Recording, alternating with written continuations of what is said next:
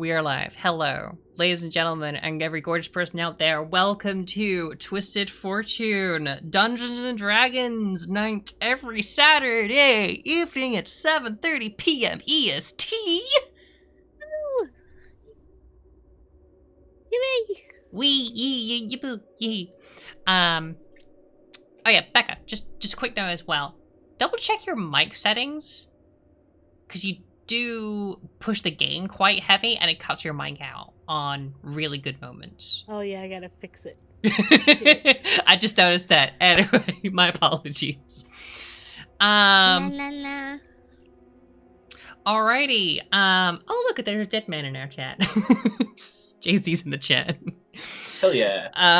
But yes, ladies, gentlemen, every gorgeous person out there, welcome to the show. I am your dungeon mistress for the evening, Virtual Lily, and I am joined here today by Becca, Chimera, MoistBubble, Faokoryn, FriendGuutsu, and Spatsula.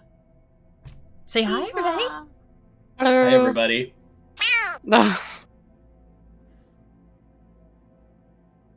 All right, I need you to make a death saving throw. Yes! I'm joking. But yes. So, are we all excited and ready to roll? I'm fearful for my life. I don't know about you guys, but well, there is I don't want what happened to Wesley to happen to me. We are facing down a manifestation of death itself, so I would also fear for my life, I suppose.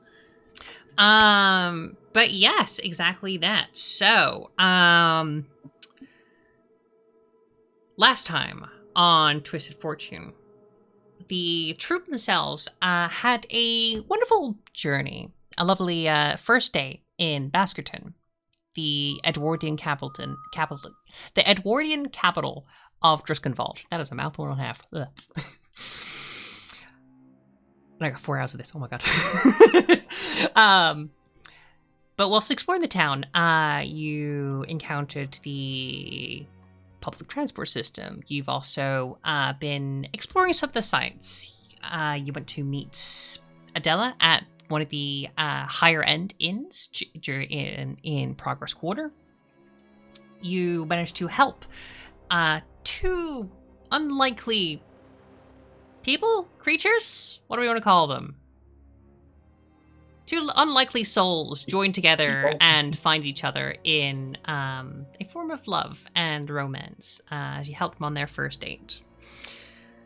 You also visited the Iron Opera House itself, to which you were barred entry from visiting the Iron Maiden herself. The Dormouse, Bitsy, had denied you, saying that you need to have a sponsor in order to get in. Thankfully, Tesla Main, a name you've already heard before, has walked up to the gate themselves, presented themselves, and would also like to gain audience with the Iron Maiden to discuss her own research. Your goals somewhat align, and she is able to sponsor you to perform, so you may gain entry and potentially gain an audience with the Iron Maiden, Charlotte Heady. On your way back, in the later hours of the evening, the public transport system unfortunately had a bit of an issue. Not a great look for your first day here. It wasn't also the worst look of the evening. As you travel on your way back, you want to stop by the funny bone. But on your way to the shop, you were encountered by a mysterious figure in a trench coat, who, after disappearing behind a corner, the Grey itself, the embodiment of what seems to be death in this town, makes his way and presented itself to Wesley. By offering a choice, Wesley accepted it. Through the grey and through the fog, it is difficult to know exactly all the details. But Wesley stepping up and accepting this embrace, they shared their last notes and knowledge with Phineas before their crushing demise. now as Wesley lies limp in the arms of this hulking two-headed beast,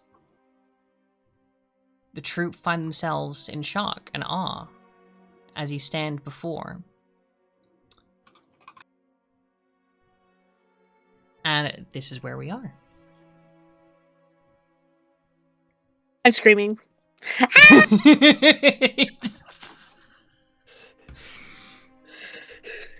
I'm just screaming and screaming again, bro. I'm just screaming and screaming. I'm trying to figure it out. I'm trying to be sneaky. As this creature Hide. holds Wesley in their arms, almost like a loving mother. In their care, you can hear them cry. You can hear them weep.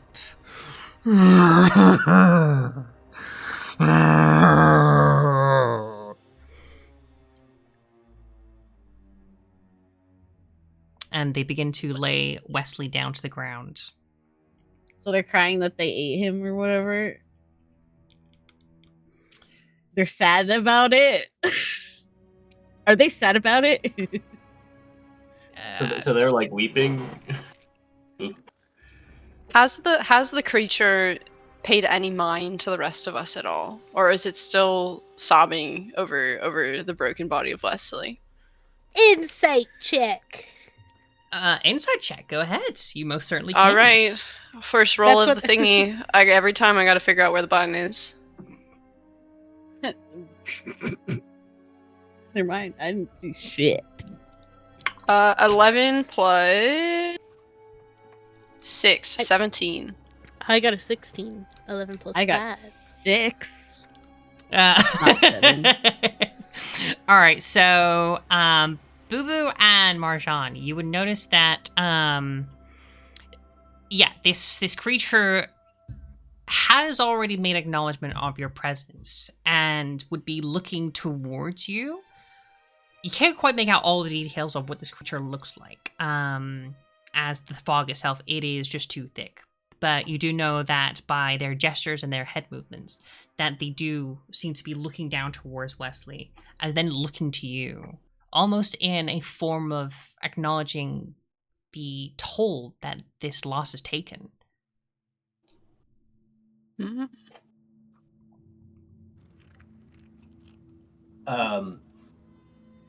Boo Boo, does your can you use your napkin to try to help him? The blood napkin. I waddle up to the blood puddle and I dip my napkin. I dip my handkerchief in it and soak up some of his blood. And can I cast cure wounds? That'll do it. So as you walk up, you notice that the creature itself seems to be backing off and crying even harder. The wails, the cries are echoing, and it's harrowing. As you would walk up, you would notice the decrepit and absolute horrors of this stench that is left behind. And as you make your way closer to make your homage to Wesley, this creature seems to almost shrink, and run away. It flees over the rooftops, tearing shingles down, making a huge racket. Leaving Wesley there in front of you, no longer breathing. Yeah, I think I'd still try to cast something. I think in character I'd cast like cure wounds. You may Use a cast spell Cure slot. Wounds. Wesley?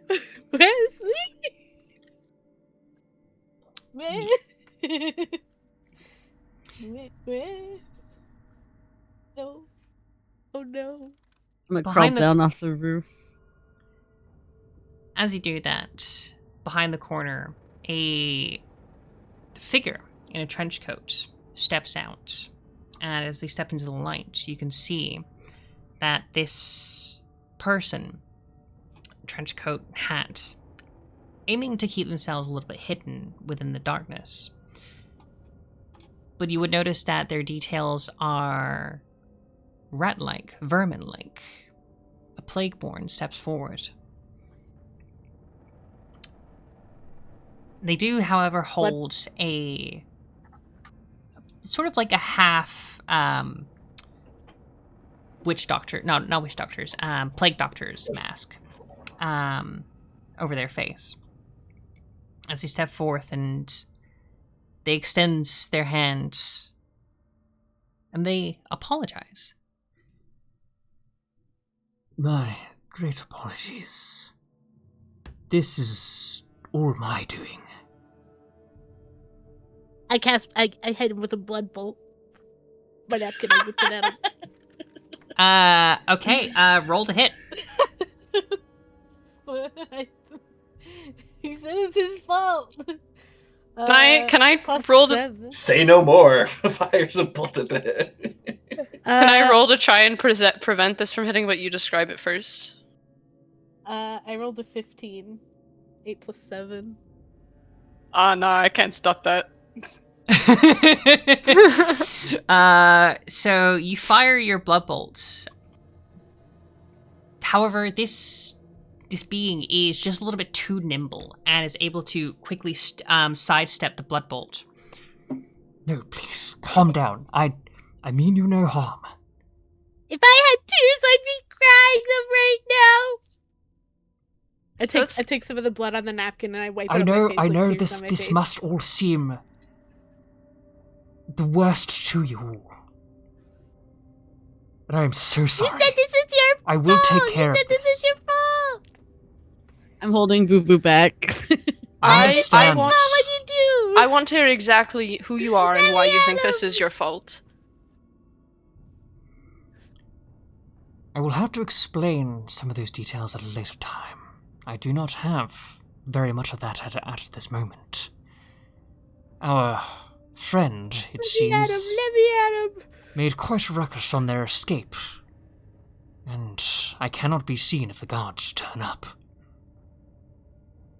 Do not fear. We have our eyes on you. That makes me And- fear a little bit. Insight Is check. that supposed to make me? Yeah, is that supposed to make me feel better? Yeah, what the hell? Is he telling You the truth? can He just said it was do- his fault. you could do a insight check. Yeah, go on. 7. Wow, I rolled a 6 and then a 7. 18? That's crazy. Is there anything about his clothes or his attire that would give any signs towards his allegiance? I'm happy to roll for that. You will need to roll for that, and that will be an investigation as you're specifically looking for something. Okay. Yeah, I got it. roll I in. got an 18 on my insight. So, I didn't. I'm trying to see if he's being. he No said matter it's what I his add to fault. that, it's not. Yeah. so with your insight, whilst looking to this being, even because they have half of their face covered, it is a little bit difficult to tell all of their emotions. But you can tell with there's something about the way that they're carrying their eyes that seems to be telling us something else is behind this. That there is more to this situation than what seems apparent, and that they do insist that you hold yourselves, that you have a little patience, as they themselves seem to be worried for you, in a sense, which is strange and curious. Does he look remorseful?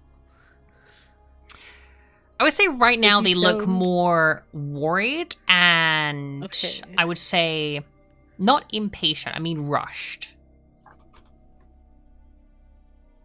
It seems like everything is incredibly rushed right now for this individual, and they are trying to deal with a lot of things all on their plate at once, and that is kind of like the tone that they're carrying. Well, 100 gold coins for killing our friend, and maybe we'll let it slide. What? Only What? 100? Okay, 1,000. What is Wesley's life worth? Wait, everybody you huddle up. cannot seriously be you cannot seriously be over this already, right? If we I make would a say move, Wesley's life Of was course worth 40,000 Can gold I be coins. sad and also what's that word where you You want to take profit off of this somehow in some way. Yeah, can I be sad and behind the also make scenes. money at the same time? I think Xavier's got a point. We should acquire 40,000 gold pieces, buy the airship that Wesley always wanted, and name it the Wesley. That's the best idea you've had. That's the ever best since idea I met actually you've you. ever had. I'm in. Yes.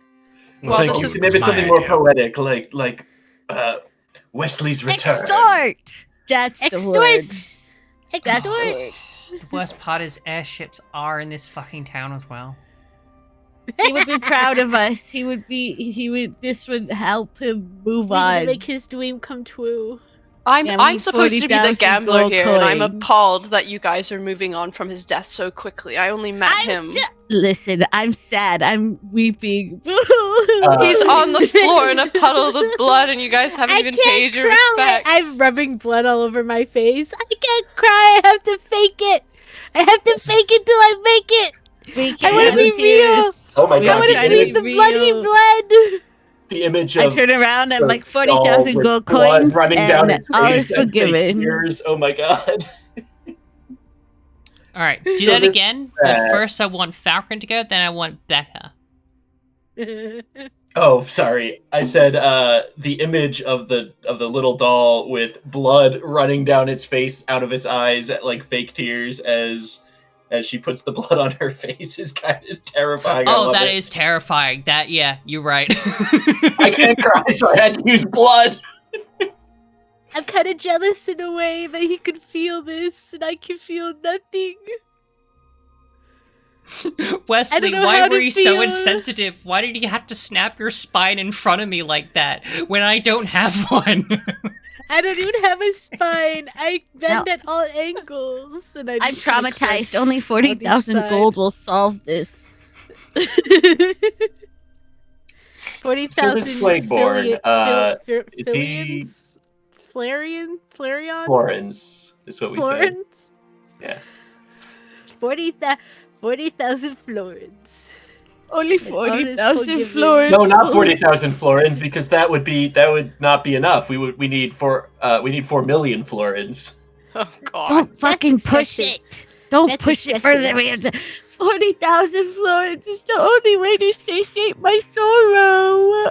But we will be able to buy an airship with only 40,000 florins. As as you're having this negotiation, you can hear in the background the whirls of sirens.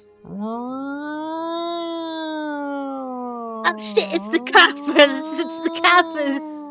Okay, but we didn't do it. Hey, we're witnesses. I'm Give me covered in 40,000. blood! We need to think I'm covered in fast. blood! We need to think fast. Are we gonna abandon him here, or are we gonna take him with us somewhere else? Can Well, we anybody can't even try to- lift? Right now, Can I anybody even don't, lift his I body? don't have much time, and there's not much I can do to help you in this instance. Your friend, however, has What do you already done suggest? the work. That This note- guy's broke as fuck. He doesn't have 40,000 florins, dude. That notebook Wesley handed you. That is the great work we're on. All will be explained there. And when the time is right, I will come find you. Fear Okay. I not. will find you. I and I will am so kill sorry. you. I am so sorry. Okay, let's get out of here. I don't want to get in trouble because Boo Boo just smeared blood all over her fucking self, and I'm gonna try While and start she's- wiping her off. While Lala's saying that, I'm kind of like sitting in the blood, soaking it up like a sponge. should we Can any of you guys even lift Wesley up? No, I can't. I'm visibly wrinkled. Wesley's not that heavy. We could lift him up, but I don't know where we would take him unless we want to dump him in the river. I think the most respectful thing we Viking's can do funeral, is- and I'm gonna try and push his body into the river. I'm trying to push his body as well. We're not- Well, Are you I don't are see you anyone else actually up gonna in me. start rolling Wesley into the river? I'm gonna roll to try. Apparently, it's important. I don't know. Lala's dumb as fuck. Okay, you got no one's stopping her. All we As see these- are the As these roadshow two plays dolls where they're like that were not You know, involved in this banditos. murder of their own friend at all decide to touch the body and begin to roll it towards the St. Catherine River. And I Wesley's should say we body try. it rests precariously along the edge. Luckily, they don't have fingerprints because they're made of fabric. I am, however, soaked in his blood.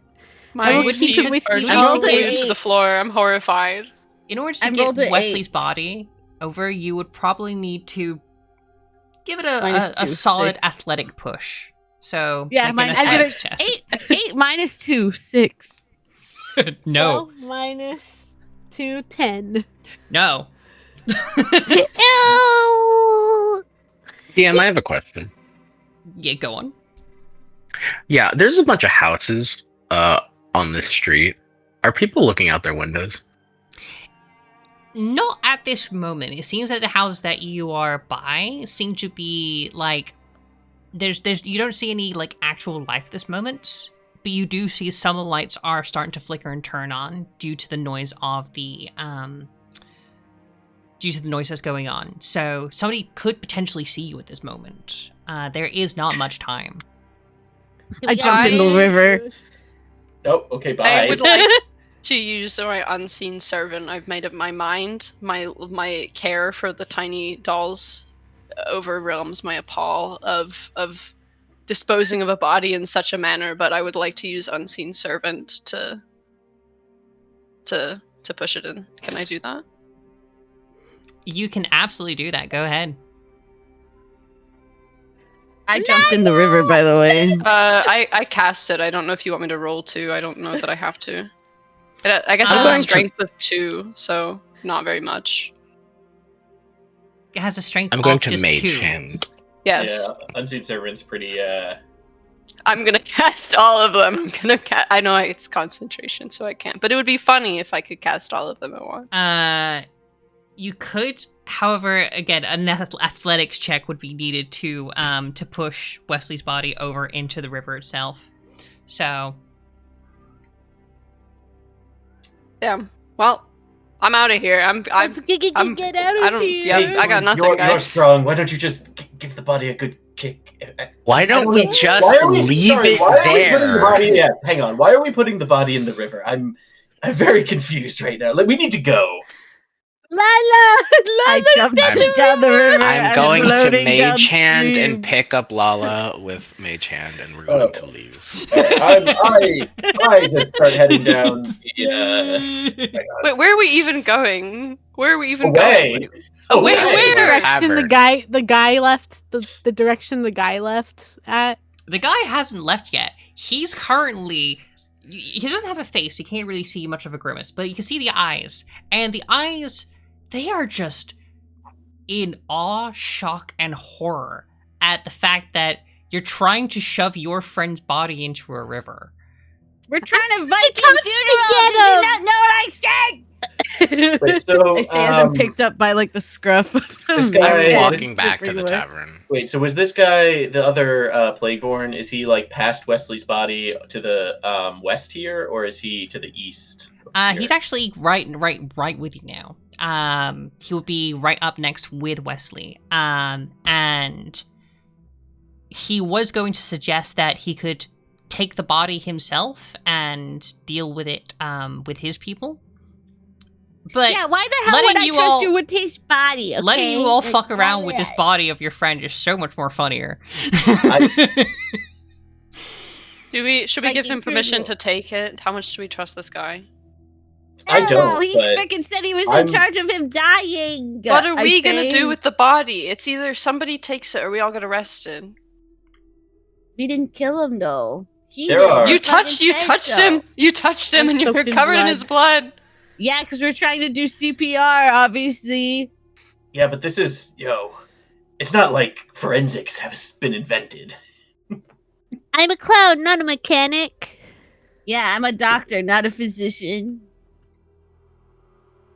I'm not a losing my doctor. mind. Look, we don't Listen, have much let's- time. I will take care of this one. Fine, if you need a I'm gonna to- find you. If I'll you need find a you trinket if you of don't. the trust you must relay on me, then let me show you this. Give me 40,000 And he pulls out a notebook.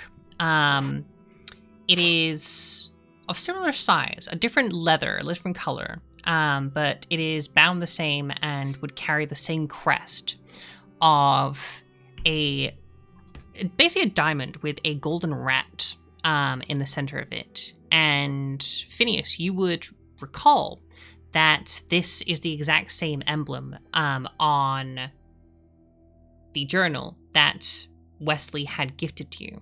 It would seem that this person and Wesley have a connection through this emblem of the journal. I do a Naruto-style flashback to the thing that happened 2 minutes ago.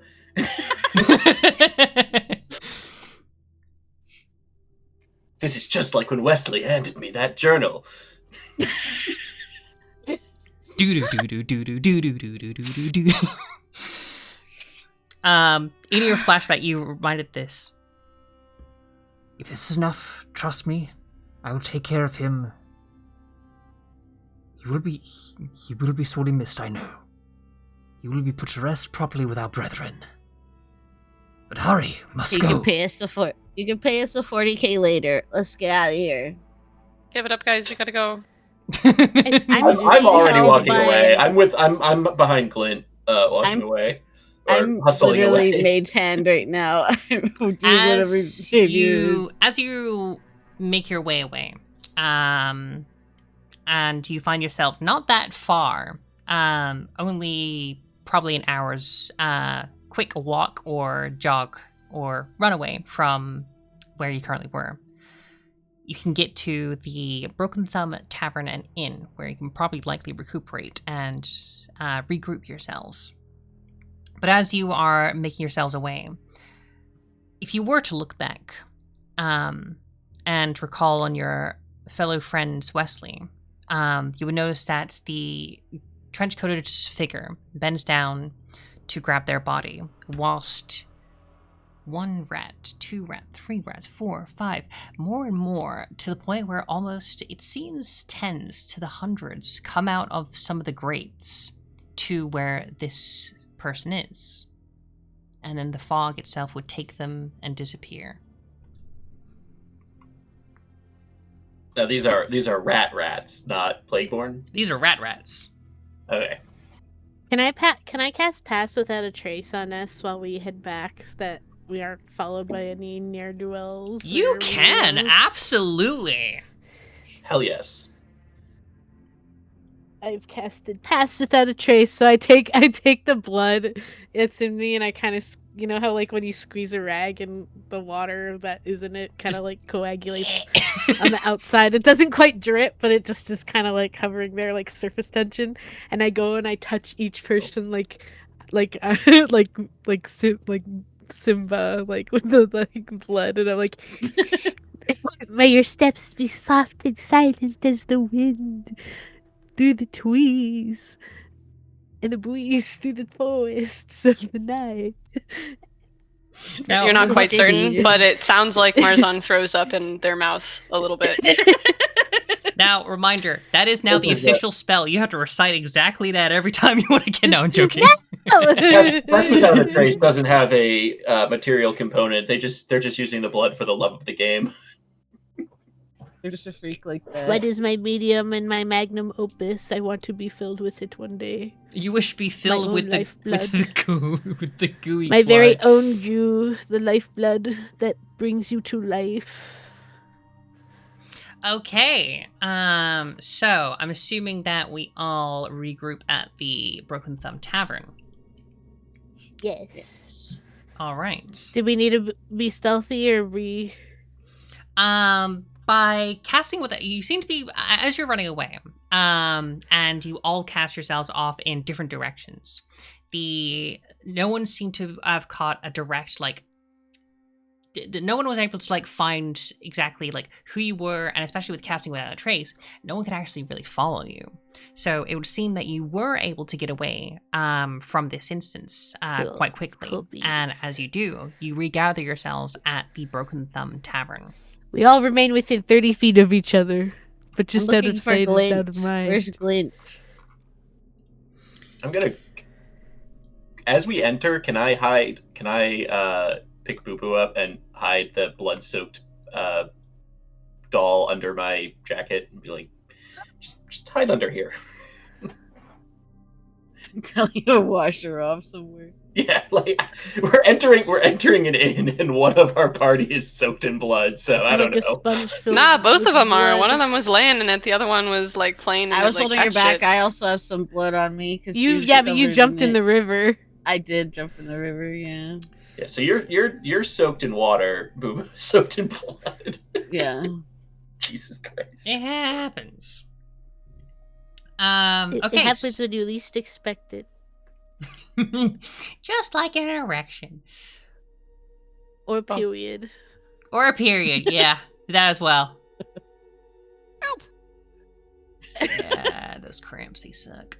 Anyway, so, don't feel pain. boom! Bloody hell! It looks like the hound's been chasing you. What's going on here? As you would notice that Ginny is working the bar, serving up a couple of meals here and there, as well as you would see Eddie himself kind of just grumpily cleaning some glasses. But they would notice that as you burst in through into the tavern, they would look in your direction in a somewhat like, no one bursts into a tavern like that. That's kind of, what's up? And you all burst into you make your ways in. So, what do you do? What do you discuss? How do you handle this situation? It is up to you. I have to pee really bad. Where's your bathroom? From under my coat. Bathroom upstairs. Yeah. Okay, I start sopping wet, just like leaving a trail of water as I like run up the stairs into the bathroom. You've been so Catherine or famine. I fell in a puddle, okay? Go putting it up. And I go run into the bathroom. Could we perhaps rent a couple rooms for the night? Oh yeah, no, that's absolutely fine, love. Yeah, we can get you that. Right. So let me get my little things here. That's got all my notes and stuff. She gets like a pair of like glasses, like half moon glasses. Puts them on, so sifting through like bits and pieces. Right. So that's gonna be. That's not on those notes. Where are the notes? Where are my notes? Who stole my notes? Oh, they were really delicious. I'm so sorry. I didn't know they were yours. That's valid. Understand.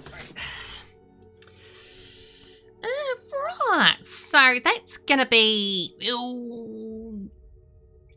5 silver pieces per person. No, I got it. Ugh, not again.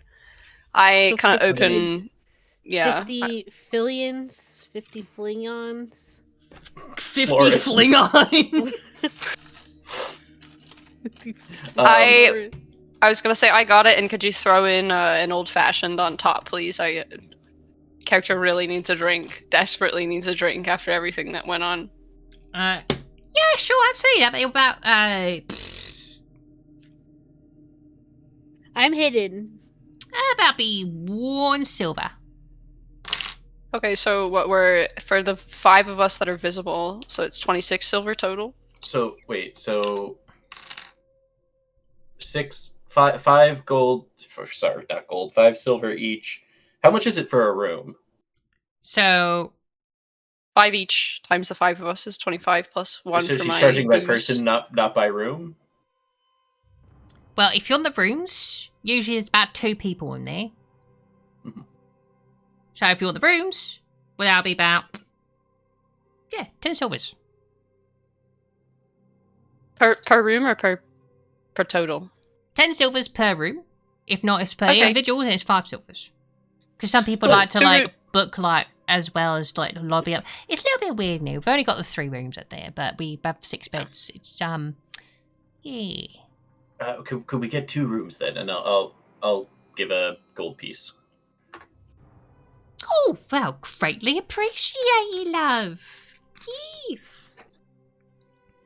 Okay, so yeah, you have 2 available rooms upstairs. All right. So Let me out of here! Let me out of here!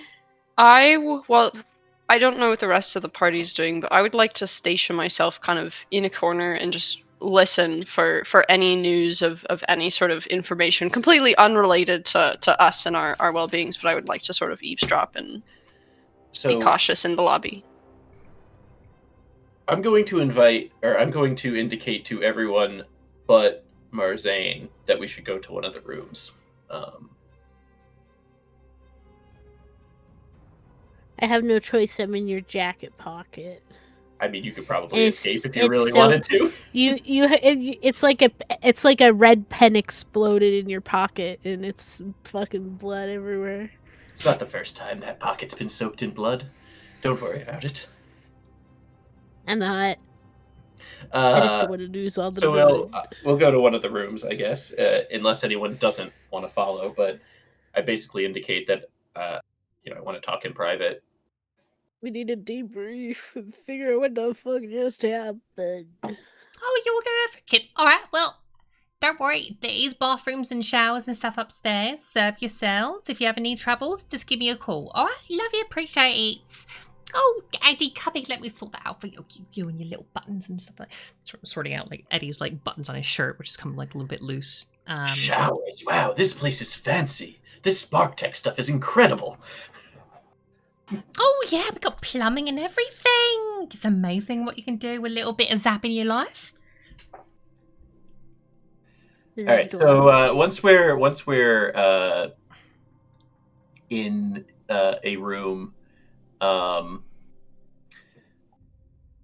got 2 rooms so we can split up for sleeping. But I figure we'll just. Oh, sorry, I didn't mean to move you. Let's see. So I figure we'll all just talk in one of the rooms. Phineas is going to do like a quick peek out the window, make sure there's no Plagueborn listening in on us or something, and he's going to close the window, close the shutters.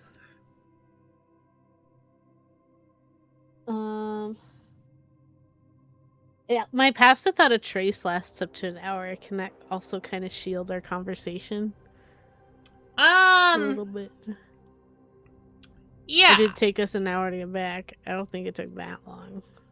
I would say at this point it would have worn off.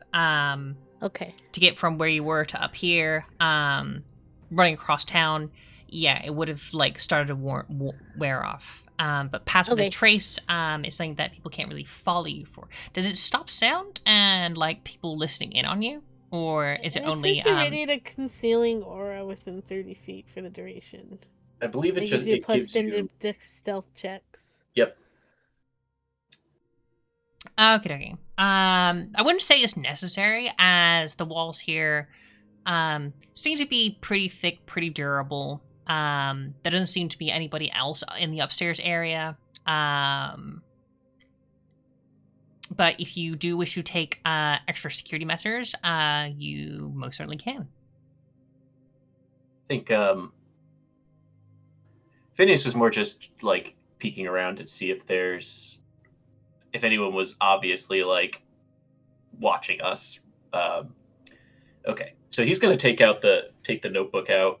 Well, obviously he's going to take Boo Boo out of his pocket, and then he's going to take the notebook out.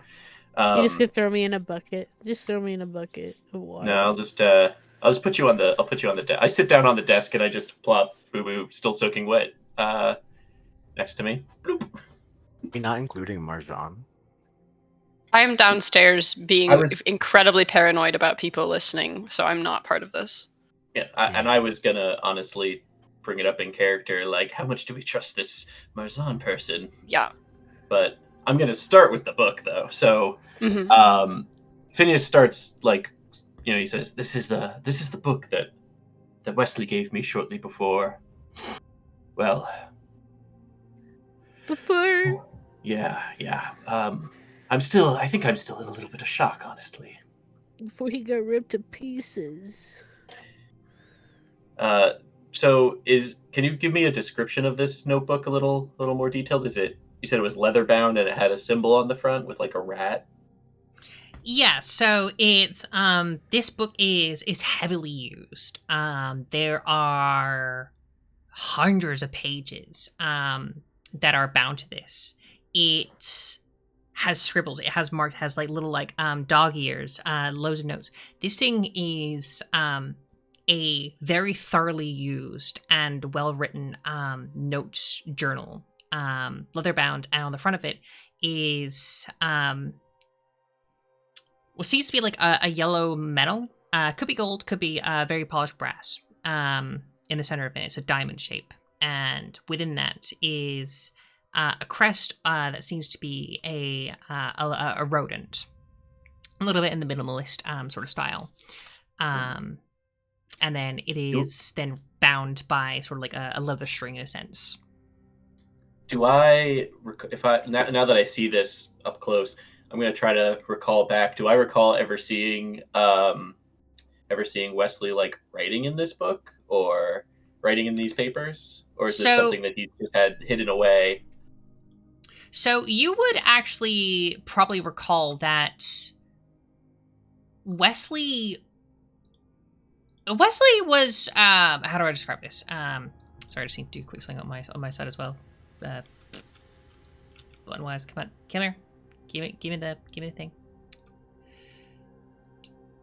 I fell down the table for a split moment. I don't know why. Oh, why? It happens, right? So you would recall your times with Wesley. They seem to have been upstanding, pretty good dapper chap. Very helpful, very skilled, and incredibly dexterous. With time, they became good friends with you. You would remember in your journeys in the carnival. But looking at this book, and in the context of something is awry, you would probably recall that there were times where Wesley would not really be fine. You wouldn't be able to find Wesley. There were times when they would just sort of like slink off, disappear for a little bit, and come back, almost as if nothing happened. And it was something that you always amounted to, that it was just Wesley being just naturally sneaky, or just somebody who could just disappear into the mist and come back at any time. I thought maybe he'd have a caca attack every now and then. Look, I would be a hypocrite if I criticized other people in the troupe for slinking off in the middle of the night. Am I right? I don't do that. That's weird. I said I would be a hypocrite, not you. You're weird. Just like Wesley. And I sniffle. I'm very hurt by the fact that you called. No, I'm just kidding. Should we wait for Glint to get back from the bathroom? She never came up. Oh, she never came up? Nope, she stayed at the bar. Should we get Glint? I mean, she's sort of part of the group. What's going on? What do you know? We can always relay it to her. She keeps eyes. Well, I don't know anything. I just know that we have this book. And we can have a girl time rundown slumber party later. Just give me the This isn't the bathroom. I'm in the bathroom right now. Can you also run me a bucket, please? Okay, everybody goes to the bathroom and washes up, and then we come back to the room and debrief. So what this would do, it would give you, Phineas, a quick moment to flick through and read through this journal. Well, everyone else is in the bathroom. Yeah. So whilst people are cleaning up, while some people are getting a necessary drink at the bar, but this would be a time when you, having lost your friends, maybe coming together and discussing each other's histories, each other's memories, what we know and what we don't know, maybe piecing together what just happened with the notes that we just got, could reveal more about this very sudden mystery. So I would like to flip through the notes and try to get a I'm not like taking a full however many hours to like read them thoroughly, but I'm gonna flip through and get like an overview. Like, is it mostly handwritten notes? Are there diagrams? Are they in common, or are they in a language I don't speak? That sort of thing. So there are. So as you read through this, the diagrams are incredibly detailed, and they detail everything mostly in common.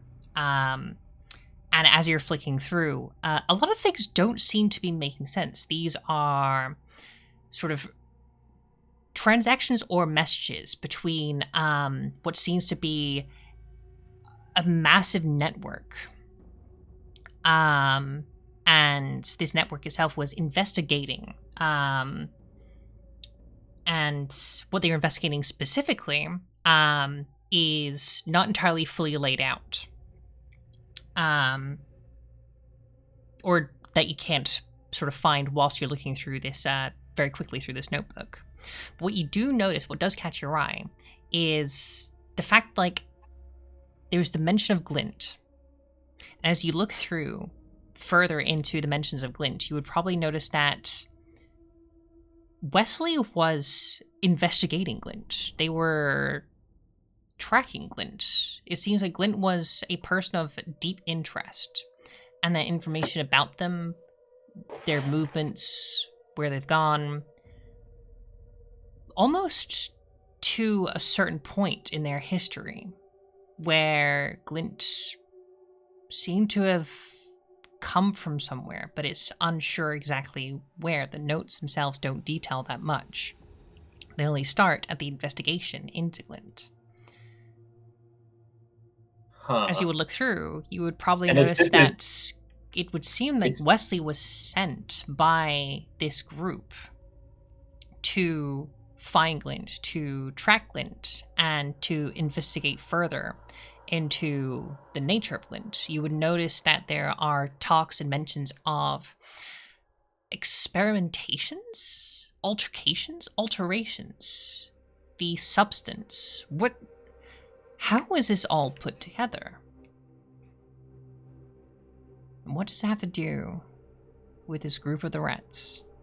And it's I assume it's specifically, this is like, you said they were sent to look at glint. I don't see mentions of like any of the others from the circus, either our little group or anyone else at the circus. It's all about glint. Yes, oddly enough. Well, now I really want Glint to know about this. It seems only fair. It's about her. She should know.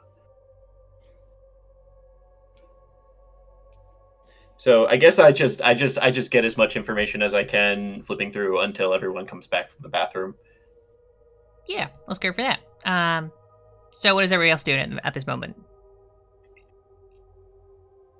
I'm wringing out the blood in me into like vials, little tiny vials. I'm just fiddling with the deck of cards, waiting. Have I heard anything downstairs about any sort of news about happenings in the town that do or do not relate to us? You, as you're probably downstairs, you would hear, are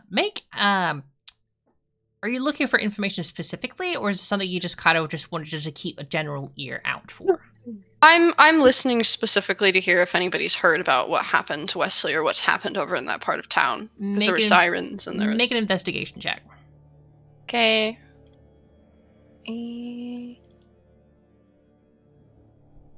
Can I also just So 7 plus 3, 10. Go ahead, Glint, sorry. Can I go ahead or can I listen while I'm down here as well? Since she's basically just drinking.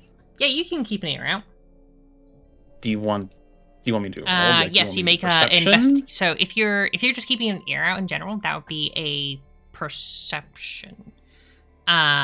If you're specifically looking for specific information, then it would be an investigation. No, she's keeping an ear out. All right, make the roll. perception. That's a 16. Okay. For you, Marjan, it's a little bit hard. There's a little bit of the hubbub and the mumble of a tavern. A couple of drinks clinked here and there. And it's a little bit difficult for you to really pick up any information. You hear about, like, some games about, like, the local, like, sports. And you probably hear little things about, like, maybe, like, some kerfuffles, maybe some happenances or instances in the town. But whether they're actually tied to you is difficult to really actually discern. For you, Clint, yourself, as you keep an ear out, you would hear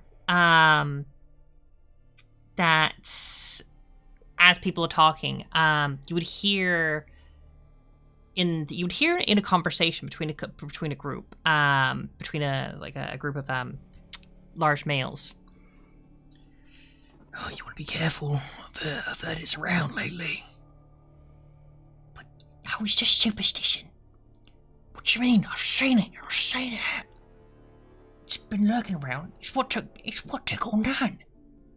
Your old Nan, she died of pneumonia. It wasn't. It was the grey. I'm telling you, it's the grey. It's gotta be. It's the only thing. It's what's happening around all this town lately. That beast has been making its mark. I tells yous. You're just... Oh, Henry, come on. Just get a drink of water in here. Go have a fucking piss or something. Do whatever.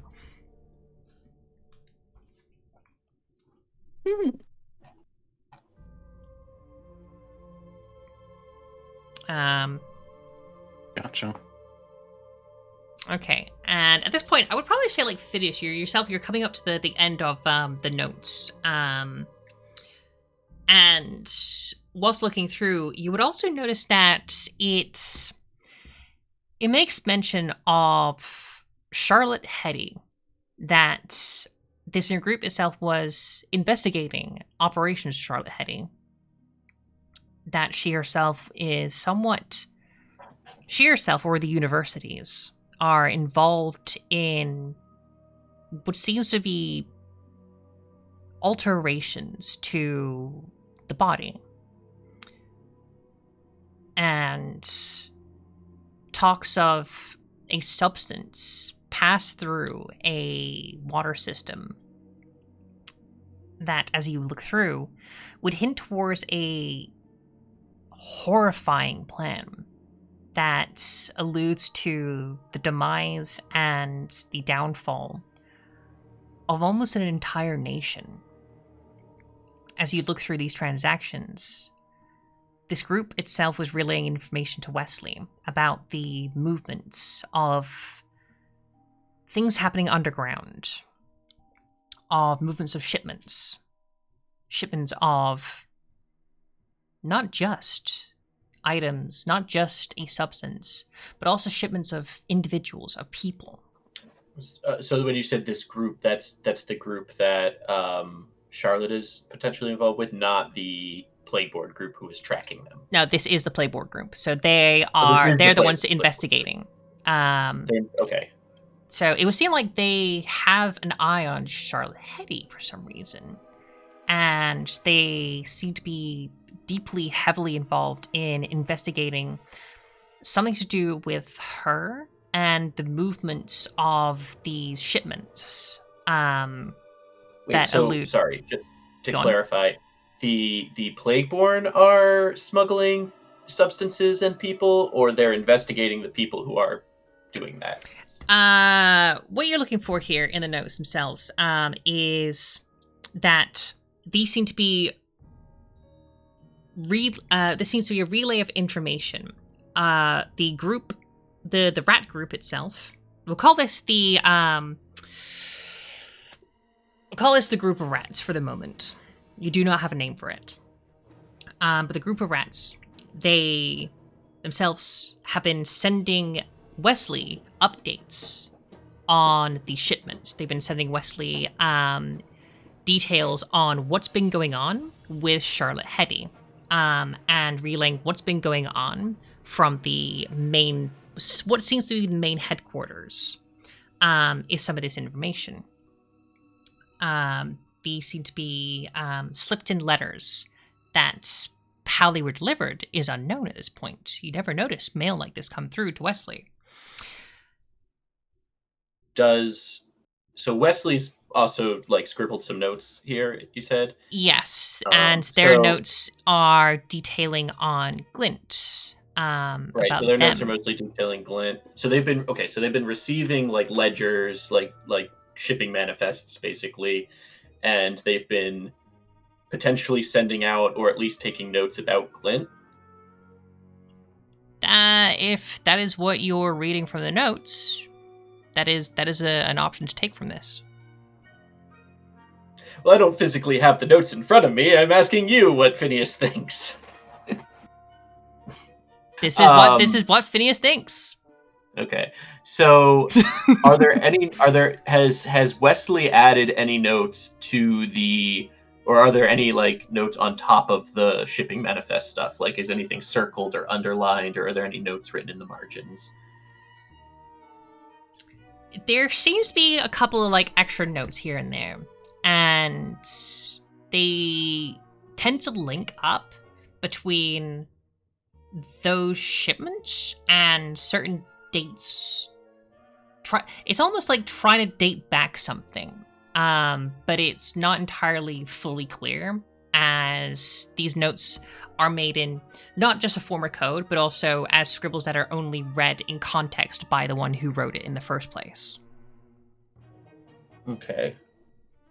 And then the last thing I would be specifically looking for, if there are any notes regarding Charlotte Heady from Wesley, like anything that would give me a indication of like this person is someone I'm suspicious of, or like this person is someone I trust, like because we're gonna potentially be meeting Charlotte Heady, so Phineas is looking for, obviously Wesley was involved in something investigating her, but was that like, is she on our side or on Wesley's side? I don't even know if Wesley's on our side. Who knows? Oh, so many mysteries. But yeah, anything about her, I guess. He's gonna look. So far, the notes themselves, they are particularly dry. Okay. They only make note of who, when, where, what. Giving accurate descriptions, or nothing really tied to like a person's character or tied to the emotional state of some things.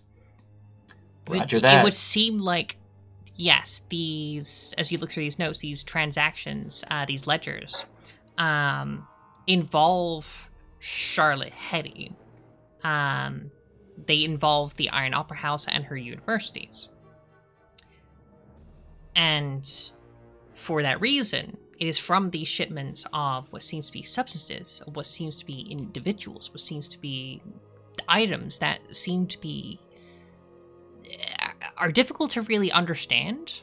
They seem to be of words or of jargon that don't really make fully sense to you at this point. Gotcha. Referring to, as you don't really fully understand all the full references.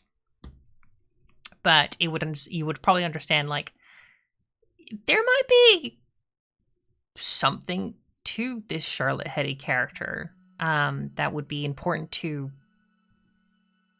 keep an eye out for, maybe. It is an interesting revelation, I will admit.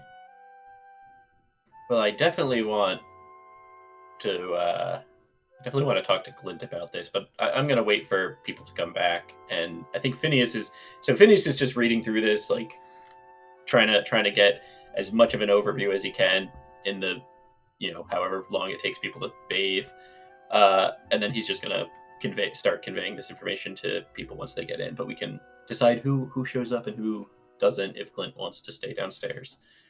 Yeah, I would say now an ample time has passed, and it would now start to feel really awkward to every individual, feeling, I should probably go back upstairs at this point and go reconvene with my friends. Sweet. Marzanne's just finished their old-fashioned, and, not necessarily tipsy enough or have enough alcohol in them to have clouded sense of judgment, but the pain and shock of of the death and what has just transpired in the past only 2 hours is just now wearing off. So they walk in the door and say, "Hi, didn't hear anything downstairs. I think the coast is cleared for being followed. Did I miss anything?" No, I just had a bath. I'm all clean. I have a little rag wrapped around my cloth waist. I'm still wearing clothes, but I'm wearing a towel over it. I would like to think I pretty much immediately noticed the journal. Is it in plain view still, or? I mean, you were there when it was handed to me, I guess, so you would know of it. But it's on the desk next to me, I would say. Have you looked at it at all? Sorry, are you asking in character? I'm asking in character. Have you looked at it at all? Oh. I glanced through. Now, is Glint joining us? Have any of you seen Glint? I think she stayed at the bar when we came upstairs. I haven't seen it, to be honest. Why do you ask? I think it's important she be involved in this conversation. Phineas is going to pick up the journal and take it with him, and he's going to go downstairs to ask Glint to join them. Do you want us to wait up here? Well, I mean, you can do whatever you want, but Phineas has the journal with him, so... I just walked up these stairs. I'm not walking back down. I'm going to wait up here. Okay, so Phineas is going to go downstairs and try to find Glint at the bar. She's just down there. Drinking. All right. One I'll more go up thing. to her. Oh, okay. Lala, are you pretending to take a shit? I'm sobbing. I'm actually really sad my friend died. I'm trying to hold it I noticed you're on the together. toilet. I'm like, you can't shit. Why are you on the toilet? You know when you I'm cry like sitting so like hard? Shinji on the toilet with my head in my hands. You're too small, so you're just dangling off the edge of the I'm just It's on the edge dangling of off the edge it. of the toilet seat. Yeah. All right, my And apologies. I'm silently sobbing to myself. I'm having a moment of silence by myself. I can't show my weakness in front of my friends. I gotta be the strong one. Right. So yeah, carry on with grabbing Glint. Yep. So I'm just gonna go. I'm just gonna go down to the bar and say, "Hey, Glint, how are you doing?" Fine. What? Y'all done up there? Well, we haven't really started. After all this time? Well, people had to wash all the blood off of them. By people, maybe Boo Boo. Okay. Does that have anything to do with me, or what? Well, are you going to join us to talk about what happened today? Do you need me up there? Phineas is gonna pull the book out and show it to her and say, "Do you recognize this symbol by any chance?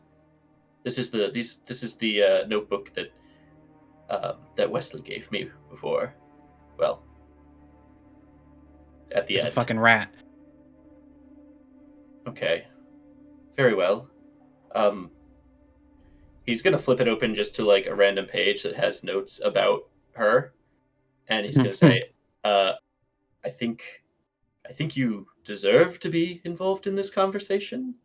I will respect your privacy if you don't want to, but..." And he pushes the book over across the bar.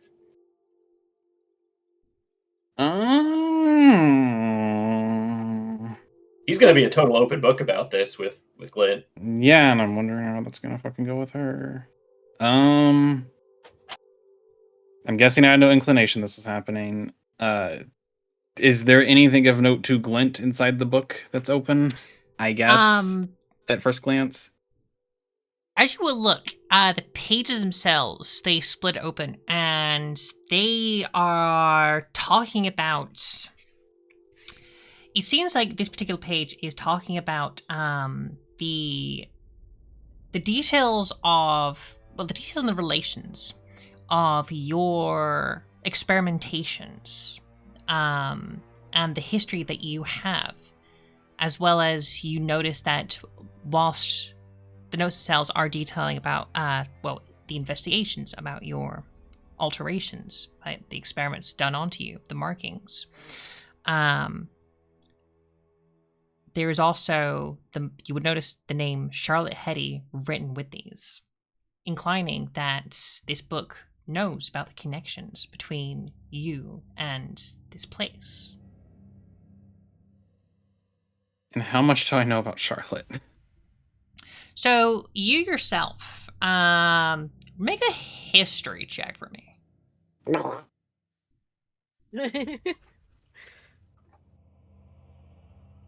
I want to see the funny dice this time. You said history? History.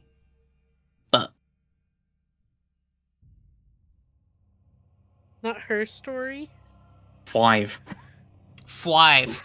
The name of Charlotte Heady, you were reminded of the person that you went to try and see today. Wow. I'm still kind of trying to cope. So it knows everything about what she went through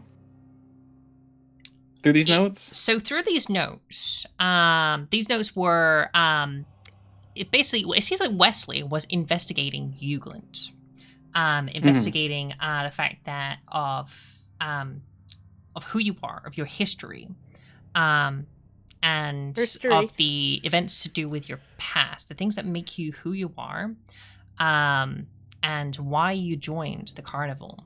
It seems like Wesley might have been somebody sent to investigate you. This might be something from your past, and these notes hint that maybe your friends might actually be understanding what your past is. Who are you, Glint? Is probably the question that your friends are mostly asking through these notes right now. And probably there's no better time to maybe share some stories, maybe share your past to these people, and bridge some knowledge, make some connections, join the dots.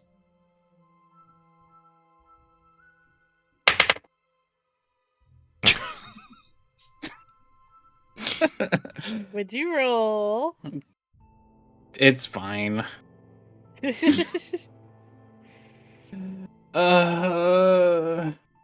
Okay, I'm trying to think, because that's a lot to drop on this character.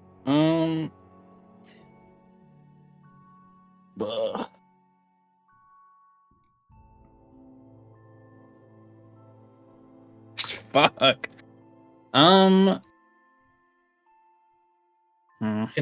Phineas, seeing Glint being a little unsure, Phineas closes the book and says, "Listen, if you need some time, we don't have to discuss the exact contents of the book tonight, but I'm sure everyone upstairs is curious. If you need some time to think about how you want to handle it. I mean, obviously, I didn't know that Wesley was doing this. This is really changes my perspective on the man, but also on you, I suppose." So you read it? I've read it, yes. So why do you need me? I don't necessarily understand it.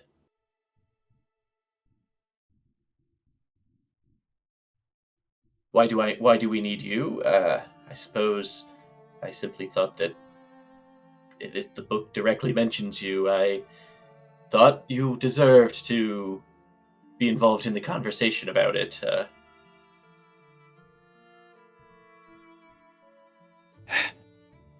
Too many questions and I'm fucking out. She gets off her stool and starts heading upstairs. I'll let you lead. And yeah, I'll just go back upstairs with her.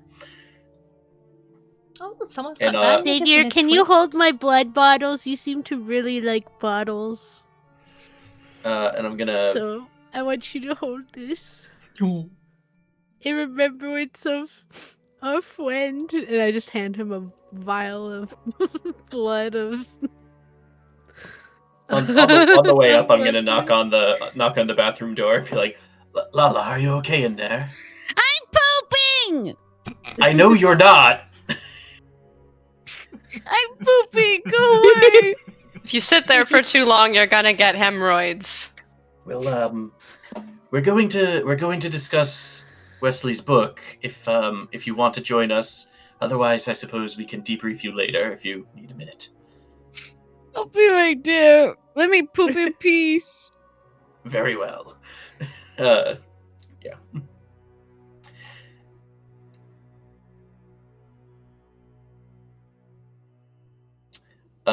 So then, yeah, I guess once everyone's around.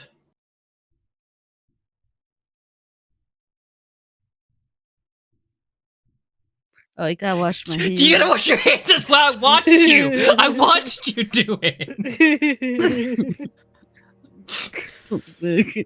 I slowly walk back. Xavier, very do you accept the vial of blood?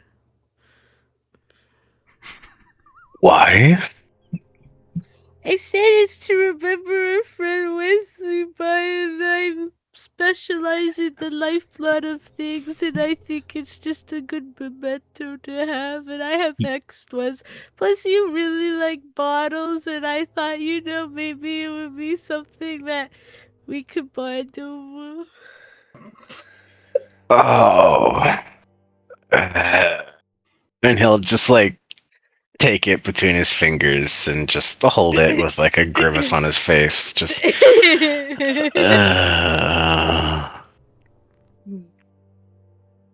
I go and I hold Lala, and I go, Del.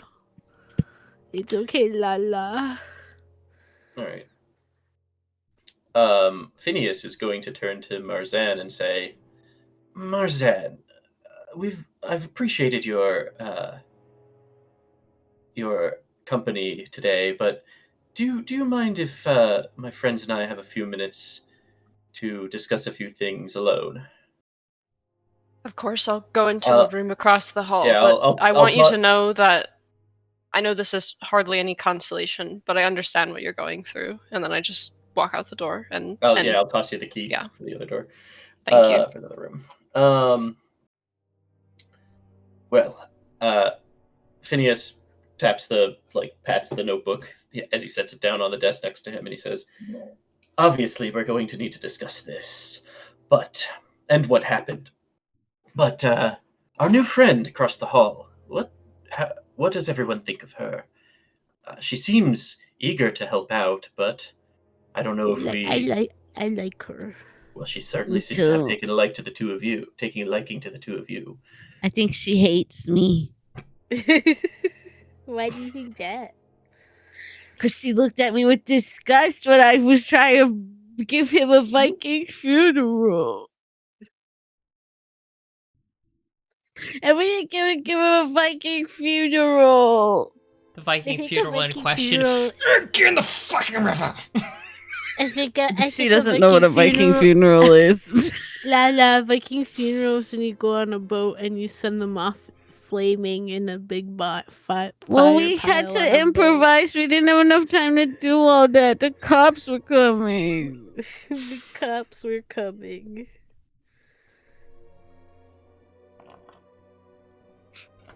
Well, I don't know. I think she's chill. She's still here, considering everything that just happened, and she's not. She doesn't. What's this book anyway? She does have a certain je ne sais quoi about her that feels like home. We need more women power in this. Honestly, I think men are making bad decisions and getting ripped to pieces. I was going to say that the balance, the gender balance of our group is equal now. Is actually it's equal tipped now. towards the. We need more. What are you talking about? Why does that matter? The wage gap. The wage gap. The What? wage gap. The wage gap. This is why we needed 40,000 gold coins that we didn't get. We didn't even get our 40,000 gold coins. Phineas is just gonna look at Xavier because the Threadborn are can't keep a straight line of thinking. Glint is moping, and so Phineas is just gonna look at Xavier and say, "So do we bring her in to talk about this stuff, or I'm just looking for."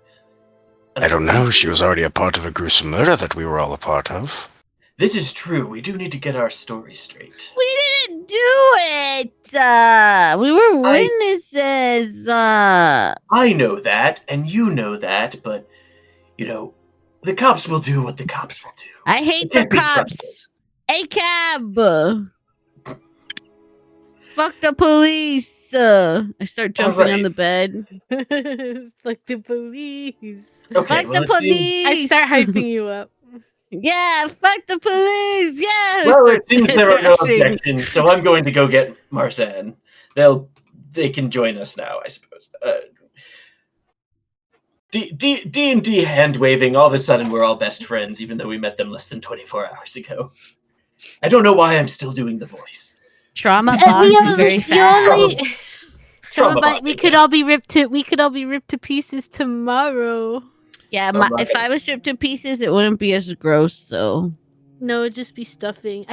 You want a vial of blood so that if you get ripped to pieces, you'll be just like Wesley, and I go to hand you a vial. I just washed my freaking self off of all the blood. Well, It's in a vial. It's in a drip-proof container. Okay, I'll take the vial. Right. I'll put it in my body. So, way back in the room. Yep, Marjan, you had a knock on the door, and Phineas grabbed you, so you have been invited back into the room. It would seem that the group has taken a liking to you, and you are accepted for this conversation, and many journeys ahead of you lie. Well, thank God, because it would have been really awkward if I had to leave after 2 sessions. So Phineas is going to convey sort of the what's in the journal. Like, there's ledgers. It mentions Charlotte. Sorry, what's her last name? Charlotte Heady. Heady, thank you.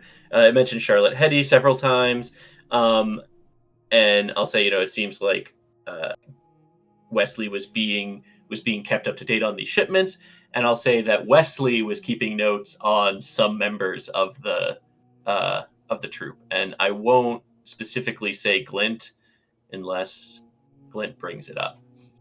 I'll be like, what? Wesley was a pervert. A pervert? A pervert? No, he wasn't a pervert. You can't shit talk the dead like that. In this case. What was he writing about? What was in his diary? What's in the book? What specifically was Wesley writing about? I know you mentioned it was about Glint and some references to transformation, but is this stuff that or experimentation? But is this stuff that I understood, or is this stuff that went over my head? I'm gonna need you to make a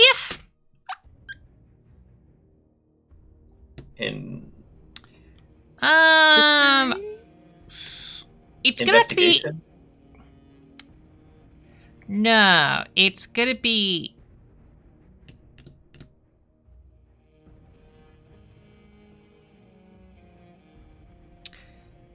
it's hard. I'm gonna say I'm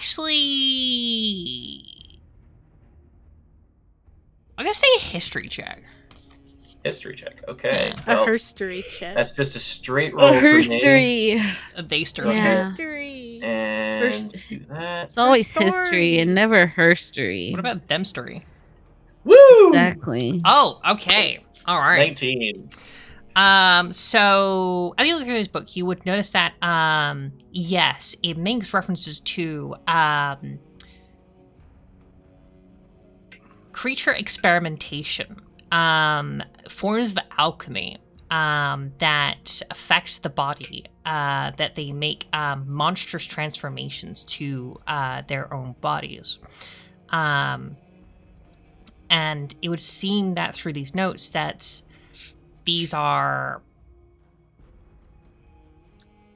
incredibly invasive,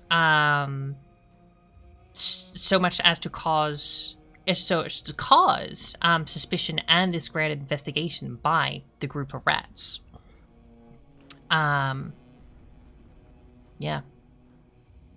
So Phineas will convey that, say like, well, it seems there's a group that's doing some sort of experimentation to induce monstrous transformations, and Phineas and perhaps, sorry, I'm Phineas, Wesley, and perhaps the other Plagueborn he was associated with seem to have been investigating this. And he's trying not to look at Glint, even though all of us have seen Glint transform into a giant monstrous. Yeah, I don't see the connection. Yeah, I don't know who is he talking about. I'm confused. It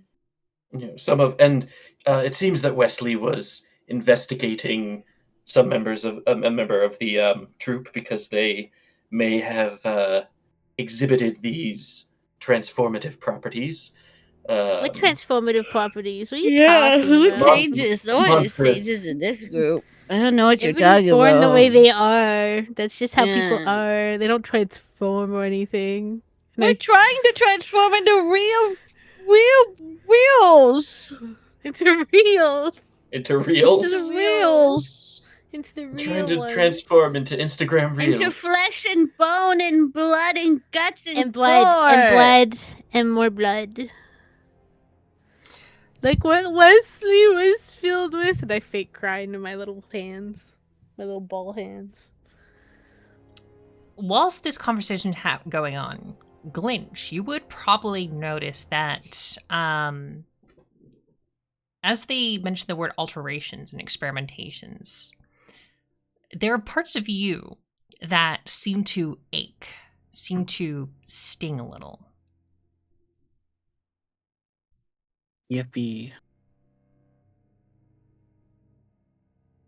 Yippee! Yippee! Does anything happen, or are you just saying that it's harming her? But it's not a harm. It's as if relatable. Hashtag relatable. It's the memories themselves of this place, of what's being said aloud about this journal. It would likely be recalling memories, and the pain and the stinging that you feel are to do with the physical alterations done to you. Perhaps in relation to the memory of this place, or what this is being relayed in the story. Gotcha. Having flashbacks. Oh no.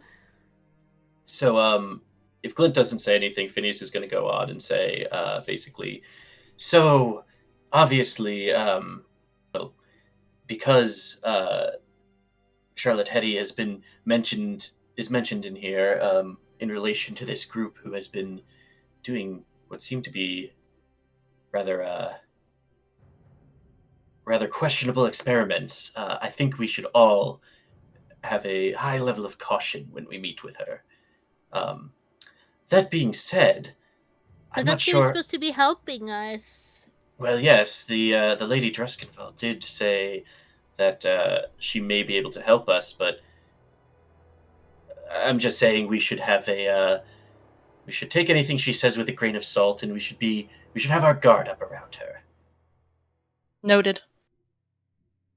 Additionally, before he met with his end, Wesley did say that the other Plagueborn that he had seen about the town, he did mention that they were unsavory types, or he wasn't sure he could trust them. So, but here he seems to have been working with at least some of them. And I know you don't necessarily need to trust someone to work with them, but I don't know whether or not we should. I don't know whether or not we should consider these rat folks trustworthy. I was gonna say, isn't that concerning? Because the other guy was like, "You gotta trust me, guys. You gotta trust me." Exactly. And he seemed genuine. He did seem genuine, but right, the last thing he did was warn us about these Plagueborn before. Before the Grey got him. That was the Grey, right? I'm not crazy. Would I know if that was the Grey? You would need to make a history check. All right. Come on, baby. History. I want to do the same. Actually, no. Make no. Is it 12. history? Yes. No history. Yes. 12. 12. You've heard a couple of like rhymes, nursery rhymes, maybe some old wise tales, about the Grey. There's something to do with, there are 3 things in a place called Edwardia that you remember. And they're all called the Grey. For some reason, you can't quite exactly remember. But you would understand that the Grey is something to do with, like, the weather. It has to do with, like, maybe it's something to do with why, like, the people here are, like, one way one day and the other way another day. Is something that you would maybe piece together with what you understand. And you would also know that the Grey is, like, this big monster with, like, these 2 heads that point that way and that way. And it will either come over and smother you and hug you, or it'll chase you down and rip you apart. Is probably the only things that you can really discern from the tales that you roughly remember. But I don't know. That was a thing. Maybe. I mean, it had 2 heads, is all that I was. Something living up to legend. Yeah. If it actually is, who fucking knows? But as far as we're concerned, probably. I'm going to contribute with the knowledge that I got from last session and be like, if you guys are talking about the thing that killed Wesley, yes. We know that it's related to the Curseborn, but we don't know how. Now, do we think, was that thing that killed Wesley, was that the same thing that chased us the other night? I don't think so. I don't know. Was it? Because we saw the. Because remember, we saw the big shadow before. When I was sitting in the window all night looking out. Yeah, you can think back.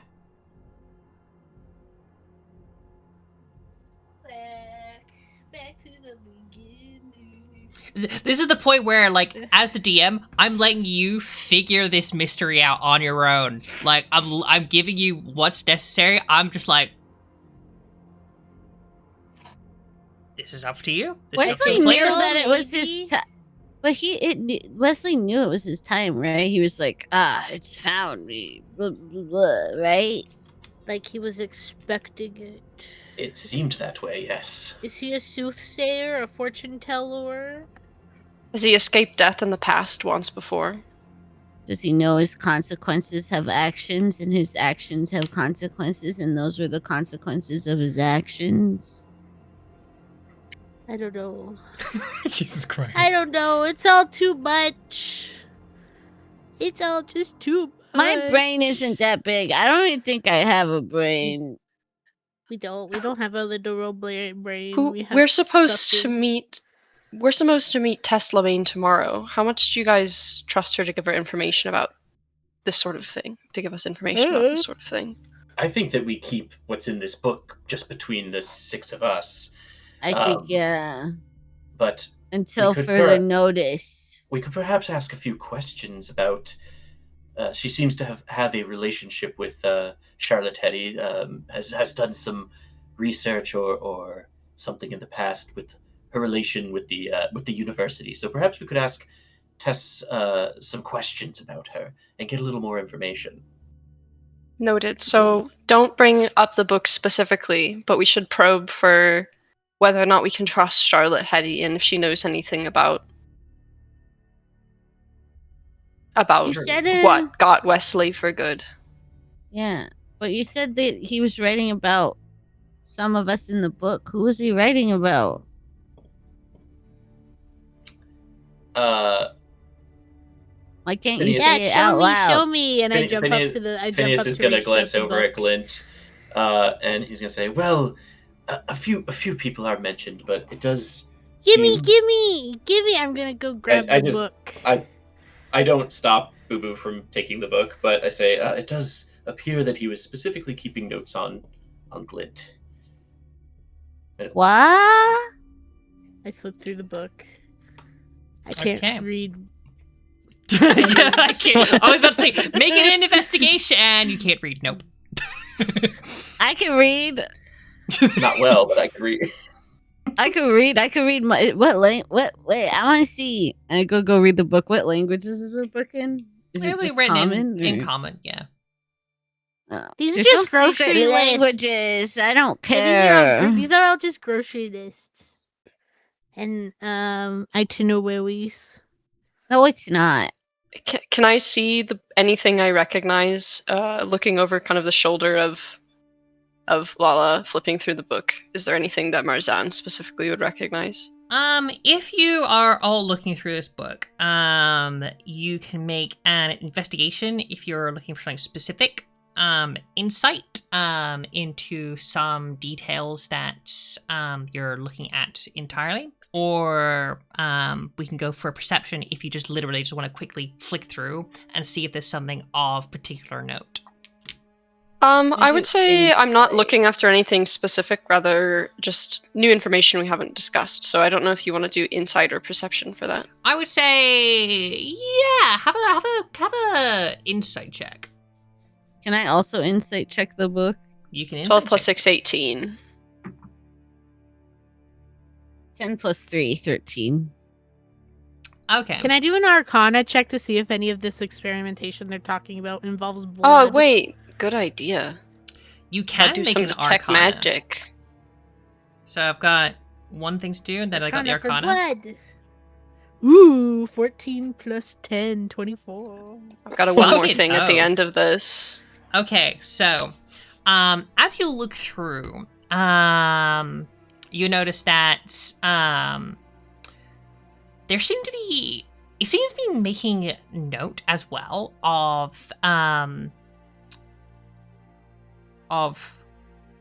Cog Station. You seem to be making note of Progress Quarter. There are notes also of shipments in a variety of different locations that don't seem to match exactly what you would know as the topography of Baskerton. But there are locations in the ledgers that do very much match up. You would notice, whilst looking through, that there seems to be a variety of shipments, ledgers of items being moved, items, itinerary, stock, and it has some involvement of Charlotte Heady, and this group was particularly investigating exactly what was going on there. You would also you would also look through and notice it makes notes of certain bodily alterations that you would probably recognize, like some of those look a little bit suspiciously something that Glint has, oddly enough. But with the Arcana, you notice that as you're looking through, there are alchemical processes. You would notice that there are notes of blood types. There are notes of different phlebotomic terms and measurements, as well as another substance to do with it underneath. And then underneath you would also notice that something is written in cursive. Lemons? Lemons. I got one more thing. Is it Is there any resemblance between the alchemical processes, the lemons, the liquids, the water systems that are being described, and the vases that people have been carrying around filled with white liquid?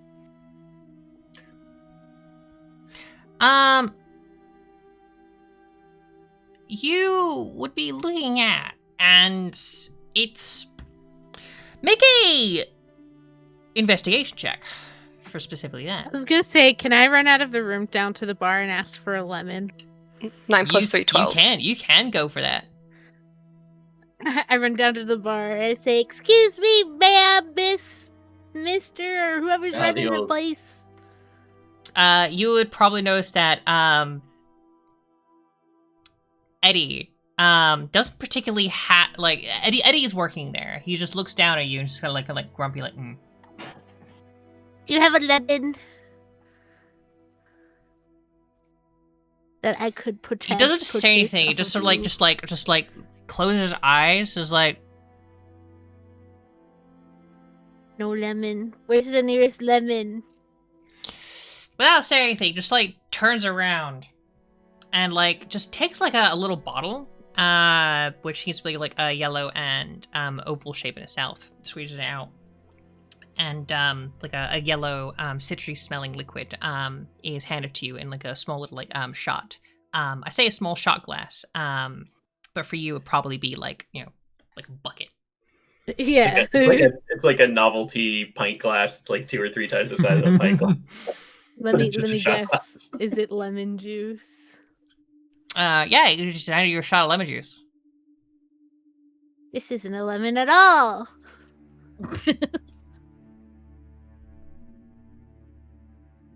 Lemon Thanks juice. anyway, and I take it with me so I'm not rude. I just take it with me and I run back upstairs. Is lemon the only thing in cursive? Well, everything seems to be in cursive. It's just like this one particular like very like just for some reason just written the word lemons with like question marks written on it. Everything is mostly written in cursive. It was just something like I just wanted to specifically say. Does the L look like a D in cursive? Does it say demons? Can I bring up the lemon juice up on to the table and then spill it on the book? Whoa, Phineas is gonna. Can I make a dex save or something to pull it away? You can make a dex save, absolutely. I'm gonna fire again. I want to hit the book. Oof. No. Well, I don't know what you would be what I'm rolling against, but that's not great. I got a natural 1. Okay, so do I spill my lemon juice before it gets on the book? Like, so, no! Yeah, no, you spill your lemon juice on the book, and it saturates the pages. Oops. Oh, does Oh, anybody you know, does anybody have fire? Have you ever done that secret code thing? Well, yes, I was just about to. Seems fire like this is on- exactly my time to shine. I was just about to say that, but now that the entire book is soaked in lemon juice, that would no longer work. Because any invisible ink that was on there would be covered Absolutely up. nonsense, and I'm just gonna go light my lighter, and then bubbles are gonna come out, and I'll go, oh shit, and I'm gonna turn it off and turn it back on, and then let. You have it on backwards. You have it on backwards. I'll turn it around, and then it'll Phineas be light the fire. candle. I was gonna say no, my lemon Good call. juice. Didn't realize I had it backwards. Can No, I you cast just- you just mending on put the it up book to the and glow drain of out their my lemon jack-o'-lantern. juice? Face. Yeah, just slap the papers on my face. Does your jack-o'-lantern face is there fire in there? Like, are you glowing at all times or what? I glow all the time. You're I absolutely look glowing, fabulous. dear. Yeah. You're Like a pregnant glowing. lady. Exactly like a pregnant lady. Hmm. You're so big and round and glowing. So, So happy you noted. oddly enough, as you spill this lemon juice on these pages, and quickly making the connection between lemon juice and secret notes, you were very quick to put this together, and you would notice that in some of the pages, just on the top of the corners, you notice numbers, dates. The dates of when these things were actually being written start coming up, as well as other dates. The ledger itself becomes a little bit more clearer and starts painting a bit more of a timeline, hinting towards that there is going to be a movement, that there is a message from the group of rats telling Wesley that they were going to make a movement towards the end of summer, at the summer and autumn equinox. They would make their move against the Iron Opera House. These would be marked very, very faintly in like dark stains, as the lemon juice itself has perforated the very sheets of the paper. Now actually giving clear details that there was to be an insurgency? Something that Wesley and their group were going to do involving the Iron Opera House at the autumn equinox. The Iron Opera House. The reason they're putting on the big show that Eddie and Ginny were telling us about at the end of the week is for the equinox, right?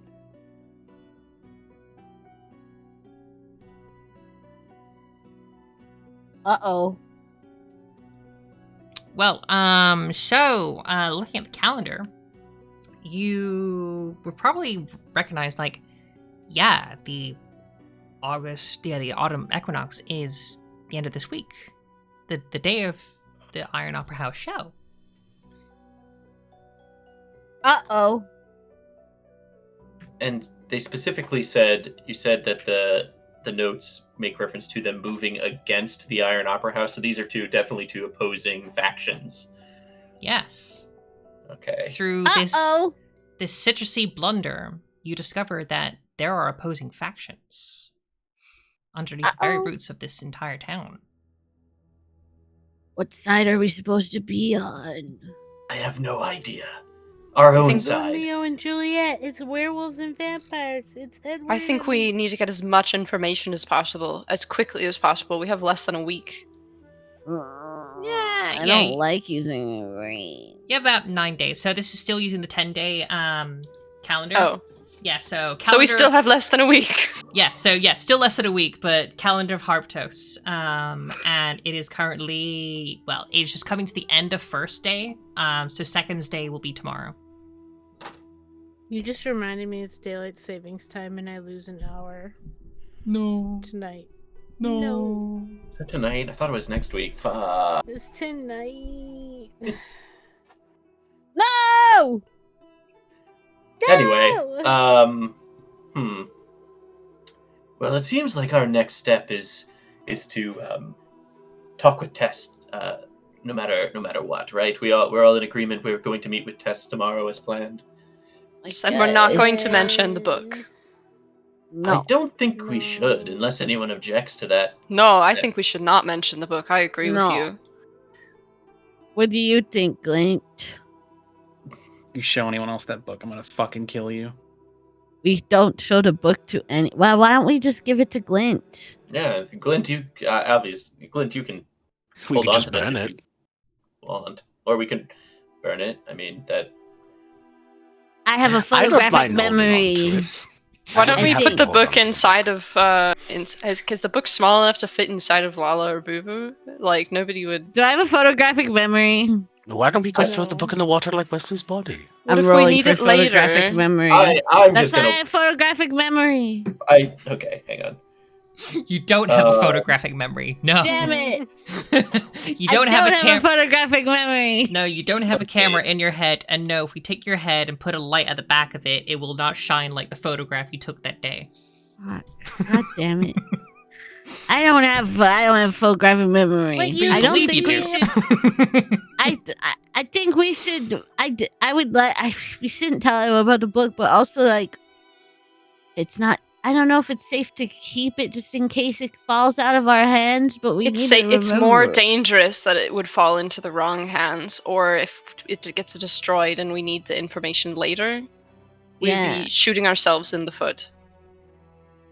We could burn it beyond recognition that we know of, and I could cast mending on it later. Because I've seen it. What if so I'm that afraid no if you incinerate the book or burn it beyond recognition, even mending won't be able to bring it back. What if so there's no risk of it falling into the wrong hands, but we still get to keep it for our own uses? We split the book into different pieces, and each of you takes a bit of it. I think that since it has the most personal information about Glint, if she wants to, I think Glint should hold on to it. Or destroy it. I'm slightly against destroying it in case it contains any useful information in the future, but if that's what the group decides, I won't stand in the way. I have no right to say this, but I don't understand what's in the book, but if it's about Glint, is it a good idea that she has it either? I think you should hold on to it, Phineas. Yes. I agree with that, actually. That's smart. Because why would it be a bad idea to give it to Glint? Because if you're not worried about it, I'm not worried about it. But exactly. Is someone after Glint? Is that what we're getting from the book? I mean, Glint, why are you hiding all the time?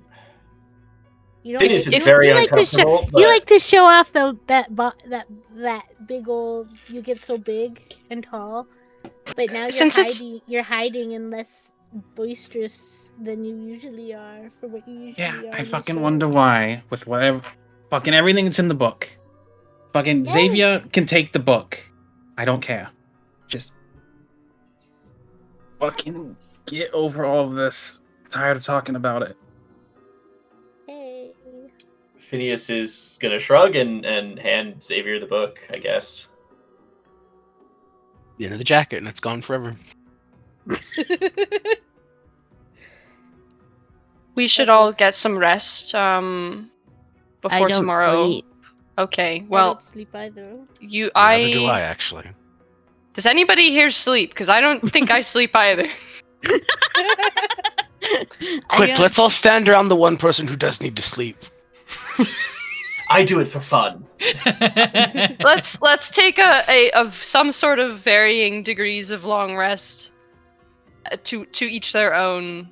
I'm gonna have another drink. Lala Boo Boo, would you like to stand around Glint's bed while she tries to sleep? No, I want to give her privacy today. I'll go with the window or something, and I'm gonna walk out. You want to go sit on the roof and just stare into the night? I'm gonna go sit on the roof. All this effort for 2 rooms, only for no one to use the beds. Yeah. Well, one is traditionally for the ladies, and one's for the mains. And Phineas is gonna go sleep then if we're done talking. Yeah. All right. Okay. So if it's about nighttime, then it will be about. I'm looking out the window trying to see if that thing is in sight again. Oh wait, that did remind me. I wanted to ask one more thing of was it Lala or Boo Boo who saw the smaller version of a small shadow that waved to them? You told us about that, right? I mentioned it, but everybody thinks I'm crazy. I don't think you're crazy. Can you describe that creature in any more detail? Was it similar in shape to the thing that we saw attack Wesley? Just smaller, or could you tell? It's small like me, and Lala is small, but it's raccoon-sized. I don't know. It's hard to describe, but they're there. They say hi. They wave. Did it have one head or two? Did it have one? It had one head, I think. Okay. 2 eyes, 1 head. So it wasn't a unicorn. What? Before I go to bed, or before I leave out of the bed to stop bugging Glint, I'm gonna pull a fucked up, kind of half broken daisy out of my out of my body that I hold a flower. I'm like, here you go. Sorry you went through stuff. Oh! And then I walk away. You sweet little thing. Yeah, she takes it. Okay, cool. All right. So yeah, the evening hour wanes. The midnight hour creeps.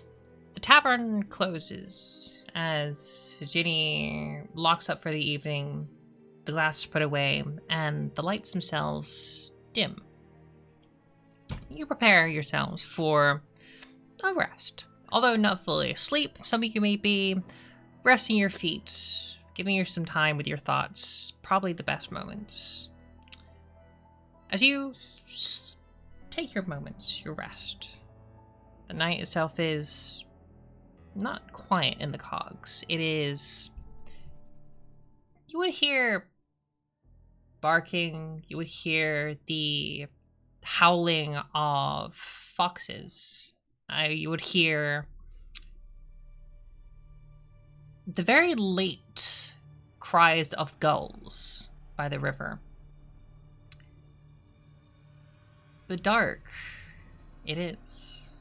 The darkness, it sets. As you all lay there. The very shadows themselves creep forward. And they get thicker and darker.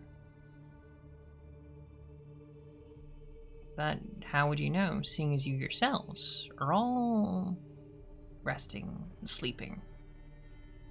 I'm wide awake. I'm wide awake. Everybody, but I am wide awake. Are we hitting that long rest button? I don't think I actually need any resources, but just confirming. Oh, I did. Well, Yep, no, you hit that long rest button. Phew. So did I. Yeah, so you take your rest, and it seems like suddenly in the middle of the night,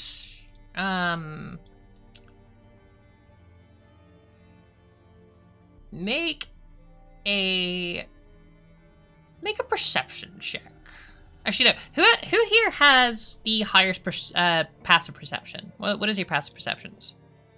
11. Oh god, where's the passive perception on this? Oh, here we go. 14. But it's just 10 plus your bonus. I got a 15 passive or wait, hold on. Passive perception. Do we roll for that, or do we? Yeah, I just have a say what 15 it is? passive perception. 15. It's on the left side, I guess.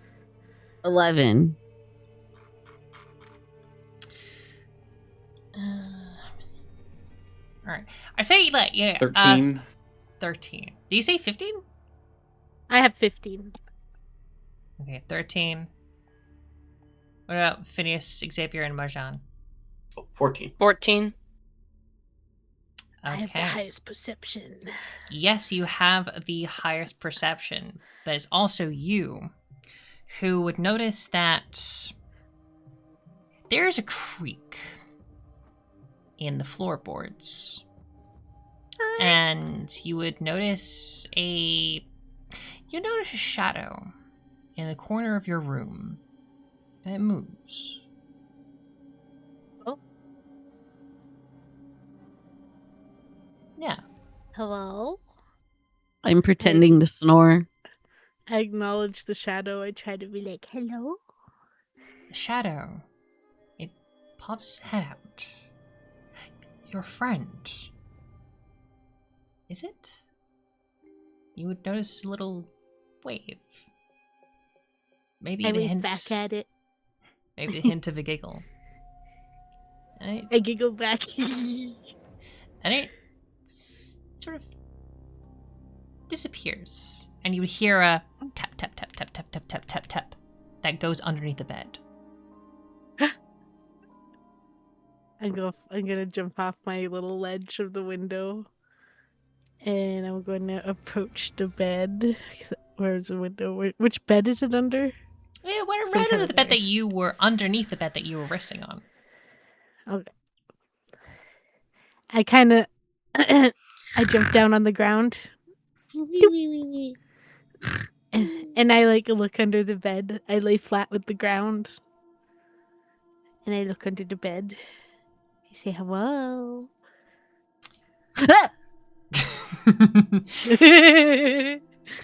And yeah, you and your friend, you say hello. You just like, yeah, it's your time. You know your friend. You have your moments with them. Yeah, they're funny. They like to play hide and seek. They're really good at it. I made three vials of blood from Wesley. I gave one to Xavier, and I think I offered one. Did I offer another one to anybody? I can't remember. To me. To Lala. So I have one more. So I'm gonna like look at it and look at my napkin, and I'm gonna put the vial down and kind of like push it towards the shadow as the offering. And yeah, you take this blood. You take this vial. You roll it through, and as it rolls, it tinks along the floorboard, and it just disappears into the shadow, completely obscured by the penumbra. Ooh. Your shadowy friend also disappears into the penumbra. Okay, bye. But then something else comes out. A finger. Oh. A claw. Oh. A hand. And a very dark, nasty grimace. Ooh. And everybody go take a pee break. What the hell is that? That's a big friend. Oh yeah, also roll for initiative.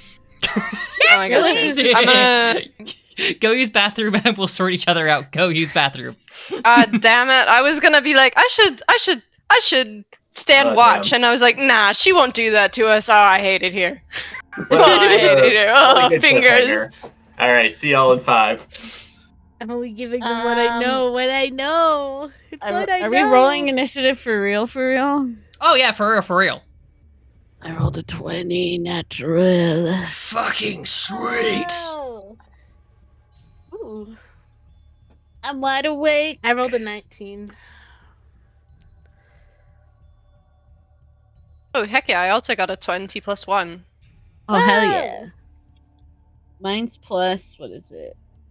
Initiative. He's nice. Who keeps What? playing? No, these It's are the new. dice. 24. It's those dice. Yeah, these are brand. The D&D Beyond did an update, and that is new. I don't like that added it it. flushes a toilet every time somebody rolls. I'm not a fan of that. Someone had a pee break. Oh my god, is that Glint's dice? No. I had the potion one that everyone just complained about, so I'm gonna get rid of it. What? Not No. I thought it was Look at the cool. dice at I don't know. all. I thought it was cute. It went blub, blub, blub, blub, blub. That's what I had. That's the blood vial I rolled. I rolled over to the thing. So honestly, we should switch that. My You should have that one. initiative is plus 4, so it's 24. I got 19. Okay, I'm gonna go get more water. 15, I'll be back. Water time. Water time. Water time. Pee break. Pee break.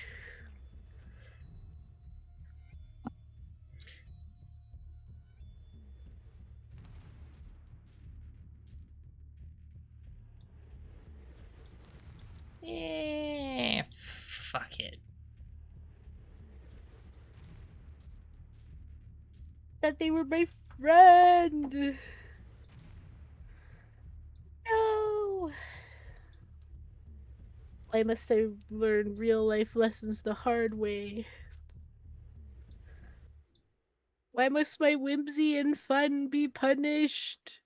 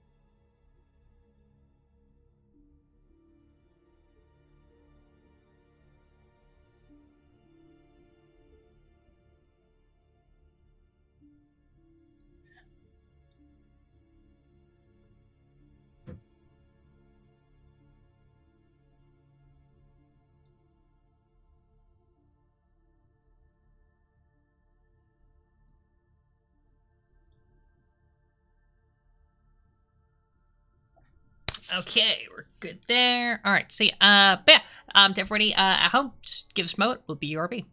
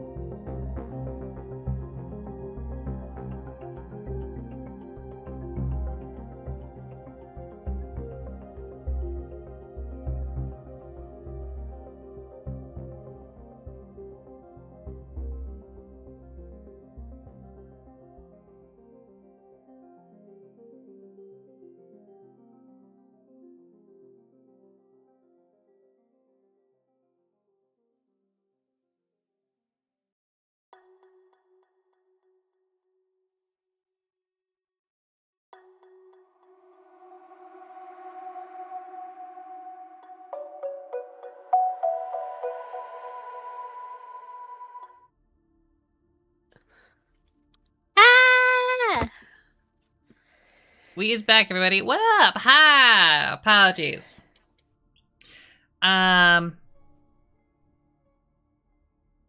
Okay, cool. So, yeah, everybody's roll initiative. Can I just get a double check on what our rolls exactly were, please? And thank you. Boo Boo, what'd you get? 19. 19. Glint, what'd you get? 19. 19. 19. Lala, what'd you get? 24, natural 20. 24, Let's natural 20. go. Marjan, you're 21. Yeah, nat 20 plus 1. Phineas? 7. Ooh, I see that. And Xavier. You're taking a real nap. 15. And the 15. Also asleep, so I don't know how that's gonna factor in. Taking a real fake nap. Okay, so did he?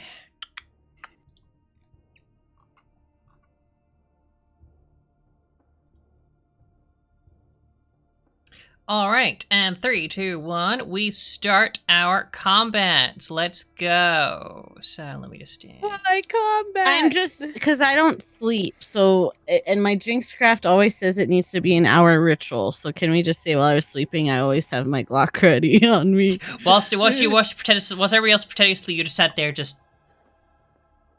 Yeah, exactly. Polishing my sparkly pink Glock. Oh yeah. Also, we switched, right? We're combat. While you mode, were pretend snoring, you had your gun stroking. Yeah, it. exactly. I pretend Eyes wide open. Eyes wide open. Pretend snored. I got my Glock on me. This is the sleeping mantra. This is my rifle. This is my gun. The Labubas are sleeping with the boys? Yeah, today we are. Today I feel a little mask Oh. presenting. Okay, right. Boo Boo, as everybody else would be on the surprise, you don't get a direct turn from this initiative. It's going to be Boo Boo, who themselves can make a turn right now. Then it's going to be the enemy, and then initiative takes place. All right. Wait, is that because they don't sleep? Well, I was the one instigating this. Yeah, they're the one who rolled the vial into the shadow, and they would be like underneath the bed, just going. Okay. I scream. Okay, good. An in-universe reason for us to wake up and be surprised. So, a very dark creature with with long hair that is slick. It is just it is incredibly straight. It touches the floor, and this creature seems to almost be crawling out of the shadow itself. Mom?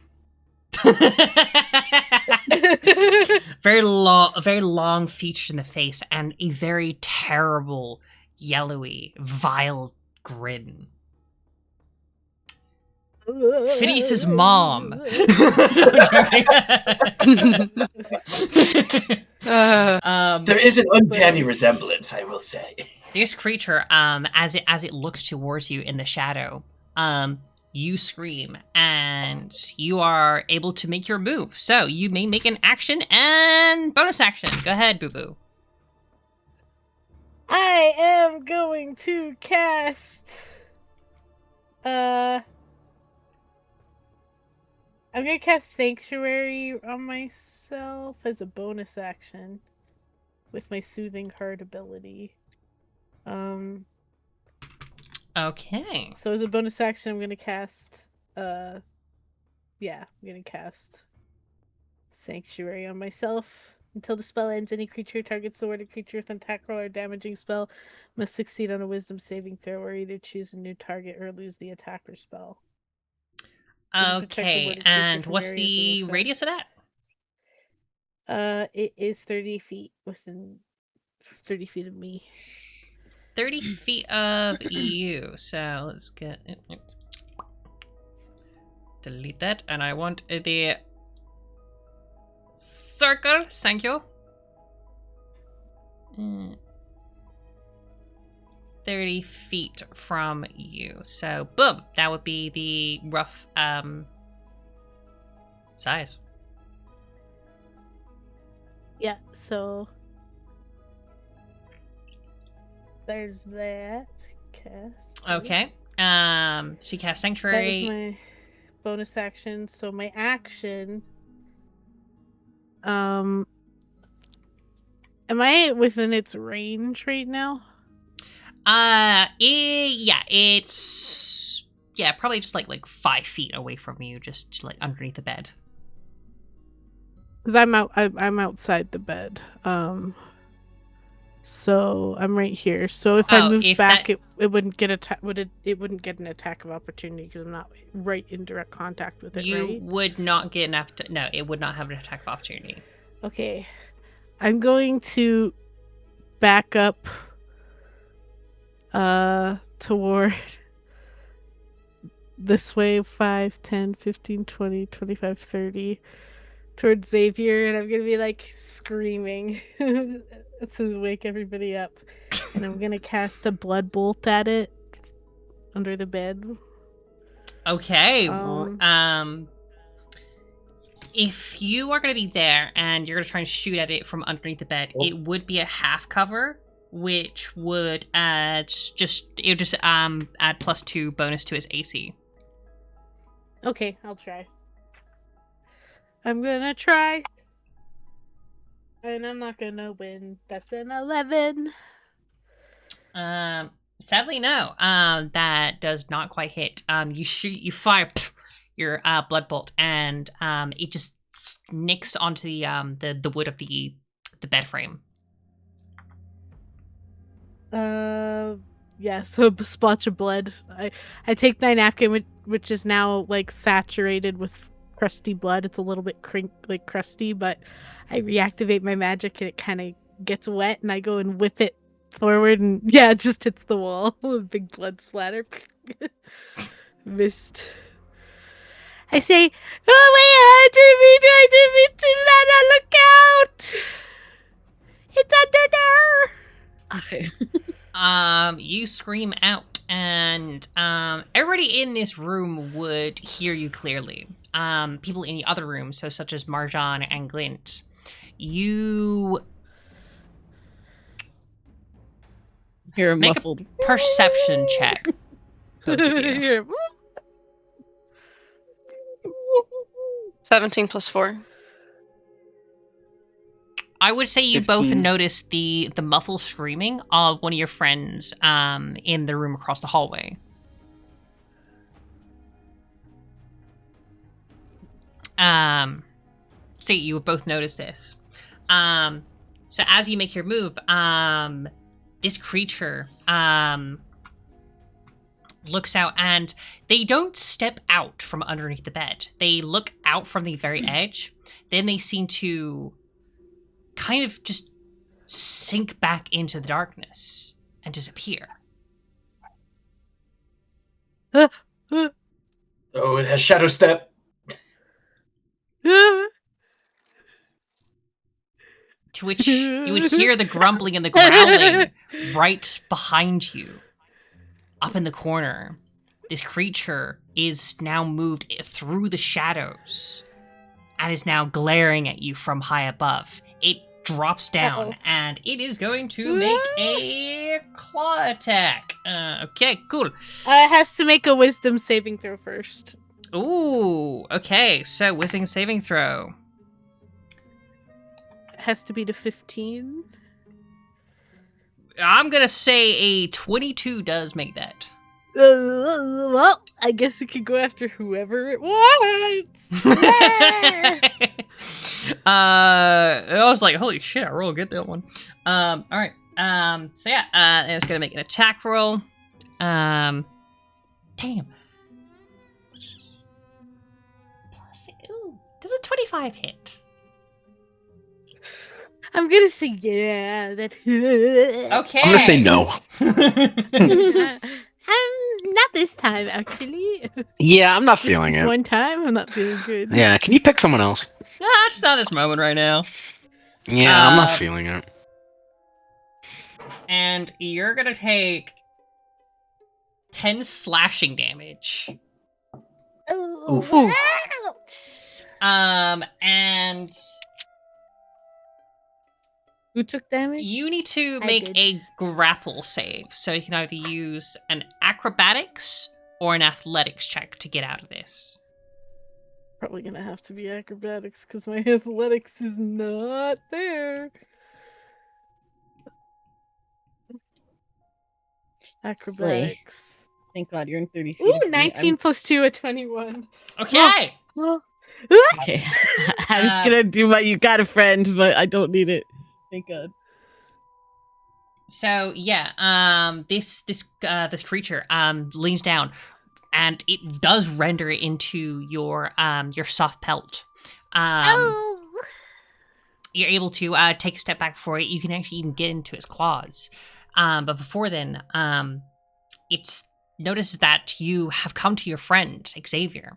And whilst in this moment of surprise, they might as well go for the extra attack here. Xavier, I'm gonna go for you. And okay, does a 20 hit? Yeah. Okay. I'm gonna need you to make a grapple save. What Athletics what would that be? Athletics or acrobatics. Okay. Should have went out.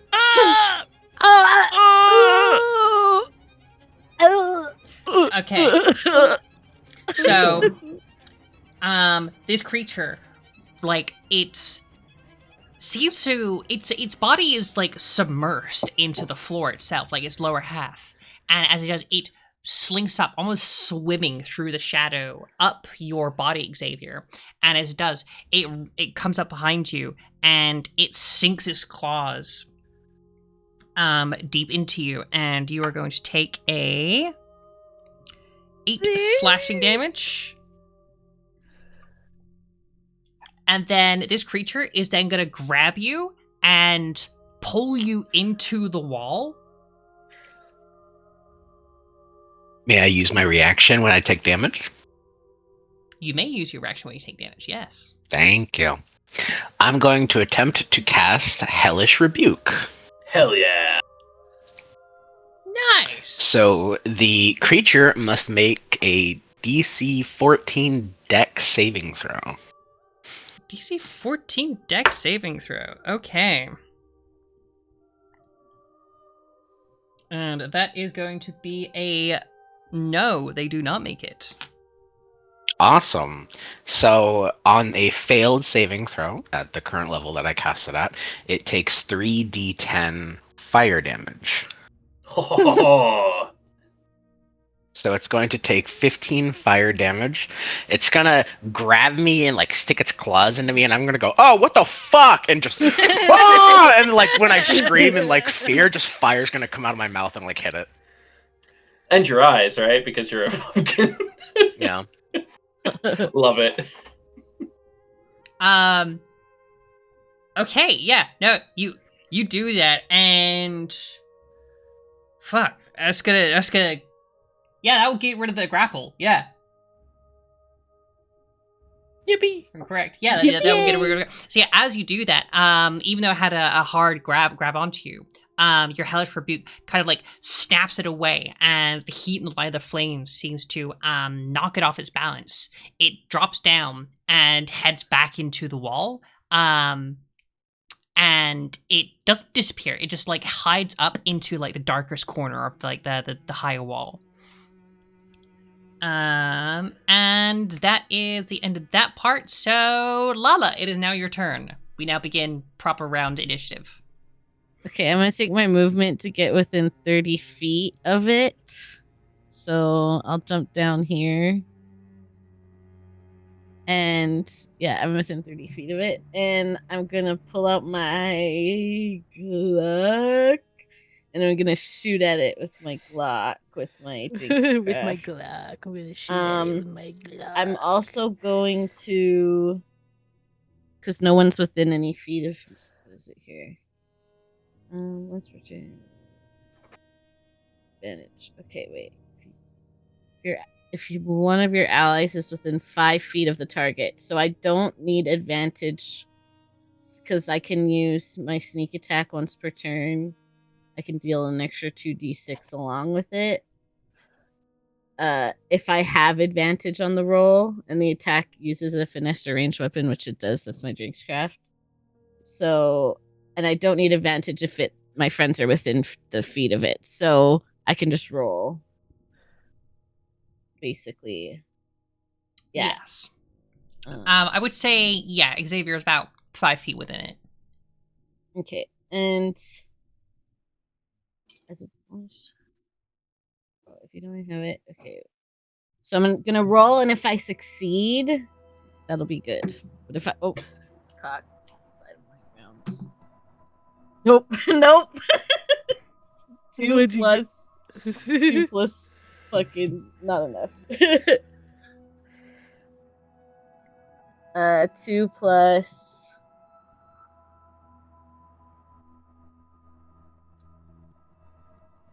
Yeah, 2 plus 4, so 6 doesn't hit it. I'm just 6. Does 6 hit?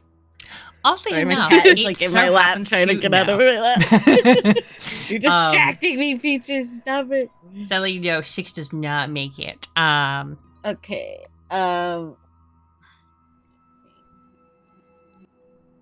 Okay, I'm gonna bonus action.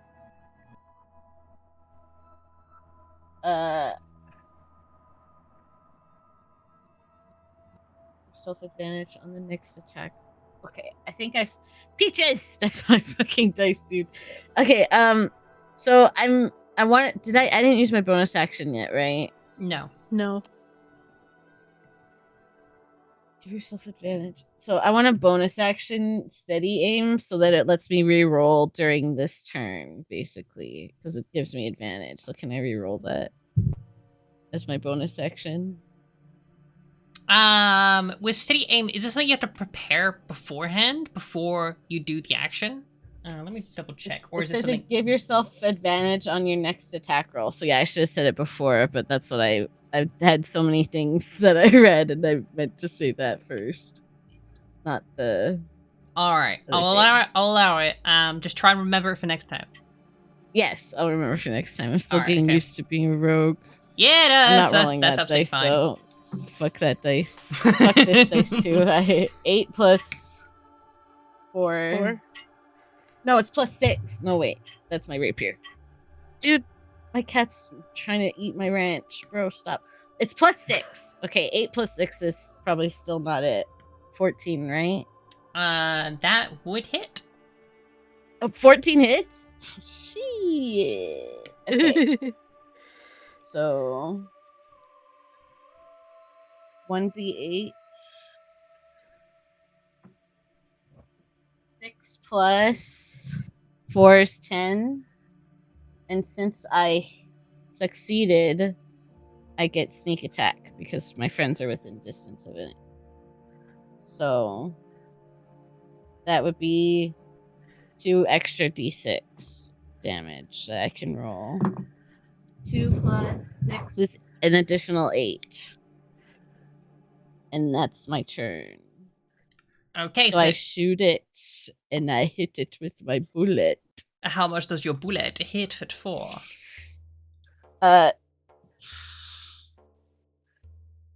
6 plus 4 was 10, the first roll, and then 8 was the second roll, so 18 total. 18 total. Nice. Solid. So yeah. You jump off the bed, or you do a little commander roll, just for the extra flair. And you bend over, prepare your gun. Bang! I slide on the side and come back up as I shoot my gun.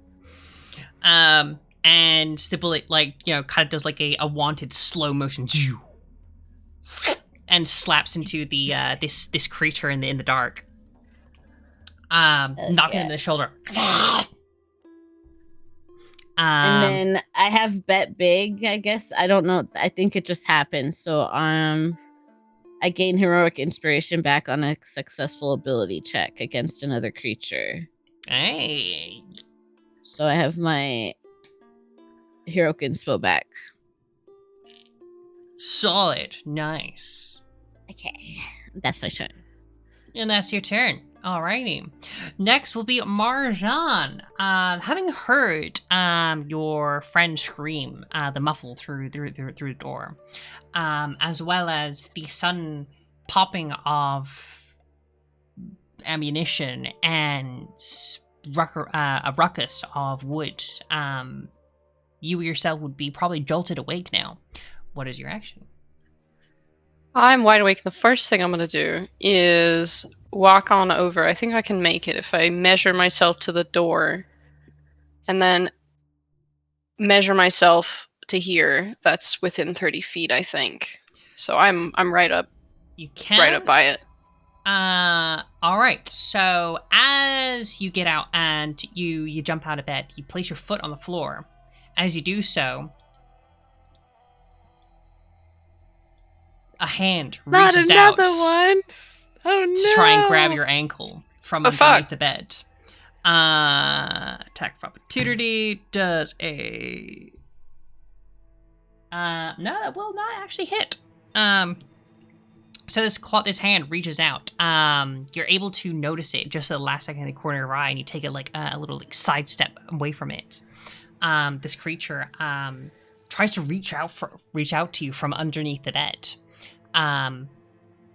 You are free to move away from the bed now. You're good. Gotcha. I'm gonna. I notice, and instead of going through the trajectory to check what's going on, I kind of stop in the center of the room, right here. And I'm gonna do two things kind of in tandem here. The first thing I'm gonna do is cast my mirror image spell, which is an illusion spell. And I have. What do you need me to read? What it does? I can read what it does. Yep. Go ahead. Okay. Mirror image, 1 act self, duration 1 minute. 3 illusory duplicates appear in your space. Until the spell ends, the duplicates move with you and mimic your actions, shifting position so it's impossible to track which image is real. So now there are 4 of me in the room. Mm-hmm. Apparently. I gotta figure out how to put those in, sorry.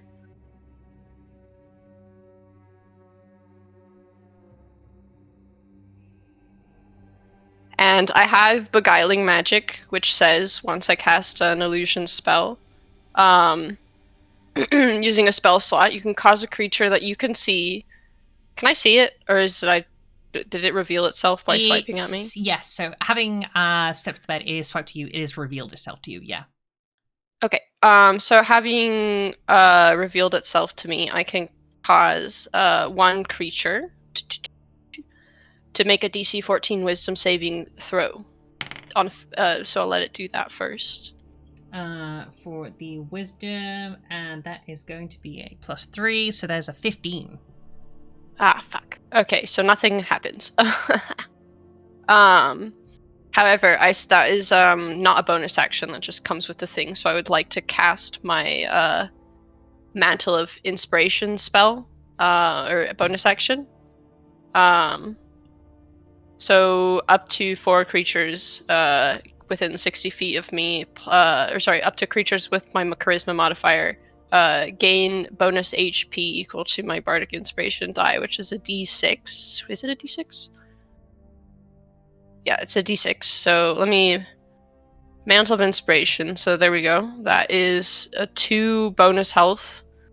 And I would like to give it to Glint myself, and then within 60 feet, I assume the doors are closed, so I can't see anybody else. Yeah, the doors would be closed at this moment.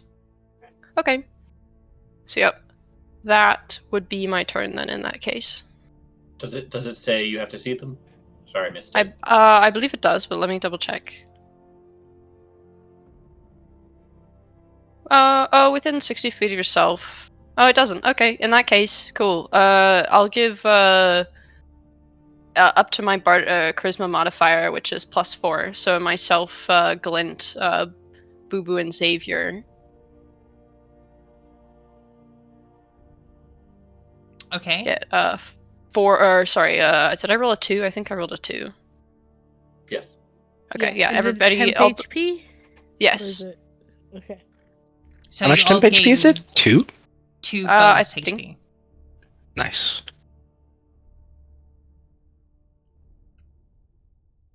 Nice. That's then my turn, Nice. and then I would also like to call out to everybody, because I put the effort in, that my cards are now on fire on my reactive. So behold, there I'm holding a flaming deck of cards. Nice. Behold. That is sick. I appreciate the flair there. That is nice. Ah, thank you. I'm all about flair. I'm also all about having a little glowing thing that is as irritating as possible to shadow monsters. So sassy old women like that. Yeah, your cards are set ablaze. The 4 of you staring down this creature that looks at you ominously from underneath the bed. Okay. Okay, so that means they're now added in. Okay, is that everything you got going on? I think so. Yes. All right, Bubble, be your turn. Okay. I am scared. I'm scared. I'm so scared. I'm going to cast. Well, first of all, is it within range of me? Like, if I move back? The one in the corner, yeah, it would still be. Oh, if you take a step back, it would be just about a 10 feet range, yeah. So where you are right now, that is about 5 feet range. Okay. Are you asking if it would get an attack of opportunity? Yeah. I'm gonna move back anyway. 10, it's alright, you're safe. 15. Okay, so I'm gonna move right there. Mm-hmm. And I'm going to cast. Oh boy. This spell, I'm gonna cast Fireflies. And I summon a large volume of fireflies to illuminate a 15-foot radius sphere for the duration, and they'll settle on hidden or invisible creatures, making them somewhat more easy to find. So attack rolls against invisible creatures in the air are no longer made with disadvantage, though attack rolls made by the invisible creature are still made with advantage. Blah blah blah blah blah. Either way, it's gonna cast light in a 30-foot radius or 15-foot radius from me. So that should theoretically hit everywhere but just beyond the bed. Like if I'm here. 15-foot radius sphere of light. Of with light. Fireflies. 15 feet. There we are. Of light on top of that. Alright, so. Yeah, you, Emily, these glowing fireflies illuminate the room. But illuminate the area that you're in. And does it cast bright light, dim light? Which one? It just says doesn't say. I believe it's bright light. Yeah, I would say it's, torch. yeah. So 15 radius, 15 meter radius from you is now bright light. Okay. They're flying, fiddling, farting around. And do these fireflies actually go out to find creatures that anything that is invisible within that sphere? Basically they land on the invisible creature and make an outline of the creature, so they are visible. Okie dokie. In that sense. Yes. So yeah, you would notice, like, as you cast these fireflies, it illuminates the area in the room around you. And you notice that the creature itself, like, kind of hisses. Its grin turns to a bit of a frown, and it almost, like, scutters up into the corner of the into the corner itself, like even further, like really, really away from the light. Okay, cool. All right, everybody get within the light. And I think that's all I can do. I think. Action. That was my. What level is that firefly spell? Level curiosity. 1. That's a pretty good level 1 spell. Yeah. It's like a better version of Fairy Fire, basically. Yeah,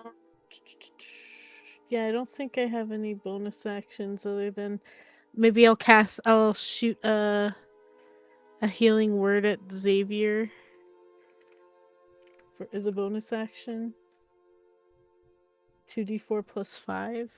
Is healing word first level?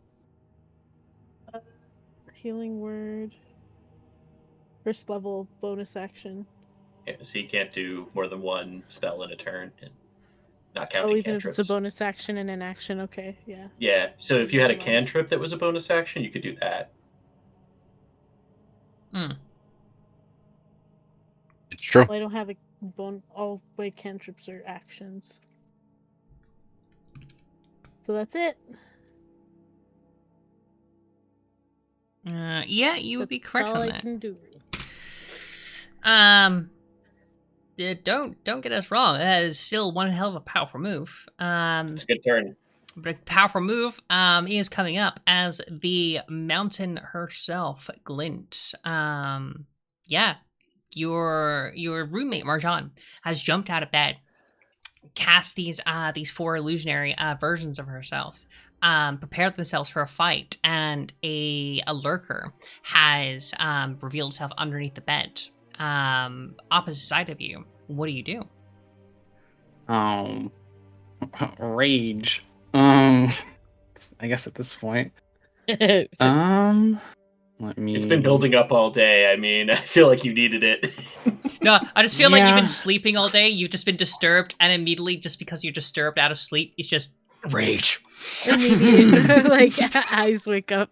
Just a glow beneath the covers. I'd be raging before you even know what's going on. Just, who woke me up? Yeah, she was full. Like, it was covers completely pulled over. All you see is just the glow of the markings for a second as all the noise starts up. Let me fuck with this real quick. Because there was a way... There we go. To activate Rage inside D&D Beyond. To actually have it modify things. Alright. I guess... Which one did I pick? Is she self-conscious about it? Nah, monster. Monstrosity. How tall is the ceiling? I'd probably give it, like, what? 50, 20 foot high in some areas. You Whoa. know, With a tall ceiling. Oh, this is place this is like a luxurious. loft? and so like, I'd say in some areas, and some other areas does get, like, quite low. Also, like, 10 foot, even a little bit lower. Because like a slant roof type situation. Mm-hmm. So we're in the loft. Got it. Gotcha. Let me double check. Yeah, 11 feet tall from 3 feet. Wait, are the hallways the same? Hallways themselves would be like the taller aspects of side of things, so probably like the 15-foot like height. Okay. And if I do the size thing, I can still go through the doorway. I hope. Can I crouch through it? Does it say you change your size category, or does it just? It does.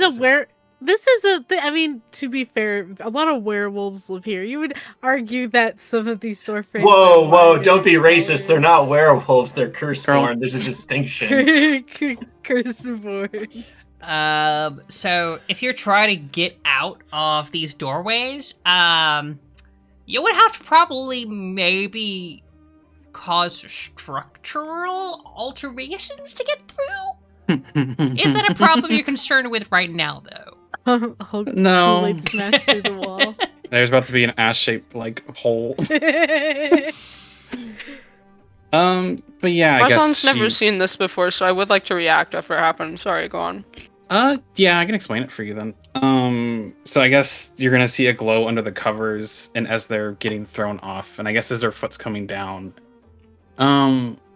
there's a ton of markings all over her scales. They begin to glow and pulse a bit, and her form stretches, her limbs elongate a little bit, her feet get a little more digigrade, and she's gotten 11 feet tall in this room. Holy fuck!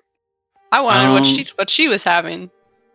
I'll have what she's having. And it's the room. The lights are off, right? So I guess in lieu of her performance, all of her features are glowing in the dark. Her teeth are bright. Her eyes, I guess, are darting around, and that is her slightly moving. Does anything happen from under the bed? As you say that, yes, it does. As you take your foot, you stomp it on the floor. A hand reaches out, and it is going to. I was gonna say you turn into a mini golf course, glow in the dark.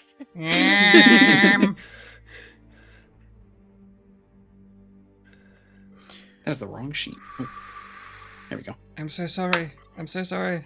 I'm so sorry. I'm so sorry. I'm so sorry. Uh-oh. You're not sorry. Nat 20. You're gonna take 18 damage slashing. Holy Okay. shit! So 9. Yeah. Don't forget you Thank have God. the bonus HP, the 2 bonus Thank HP. God I for raging. do. It was a little. Yeah. 9. Let me. Gotcha. And I'll give You you said to 18, make right? 18, and you will need to make a grapple save. I fucking hope I.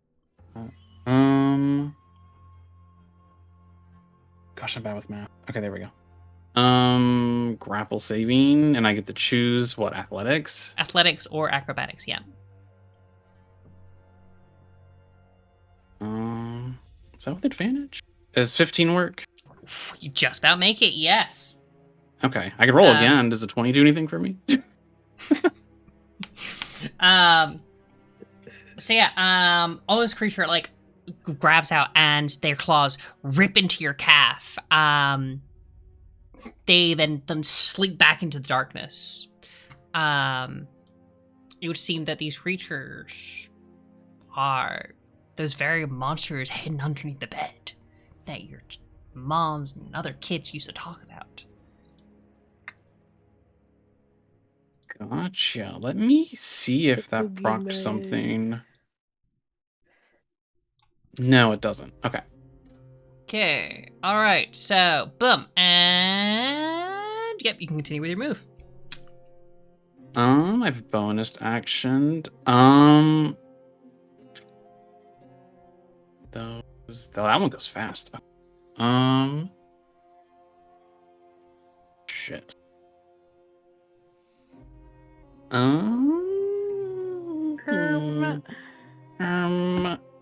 I think I'm just gonna swing at this thing. Go for the swing. Let me make sure everything's equipped right this time. Yeah.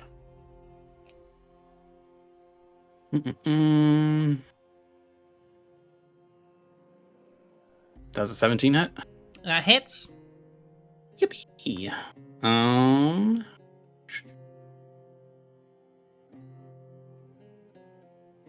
Nice.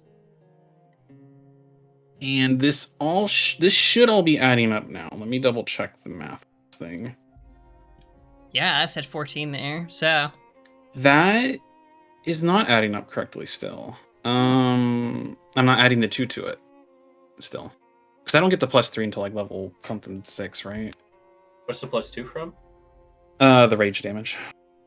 Yeah. Let me double check. Sorry. I should have this up, but I forgot. D&D Beyond. Table. D&D Beyond, everybody. I thought, because I saw like once you click on the rage thing, if you open it all up, there's like a little like select a thing, and I thought it would fix all of it, but it does not seem to be.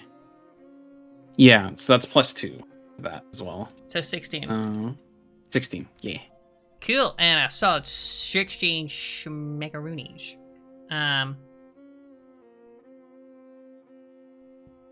Okay. And... Anything else you want to do? Can I might move. I can still move, right? Hey, Like I have like yeah, a certain amount of movement to consume. Yeah, so Right. they've taken their attack of opportunity, so you can now move. You still have movement. Okay. Yeah, I guess her eyes are gonna dart to the 4 Marzans in the room and probably assume that's not a problem. Hi And- there. Take a defensive Hi. stance in front of you. And that would be the turn. Oh wait, I forgot. Okay, yeah, I take up this time. All right, I'm good. You hear Marzan say 4 times at the same time, "I like your shirt." She looks back. You see her like crystalline smile for a second, and she puffs out a little flame. All right, Xavier, your turn.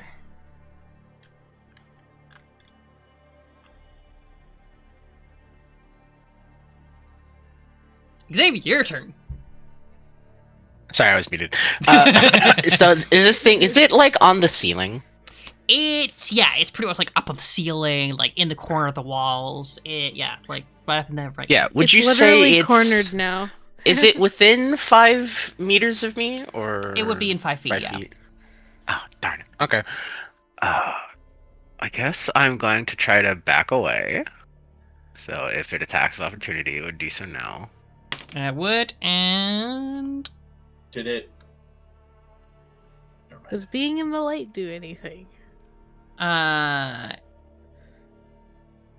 you yourself. So that would Did it take an attack of opportunity on Boo-Boo when she... yes. It Back did. away? It used its reaction. It used its reaction, so until the start of its next turn, it can't take another attack of opportunity. Oh, true. You're right. Thank you very much for catching me on that. Appreciate Awesome then. that. Yeah, And you're I'm gonna good. back away. And we're gonna try to hit it with a good old Eldritch Blast. Good old reliable. Damn, Oh, I no. saw it roll over 19 and then it flopped to 1. I was like, I assume Oh. that doesn't hit. You oddly enough, it does. No, no, What? it does not. Oh, you do have I don't know, I might save Inspo, but you do have Heroic Inspo.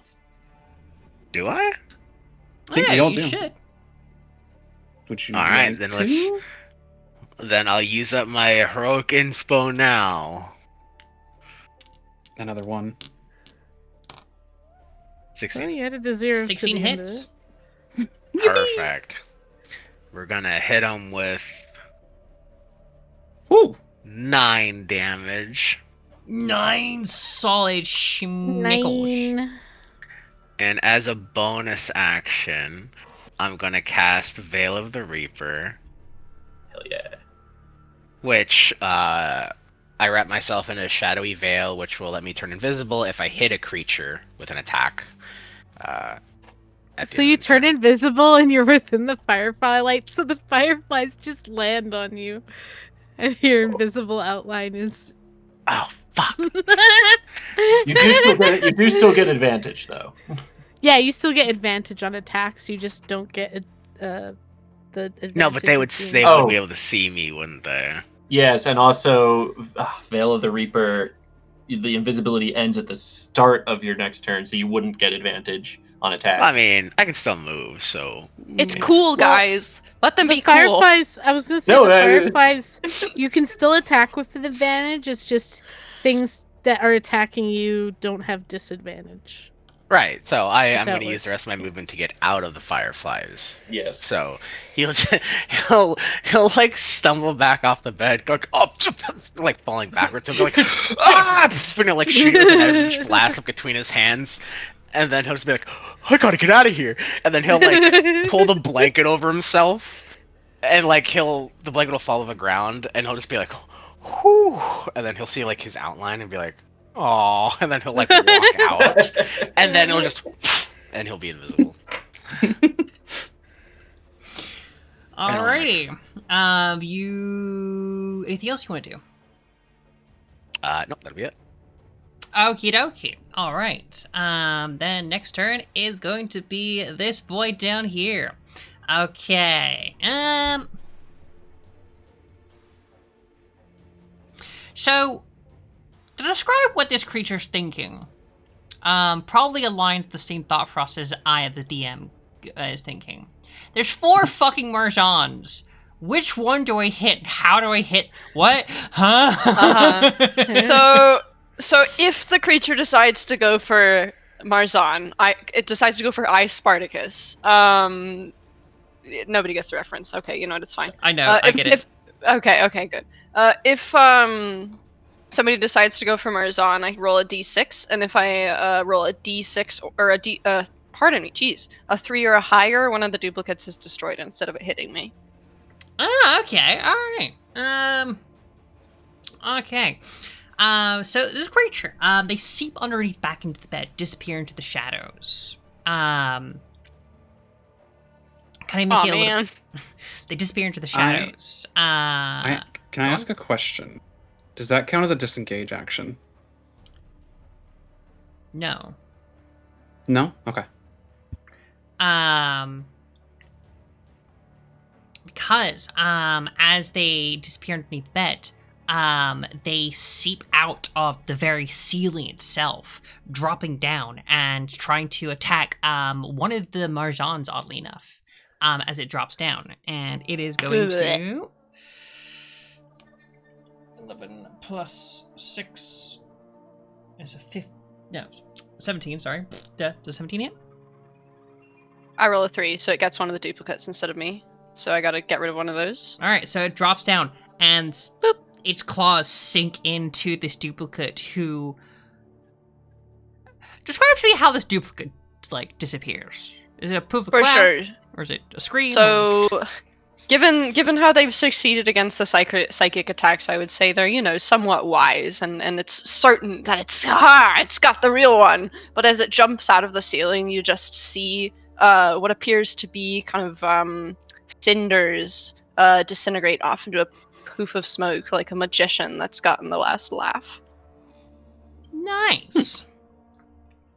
And yeah, it's gonna sit there in its confusion. As it does so, the lurker that is in the room with you, with Boo Boo and Slava and the others.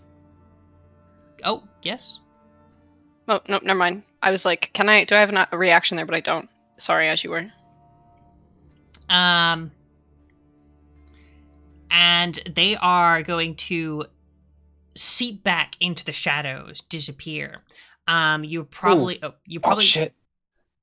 Sorry, it made an attack, right? Yes, it did. Can I attack it?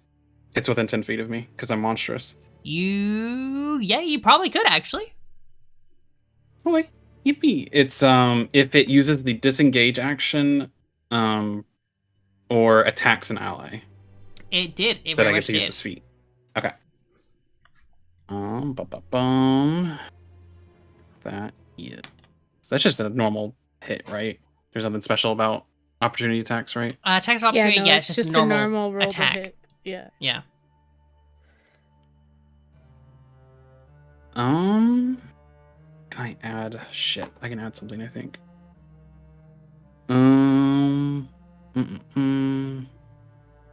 me check my traits, sorry.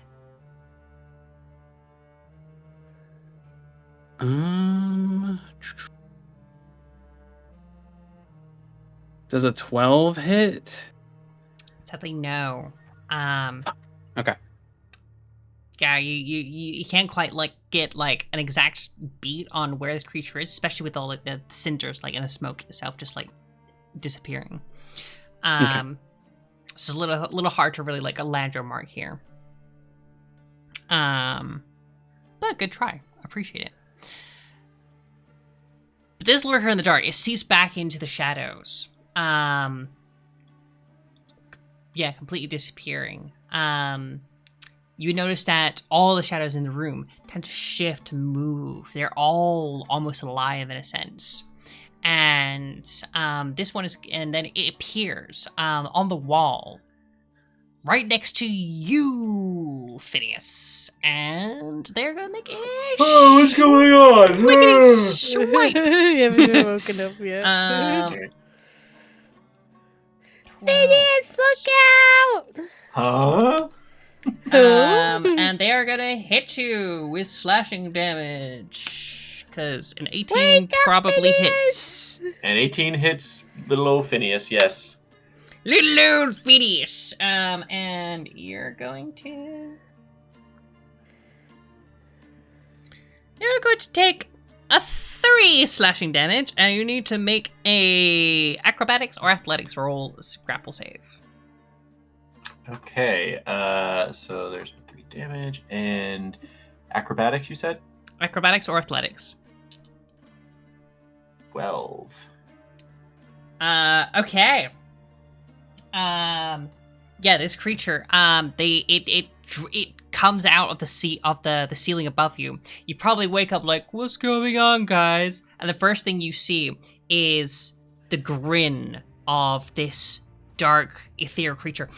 And as they seep out of the ceiling, they drop down onto you. They seep their claws into you, slashing against your chest. And as they do, they grab a hold of you. And they are going to try and drag you into the shadows, into the wall,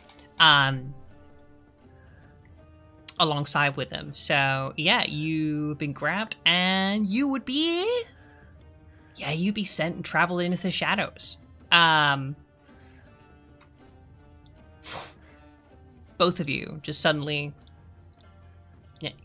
click the buttons. Phineas, you are literally grabbed and dragged into the shadows. Okay. To exactly. I'd like to use my reaction when I. Let's see. You can take a reaction to curse a creature with your choice of one of the curses below. When a creature within range targets you with an attack roll. Yep. So that was an attack roll, yes? Yes, that was an attack roll, yep. So I will curse them with Rot. So the next time that target takes damage, it takes an extra 1d10 necrotic damage, and it cannot regain any HP until the end of its next turn. Oh, Good you're shit. a forward-thinking cunt. Appreciate it. So yeah. Go on. So it drags me into the shadows. So it drags you to the shadows. And as you do, you cast your rot onto it, which forces it back out, and you find yourselves in the hallway. It's dragged itself and you out through the walls itself into the hallway. And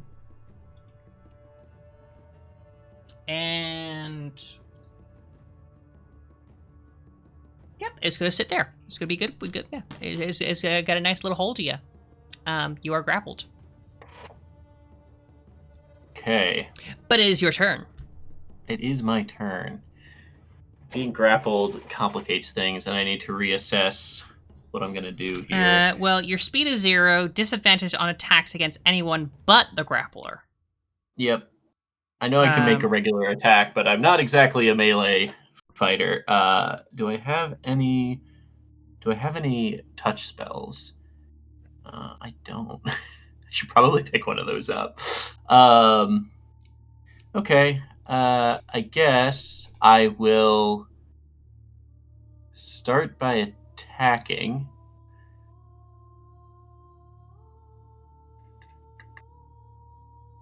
So let's see. Where's the attack? I'll attack with my quarterstaff, since I would have disadvantage doing my Eldritch Blast. Hang on, let me think about this real quick. Sorry, I had what I wanted to do, but getting grappled threw me off a little. No, you know what? It's probably better to do it with the disadvantage at close range. So I will use my bonus action to cast Hex on this creature. Okay.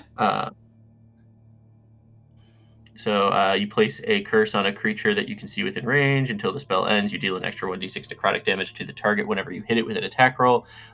Also, you choose one ability when you cast a spell. The target has disadvantage on ability checks made with the chosen ability. I don't know if that's going to come up too much, but let's go ahead and go Dex. All right, let's see. And then I will use... I will do Eldritch Blast. How do I do disadvantage on D&D Beyond? What, put yourself at disadvantage or the enemy at disadvantage? I need to roll my Eldritch Blast at disadvantage because I'm within 5 feet of the creature I'm then attacking. you roll your attack. Just roll your attack twice. All right.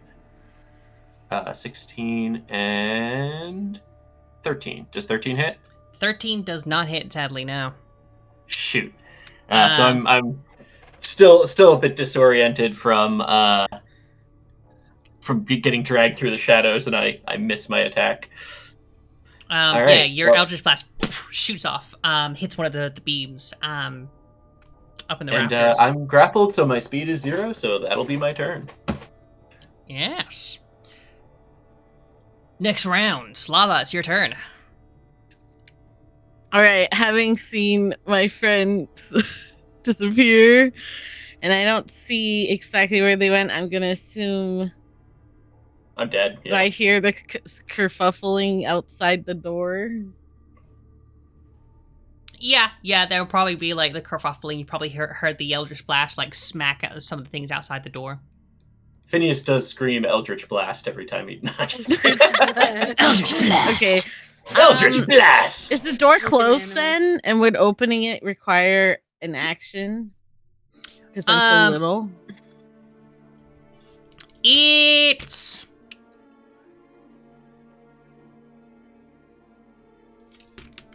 Let me do use non-magical. you- Yes, utilize. Using a non-magical object does count as an action. Okay. Are you small enough to fit under the door? How big is Yeah, the door? you can. Can't you? Wait a minute. Would you consider the door difficult terrain? I can move through a space as narrow as 1 foot wide as if it were difficult terrain. And I also have the speedy thing, which means that when you take a dash action on your turn, difficult terrain doesn't cost you extra movement for the rest of that turn. Yes, you can squeeze underneath the door. Yes, you can squeeze underneath the fucking door. You bitch. Like a cat, like a cat. A running slide. Whoosh. Yeah, I go through the door 30 feet, which is about right here. I'm like, That's fucking why- sick. Door Why- difficult terrain. Why do you want to go on the desk when it's my turn? Okay. So I'm just making sure that wasn't did that cost me an action though? Probably. Dashing usually does, doesn't it? Dash Right, you- itself It's a bonus action for- Yeah, it's right. Yeah, it'll No? be bonus action. You can... Okay. Yes, bonus action. I believe... Yes, especially if you're a rogue. And I think you can, like, double dash if you're a rogue. That is both bonus action and action, which... Yeah. But yeah, that would be your bonus I don't action. play So rogues. you still Yeah. have your action. Oh, right. Okay. Rogue, my beloved. I'm going to shoot. Can I? I'm going to. Fuck. God damn it. You're going to fuck? No. That's the next step on becoming a real boy. As a bonus action, so I saw my bonus action and my action. No, did you dash? I didn't dash. I don't Oh. have to dash. Okay, I so... thought you had to dash to get under the door. Let me see. Wait. Let me read my thing. It read doesn't my say when thing. you dash, does it?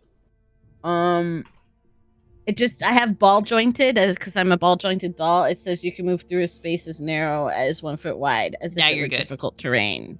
So I'm fine. Yeah. Mhm. So I moved through that difficult terrain well. Okay, I have my gun. Bonus action. Steady aim because I don't want to shoot my friend. So I also you get. moved, right? What do you mean? There was the movement, then steady aim. Yeah. Wait, does steady aim take movement speed specifically? But I moved, yeah, so I can't use steady aim. You're right. It says provided that you haven't moved, which I did move, so never mind. I'm just gonna I'm gonna shoot my shot normally. And I'm gonna try and aim for the shadow creature instead of my friend. With Thank my you. pistol. Okay. And I do have a heroic inspiration, so if I fuck this up, I will reroll. I promise. Okay, that fucking missed. That was a 6 plus 6 is 12, so that doesn't hit. So I'll reroll if it doesn't hit, and I'll use a heroic inspo. Does that sound like a plan? It sounds like a plan. Okay, I'm using my heroic inspiration. I'm gonna try it one more time. Fucking, why is it jumping out? I'm on the edge of my That was seat. worse. That was worse. Oh, 5 plus 6. Somehow that hits. No. Do you have more than one inspo? No, because if I can only have one. With that Okay. one, the one that I did, I already had one, so I technically didn't get another one Gotcha. because I had I already was double got checking one. with you. If I rolled, I would have gotten it back. Mm. Yeah, and and I just say, "Oh shit!" That's my turn. the bullet like hits between hits the floorboards right between Phineas's legs.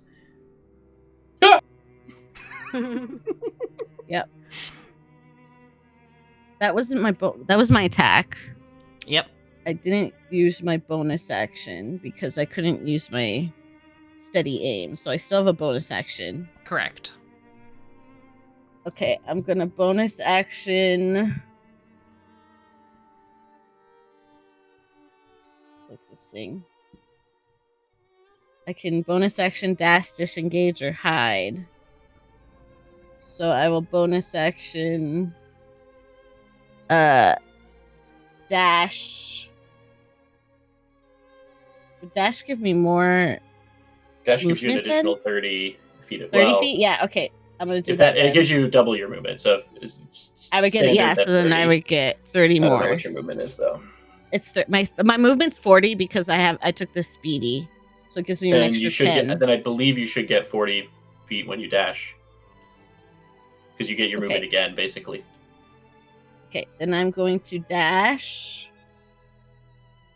and I'm going to try and dash through the door again, because if it's closed, I'm going to dash under this door and slide, and end up right here. Can I do that? So how much movement have we used? We've used. I used 30 here, and then I dash. I get an additional, and I have 40 feet of movement. So I technically have an extra 10 feet of movement plus a 30 if I use dash. Yeah, dash away. yeah. You could just about do that. Yeah. Yeah, and then since it's a door and we've established I'm ball jointed, I dislocate my shoulders and I roll under the door and I end up right here. It's very dramatic. All with right. my gun. Hello. Yeah. Okay, just slide. Okay, the most. And that's my turn. Swankiest fashion ever. You almost shot Phineas, but that's okay. That is your turn. Nice, solid. My work here is done, but you didn't do anything. And my work is done. Slides away. Okay, so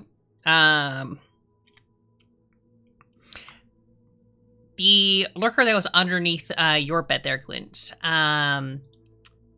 seeps back into the darkness. They themselves also disappear into the shadows. And what you would hear as like a laughter,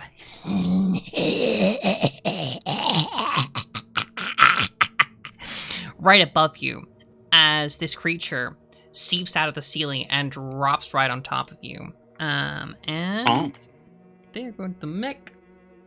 You hear the lurker swallow their microphone. Just 16. Does that hit? It's meats, right? Meets it, beats I it. think meets it, beats it. Yeah, that's exactly it. Okay. Okay. So that would mean you take 1 slashing damage. Is that that's just one? I can't half that. Okay. Yeah. Just fuck all to you. Oh, is it 0? I would say yeah. There's like because yeah. Okay, yeah. let me put that back. I would say yeah. Just like it's a fat fucking like just like scratched against, but it's like it's so. It doesn't. Ow! Oh, it didn't. Yes, It bounced it's like, off. Ow! Oh, it's a paper cut. But you do need to make a grapple save.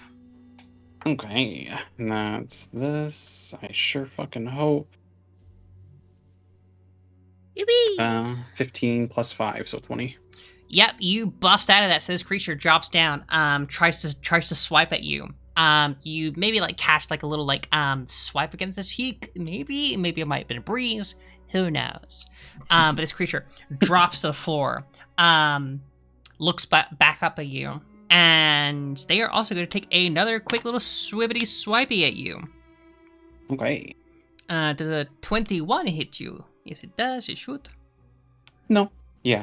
Yeah, man, that sucks. All right, I want to pack on and going home. See you guys. Actually, this one time, it doesn't do anything. This time, actually, DM, you take negative 15,000 life points away. They look up like that William Dafoe gif once they go under Glint. Yeah, exactly that. And they're gonna swipe at you again. You're gonna take fuck all damage. Is another one? Yeah. Love to see it. He's but a scratch. Okay, and yeah, you need to make a athletics or acrobatics save throw. Another dirty 20. Yeah, so yeah, this creature drops down.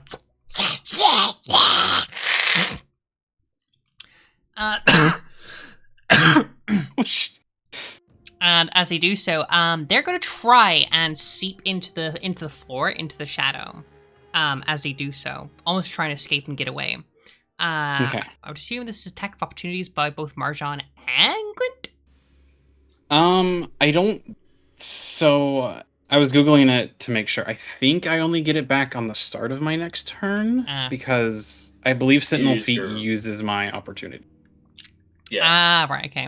Then Marjan, you have the attack of opportunity. I have two questions. One, I've never played like attack of opportunity where I don't have like an actual weapon. Like I don't have enough strength to do that. Can I do spells on opportunity, or is that not how that works? It's a physical hit. Yeah, no. Lol, no. Cannot do literally negative strength. Can't do anything. Unless you have a spell that is a reaction spell, then yeah. Oh, that's a good point. Yeah. I don't think so. My follow-up question is, how does everybody have heroic inspiration? Are we doing heroic inspiration from long rest, or where is that coming from? That is coming from, hey, I think you guys did a good job. Here's a funny point.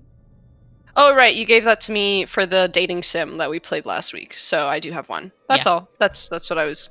Yeah. Okay. No, nothing. I frown at them. Dating sim, I love it. Okay, you frown at them. Yeah. Okay, cool. As you frown at them, you notice, like, you actually have an opportunity to make a full-blown attack. Because it is your turn now, so... Oh, nice. Love it. Okay, I couldn't react, but I gotta do something instead.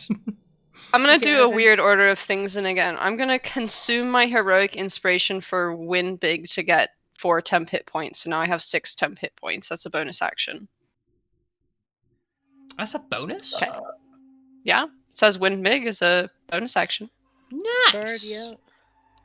So now I have 6 temp hit points, and then for my action, I've got 2 things going on. I'm gonna use command with a 2nd level spell slot, which makes me so I can affect 2 of them. And they have to make a Wisdom 14 saving throw, and I would like to do the halt command. It's like just kind of in an older, aging voice of, "What are you doing up there? Get down from there!" is my command to both of them. So they have to roll individually. Okay, so... Really quick inquiry. Do you want me to be a rules lawyer pedant right now, or no? Oh, you don't want me to do it out of order? No, temp hit points can't stack. Oh, well then in that case I have 4 temp hit points instead of 6. I mean, Lily can make whatever call she wants. But... with the 10 hit points extra. Yeah, I do actually understand what you mean, from that. Because normally it's a case of, it's this version or the other version when it comes to your hit points. Well, remember that for next time. For now, I'll let you have it. Okay, I'm fine with having 4. It went from 2, and then I had 4, so I was gonna make 6. But I'll just say I have 4. It's no big deal. All right, let's go for the 4 then. 4. But yeah, Cool. that 4 is hit points. That is correct. Yeah, I do remember reading that in the rules. No problemo. And then for the command, does either of the commands hit? They roll separately, I believe. Yes, they do roll separately. So, I would say that the one by Glint's feet failed, and the one that dropped down onto your mirrored self, they did succeed. Okay, so the mirrored self one, I used the halt action, so it on its turn it does not move, takes no action, and no bonus action. Because I I succeeded with something, I now get to use the... Hang on, where's the button? Or where's the thing called? Bet big. So I get heroic inspiration back because I succeeded on an ability check. And then I also, because I'm a bard, I can exchange I can regain the usage of my beguiling magic because that's I can use my bardic inspiration die for that, and because that was an enchantment spell, on the one I'm going to attempt again with a DC 14 Wisdom save on the pink one, for that charm to frightened on it. Okay, so turn to frightened on the pink one. I'm gonna go with frightened because it's very funny that the monsters under the bed are being scared. Okay, do they have to make a saving throw against that one? It's got a roll of 14 or higher. Is it a particular check or is it just any DC? Wisdom. Wisdom. That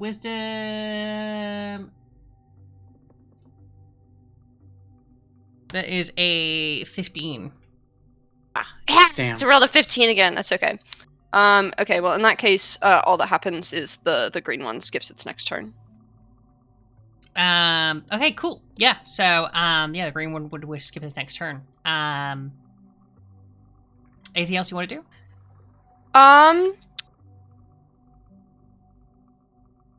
Nope. I think that's all. Congratulations, because it now goes to Boo-Boo. I hear her in the fucking background. Okay, I'm going to... Oh, I can't. I'm gonna go... Where am I? 5, 10, 15, under the door. That's not what I want to do, sorry. Is this the hallway right here? Yeah, this is the hallway. That would be the hallway, yes. So yeah, I went from 5, 10, 15, 20, 25, 30. And I'm gonna cast Blood Bolt! Blood Bolt!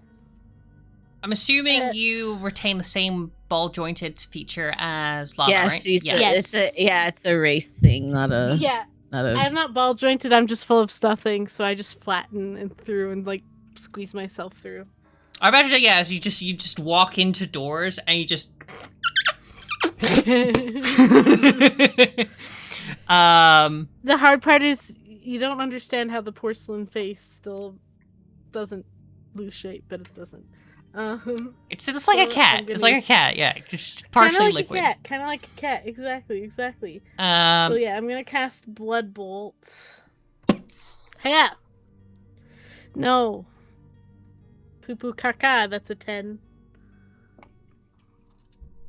So that misses. I say shit, and then I'm gonna cast.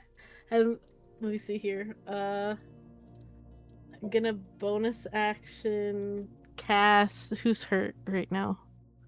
Phineas, how hurt are you? About not very hurt. I'm okay. Not 100%, but I'm not super hurt. Okay, then what I'm gonna do is I'm gonna use my skill. That'll be a skill. No, not a skill. An ability. I'm gonna use an ability. What's it called? Feature. I'm gonna channel divinity, and I'm gonna think divine. What is it? Divine spark. I'm within 30 feet of it. Yep. So, as a magic action, I point my holy symbol, which is my napkin. So I take out the napkin and I flutter it in the wind. Or not the wind, we're in a hallway. But I flutter it and make it loose. And it's all wet with blood. And the blood starts to kind of glow. And I'm going to...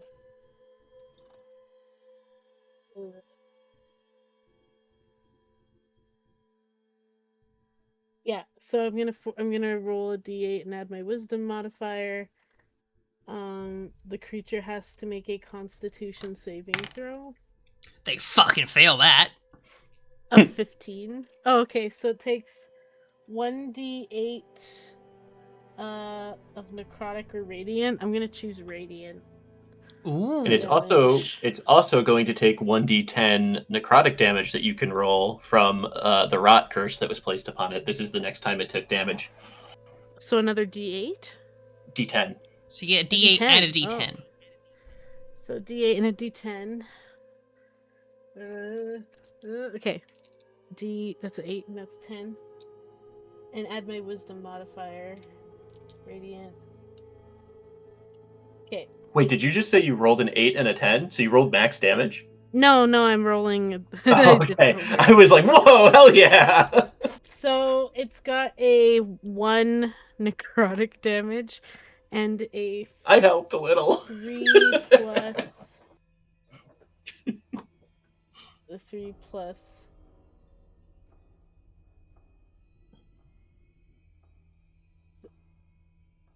Oh, my wisdom.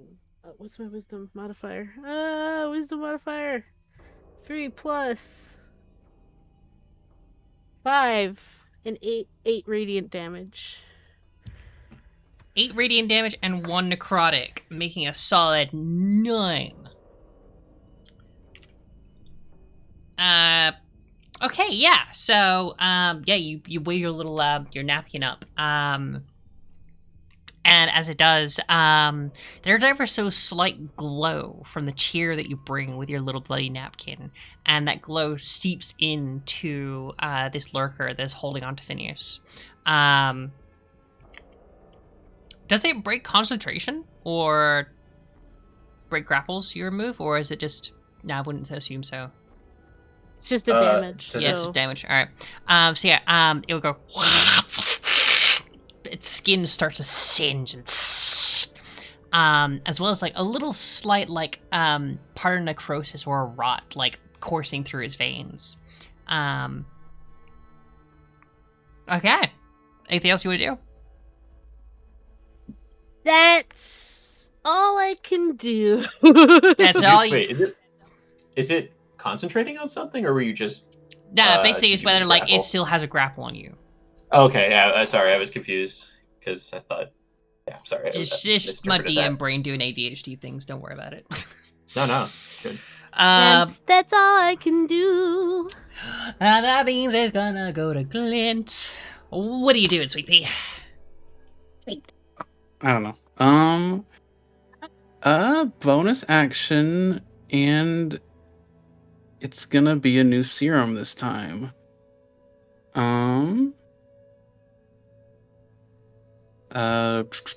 So she's gonna shrink down, and I here-ish. Or I guess it'd just be nice. Same plot. Her runes are gonna course a little faster, and there's almost like every time she breathes now, there's gonna be a flame coming from her mouth. But she's back to 3 feet tall. Her horns are a little brighter, and she is going to. I'm gonna go a little crazy on this one. I'm gonna reckless. And when I'm in this form, I activate cleave, no matter what I do.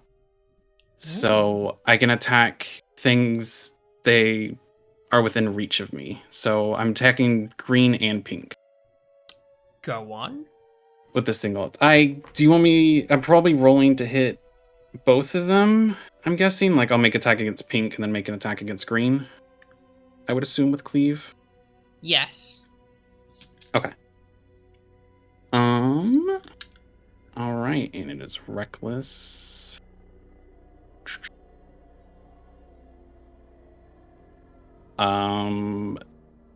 Does a 22 hit? Abso-fucking-lutely. Okay. Does an 18 hit? Yes, it does. Okay.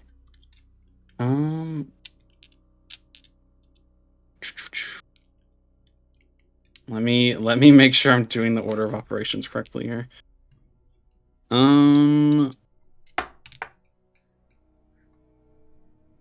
don't even have to. Leave attack. Make an additional attack as a bonus action.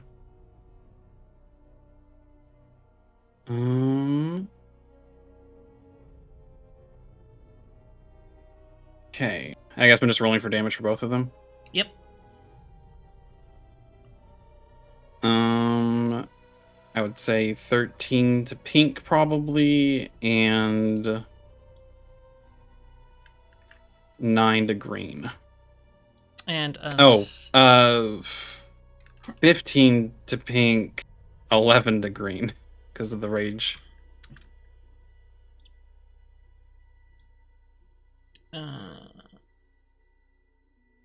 How much was it to pink before? It was 13 plus a 2, so a 15, and then it was a 9 plus a 2, so 11 to green. All right, cool. All right, much appreciated. All right, so yeah, you literally cleave through these two individuals. All right, anything else you want to do? That is all I can do, I believe. Let me double check that. I think that cleave is all that one really does. I don't think I get to add any extra damage. I keep losing the serums so much. There they are.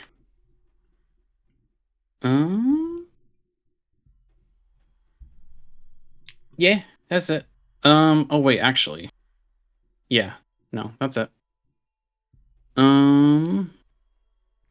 Yeah. Okie dokie. All right. Well, thank you very much. Appreciate it. Xavier, it'd be your turn. Yippee. I'm gonna follow everyone out. And red means they're dead, right?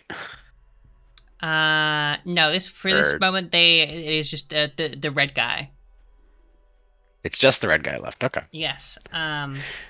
You do need to use an action to open and walk through the door. Wait, everybody's dead except for the pink and the green one, or except for the Someone closed the door when they left? No, the door was never open. The Labubus themselves can squeeze underneath the door. And I was trapped in the shadows. Yeah. Okay, guess I'll just open the door. So you're rattling through, pulling locks, like, fuck's sake. Oh. Oh. Okay. I'm just gonna... You know what? Fuck it. Open the door, see everything's going on. You know what? Never mind. I'm going back to bed. I'm gonna go back to the door. I'm just gonna close it. You closed... Wait. Well, I'm gonna go through the door again. I have my turn. I can't do anything. Okay. Oh, God. All right. Okay. I can't do anything! As you close the door and you look toward, you're like, well, I'm gonna go back to bed. The first thing you see on the wall in front of you is gleaming teeth, as another one of these creatures are also in the room.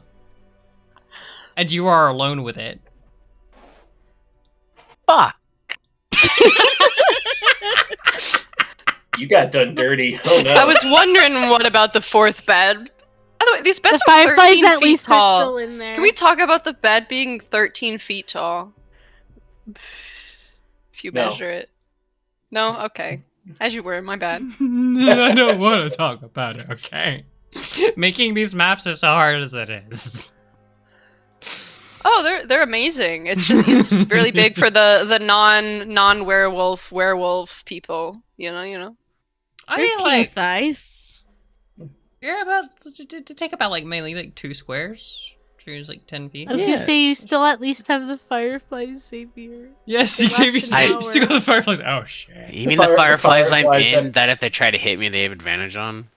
Yeah, the No, fireflies that they don't prevent have- them they from don't- turning invisible. So the fireflies affect invisible things, only. Okay. So if a creature's invisible, they don't have advantage against you, and you no longer have disadvantage trying to hit it. Sounds good. Basically, anything invisible, these fireflies come up and, like, Awa, Avatar, Pandora, like, fireflies sit on top of you. Oh, that's much more elegant. I was picturing, like, splat, splat, splat, splat on a windshield. Attack rolls made by invisible creatures still have advantage, though. Ah, okay, Because still they're have the still image. technically... But you don't have disadvantage when trying to hit them. Yeah, because you can see probably the rough outline. Alright, makes sense. Okay, Great if you're... You're welcome! Yeah, Xavier, as you walk back into this room, thinking there's not very much you can do, you try to go back to bed, there's a lurker in front of you. What do you do in this instance? Can't do anything. You made me use my action to open a door. I can't do anything. I know! There's a reason why I put doors there in the first place. But you decided to close the door again afterwards! I can't actually close the door, because that would be an action, I know. Wouldn't it? So the door stays open. The door stays open. You did your duty, you opened the door. I do apologize. Doors are there. It's so funny though, just like, I'll go to bed. Ah, shit. That lurker misses a turn, so yeah, this one, it looks towards you, Xavier, and it's gonna try and like get up close to you, but it starts entering the light, and it recoils in a sense. It backs off. Not really to like be particularly one with the light. It backs onto the shadows again. And seeps back, and it disappears. Just like the ones before it. I'm just gonna be like, truce, like pointing finger guns at it. You would notice to the left of you, just by the door, this grin, and these claws that point up, finger gun back at you.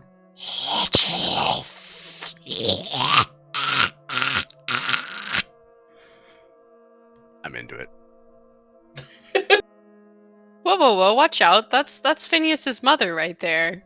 Let's have some clear... No, this one is... apparently. Or the green, I think, was it the green one? I don't know.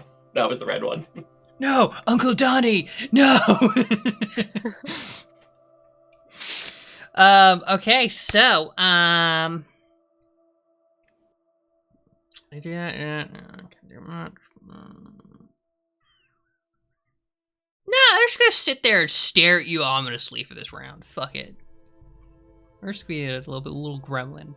But speaking of little gremlins, the little gremlin that's got a hold of you, Phineas. It's got a hold of you, and as it's dragging you through the hallway, it's going to make an attack. Okay, I'd like to use my reaction. You most certainly can.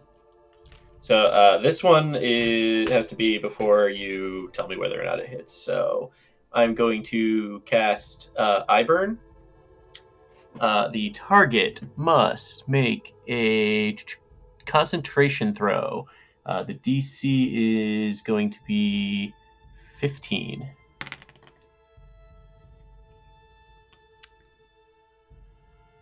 $18. Damn. Okay. On a failed save, on a successful save. Let's see. Burn. On a successful save, it will subtract 1d4 from the triggering attack roll. So I'll go ahead and roll that 1d4. So you're going to subtract 4 from your attack roll. Ooh, I like it. So I'm guessing you're like spitting acid or something like that. I don't know. I think of it since Phineas is very shadow themed. I'm thinking of it almost as like shadows going over this creature's eyes. I did also want to. I'll wait for my turn. And it turns out this creature is unable to really like make a strike on you. The shadows over its eyes, kind of like getting away from it. It's unfortunately able to like really make an attack from you. But it is actually still able to like keep dragging you through the hallway, kicking and screaming, up to the door itself, where it's going to make another attack against you. It is, okay, wait, the triggering, yeah, okay, so just the triggering attack. Alright. And would the effect still be going, or is it just for that attack? Nope, just the triggering attack if they save. If they don't save, then it's for the full round. Okay, so do they have to make a save now? Nope.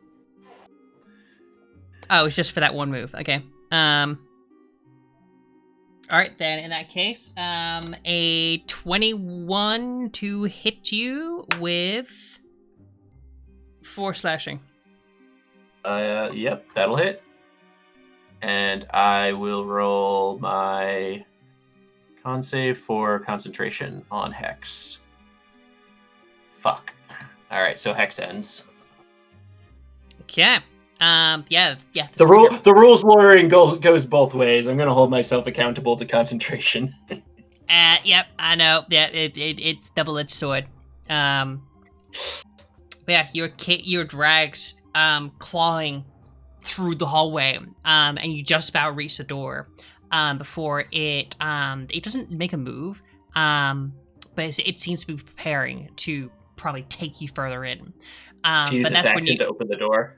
But you yourself, you notice you have an opportunity to possibly make a move right now. Yeah. Well, really disappointed that I did not roll high enough to keep that concentration. I guess I could cast Hex again, but that's all of my spells for the day. I'll just hit it with oh wait, it's disadvantage again. Fuck. Not in a good spot here. I'll just cast Eldritch Blast, disadvantage. Okay, 15 and well, wait, yeah, that's 12 on the die, which is 19. So yeah, 19 hit. 19 hits.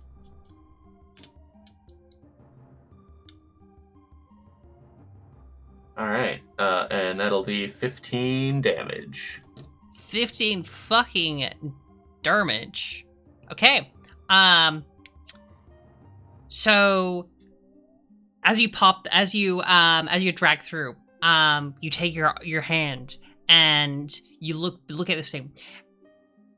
I would imagine you take your hand itself and you place it on the face of this creature, and you Eldritch Blast. Its entire head disappears, and its arms fall limp. It crumples to the floor and then seeps into the shadows.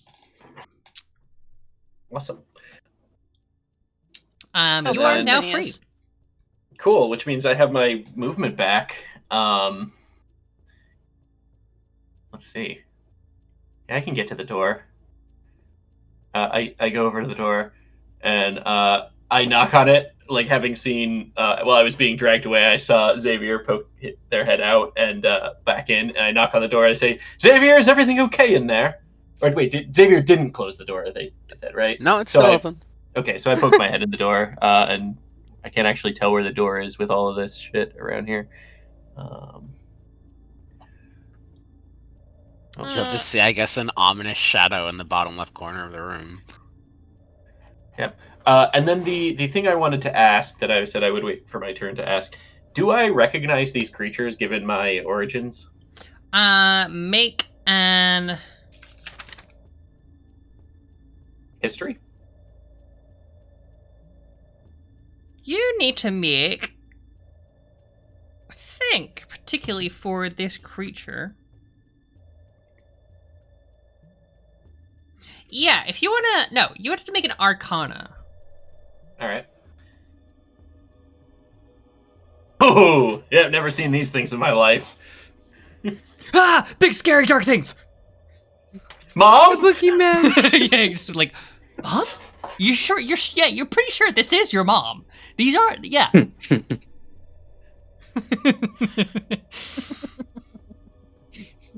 Mom, what the hell? I'm at my friend's house. Mom, you're embarrassing me in front of my friends. I need them to think I'm cool. Spat like, Get back here, Judy. We're going to school. Alright, well, that's everything I can do. Ka-choo! All right. Got my reaction back at least. Change. Yeah. Congratulations, Lala. It is your turn. What would you like to do? Which one looks the weakest, or can I tell? I would say as you're looking at this, between the two,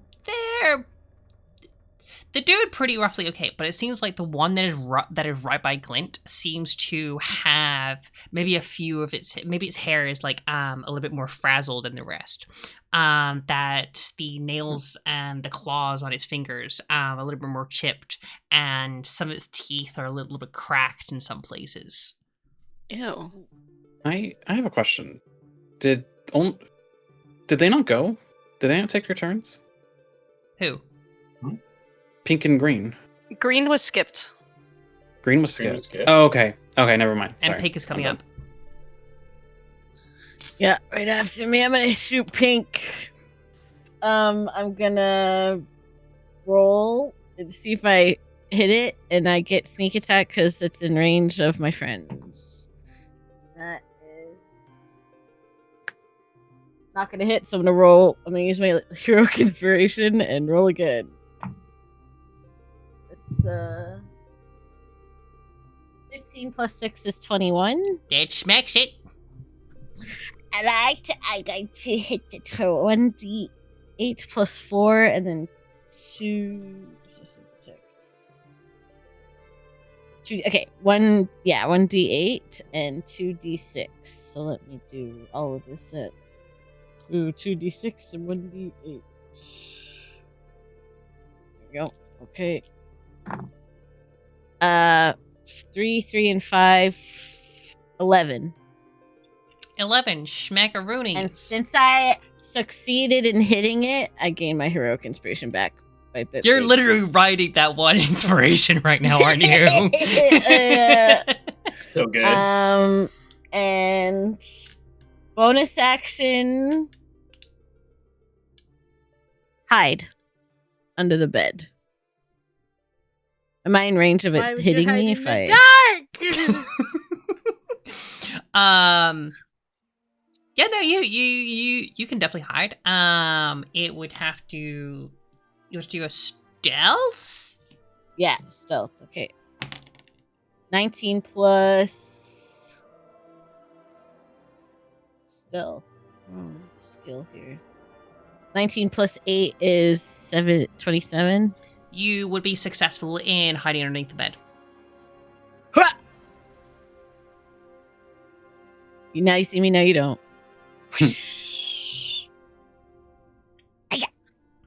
And that's my turn. Okay. Yeah, as you roll underneath the bed, you prepare yourself, and notice there's another one of you right next to you. Wait, no, that's not another one of you. That's just another regular doll. Oh.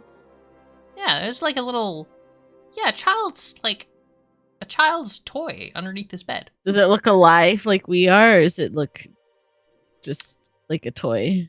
It does not look alive. This just does seem to be your regular sort of like, your regular. What's the cross between it's like a teddy bear and a doll? Is like it's just a doll, isn't it? Yeah. So it'd be just a doll. Yeah, it's just a doll. Okay, yeah. Okay. Am I creeped out by it, or am I like cute? Cool. My friend? Or am I creeped out by it? I mean, we're dolls. Like this Yeah. doll itself. It is very simplistic. Has Do I like a couple recognize this doll? has a couple buttons for eyes, a weave smile, some like straggly, like, fluffy rope as hair, and really simple sort of like dress attire. Okay. Well, it's my turn. There's a doll. There's a doll here. Yeah. Okay. Okie dokie. So that is your turn. Thank you very much. Greatly appreciate it. And that'll be next turn. Okay, so what am I going to do? Surrender. Truce. I wave. Yeah, no, that's the thing. Like, this creature's looking up at you, and you're just like, hi. And I'm like, shit. Wait, I thought the pink one was on the ceiling, and then Glint Nope. is now 3 feet tall, or is it not It anymore? fell. Oh, It okay. did a ceiling attack, and then it landed on the ground for another. Okay, I see. Yeah, no, this creature's gonna look up at you, and it's suddenly its teeth flash in a grin, and it's gonna lunge at you for an attack. To which it fucking fails fantastically. Fucking 7 does not hit. Oof. But it's gonna make a.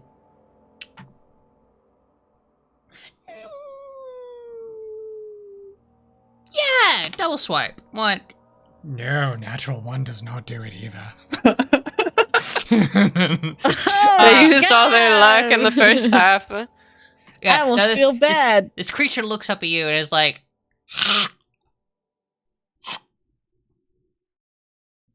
It does the Pepe from the ground meme staring up from the cafeteria. Yeah. That's what it is. it's kind of doing one of those. Yeah,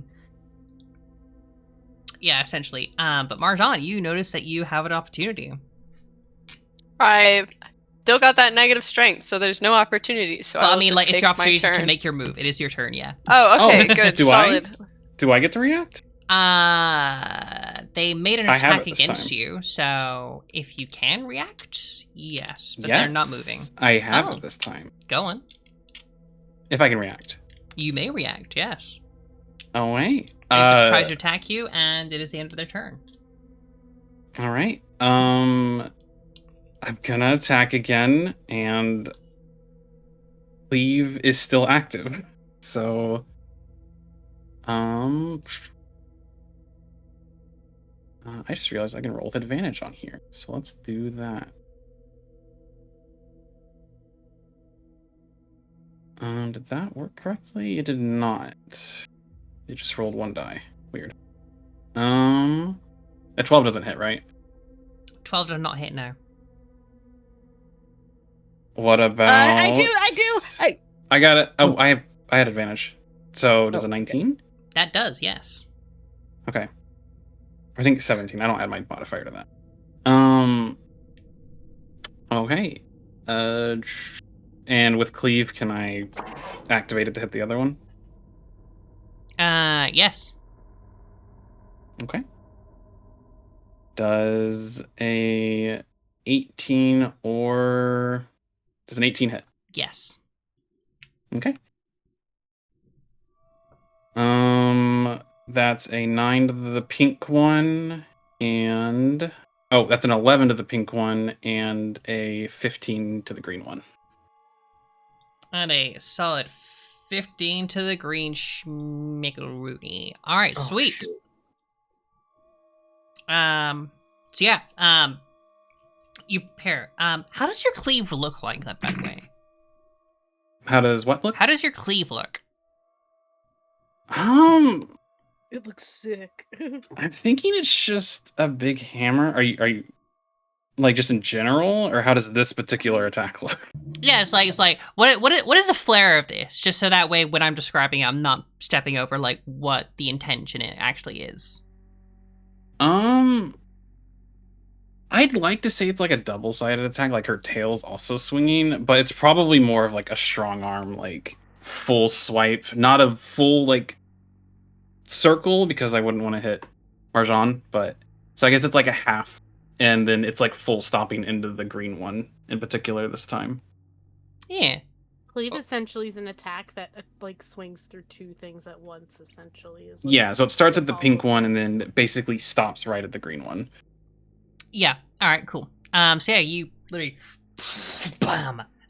It smacks them both. The one that was at your feet, they are looking really worse for wears. You can see parts of their umbilical like dark shadowy blood, pouring from like wounds in their head and everything as well. The green one is doing a little okay, still shaking itself off from the halts that it had earlier. But in this moment, Marjan, you notice that you should have your attack now. It should be your turn. Yes. Joke's on you. I can't damage anybody right now, so I'm gonna prod for knowledge and then do spell stuff. By pure coincidence, not related to anything that Phineas had said previously, do I, given my background, recognize these characters? I can roll for Arcana You would need an Arcana or Arcana. History. I got you. Fuck. Oof. It's Yikes. Phineas's mom. 8. It's Phineas's mom. You're pretty sure you might have bumped into one of these creatures at a bar one night. Yeah, that checks out.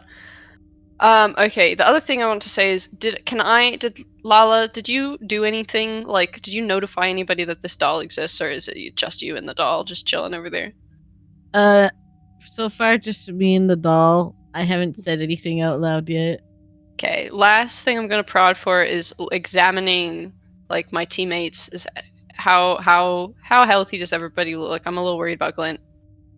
I would say just a general glance without making any investigations, because you've already done your Arcana, that at just a general glance, your teammates around you seem to be holding their own. Okay, solid. In that case, Do you look through the door? no, the door's still closed. Fuck. That door's There's closed? 2 doors. Yeah. In that case, I'm gonna use my 2-person. I don't care that much. I'm gonna use a first level spell slot for Healing Word and cast it on Glint, and then my bonus action. Here. First level. Ooh. Oh, that is hot. I'm sorry. So there you go. That's a sexy roll. Yeah, that's his maxed out 12 health for you, Glint. That just fills me up, right? Like, I don't know how much you were missing, but I was like, I can't not cast anything. That feels like a waste. And then I'm gonna use a bardic inspiration on. Ooh, can they hear me in the hallway if I scream really loud? Yeah, if you give it a good yell. I'm gonna bellow at the other room like through to the other side of the wall to Boo Boo and give Boo Boo a bardic inspiration die. So do you know how that works, Boo Boo? Do you want me to explain it? Is it a D6? Or... Yeah, it's a D6. Okay. So and my it's skill checks and attacks, right? Yeah. I think it's just skill checks. You can't add it to a damage Skill roll. checks? Okay. Sorry, attack checks and skill checks, but not damage checks, if that makes sense. To attack or to skill. Yes. And then the other thing, my bellow of choice is gonna just be like a go get 'em champ. That's all. Mama, I got you. Okay, that's the end of my turn. Nice. Appreciate it. Boo Boo, it is your turn. I am going to see. I'm gonna go back. Oh, I'm gonna go 1, 2. Is this door open now still?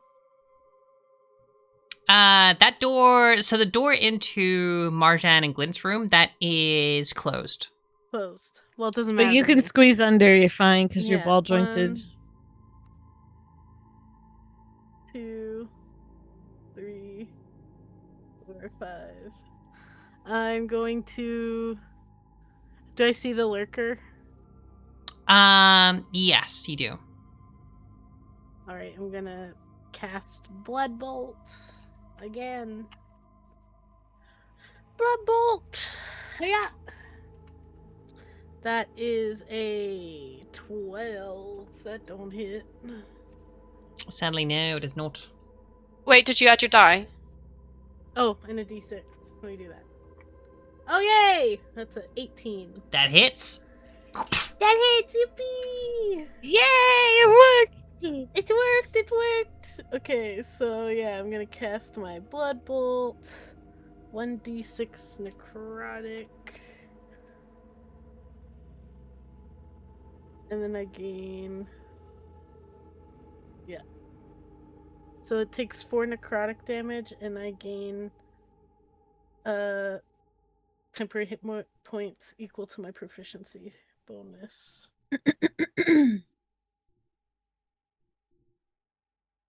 So I gain 5 temporary hit points. So you get 5, and how much damage? 4 necrotic. 4 necrotic. Yep, solid. All right. And that's all I can do, I think. Yes. Well, I could cast a healing word at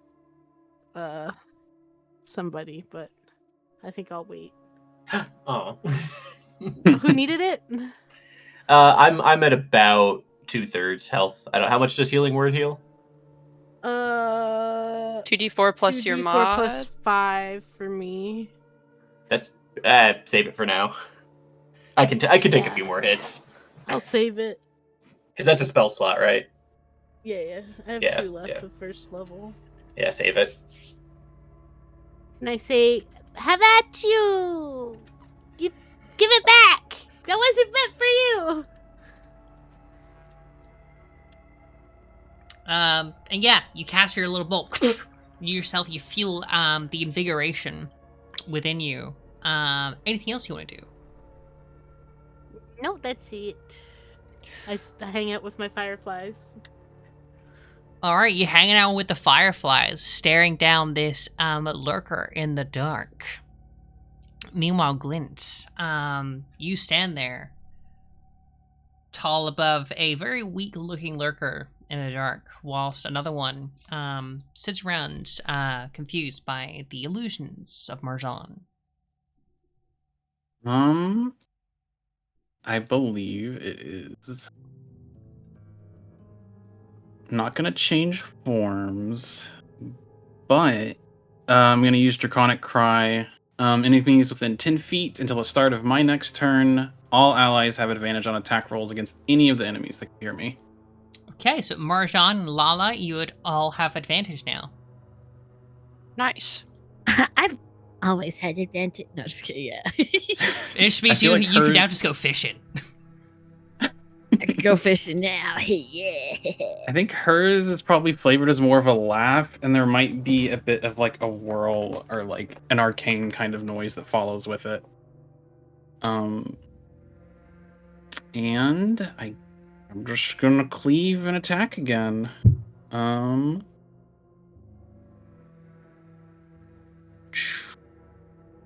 19. Okay, didn't get a 20.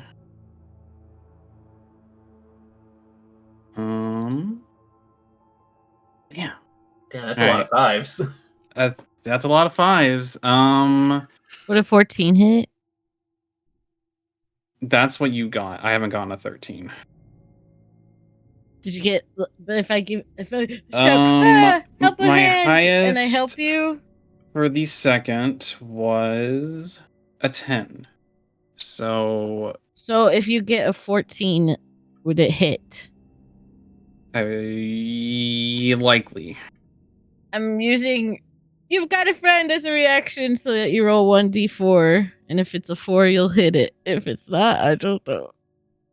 Wish me luck. I need to figure out how to roll a custom dice. The little die button in the if you're looking at the map, the lower right hand corner. On the map? Oh, okay. Go back Yeah. here. And on the character sheet, it's in the lower left hand corner, just to make things confusing. That's Fuck! It's a good try. It was All right, tried. well, I tried. How big many swing. feet are they within? I was gonna say. Oh. How many feet? Under 30. Oh, is it 30? I am like 32-ish away from you, I think.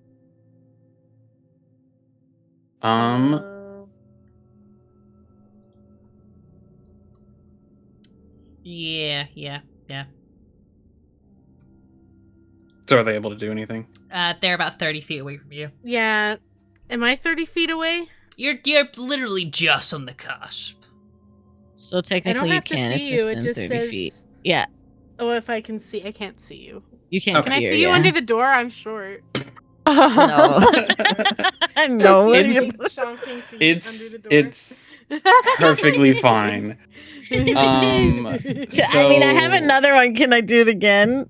No, you can only do it once. It's a reaction thing. Oh, yeah, once. Okay, yeah. Okay. So the pink one,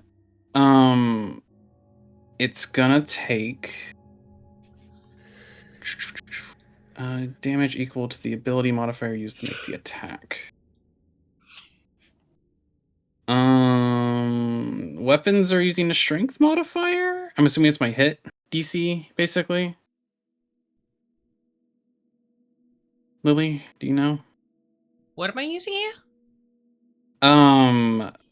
So it says ideal damage equal to an ability modifier used to make the attack. Would that be my hit dice? Is that my strength? What is that? That would be your strength, yeah, because you are barbarian strength build.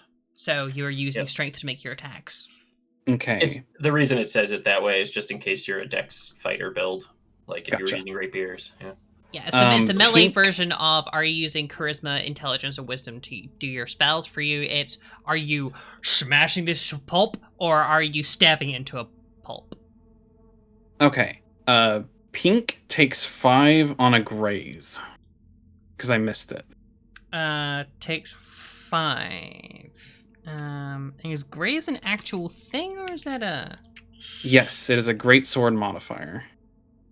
If I miss a creature, I can deal damage to it equal to the ability modifier okay, yeah, used I'm to with you. make. Alright, so I got 5 damage. So yeah, this graze. Even though you say it's a graze, it does do a pretty significant chunk of this creature's life. It's well done. Anything else? I gotta roll for damage on green. Or wait. Yeah, to hit. Yeah, I did hits. Okay. Love barbarians. They are taking 15. Green is taking 15 damage. Nice. 15 damage. Alright, cool. And that's it. And that is it. That is your turn. Alright, appreciate it. Xavier! What would you like to do? Okay.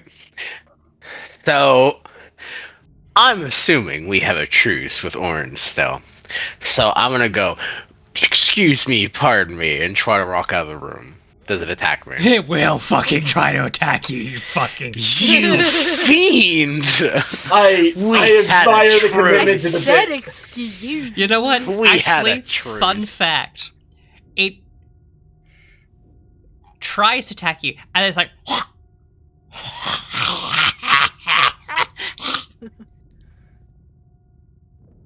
I rolled a 2.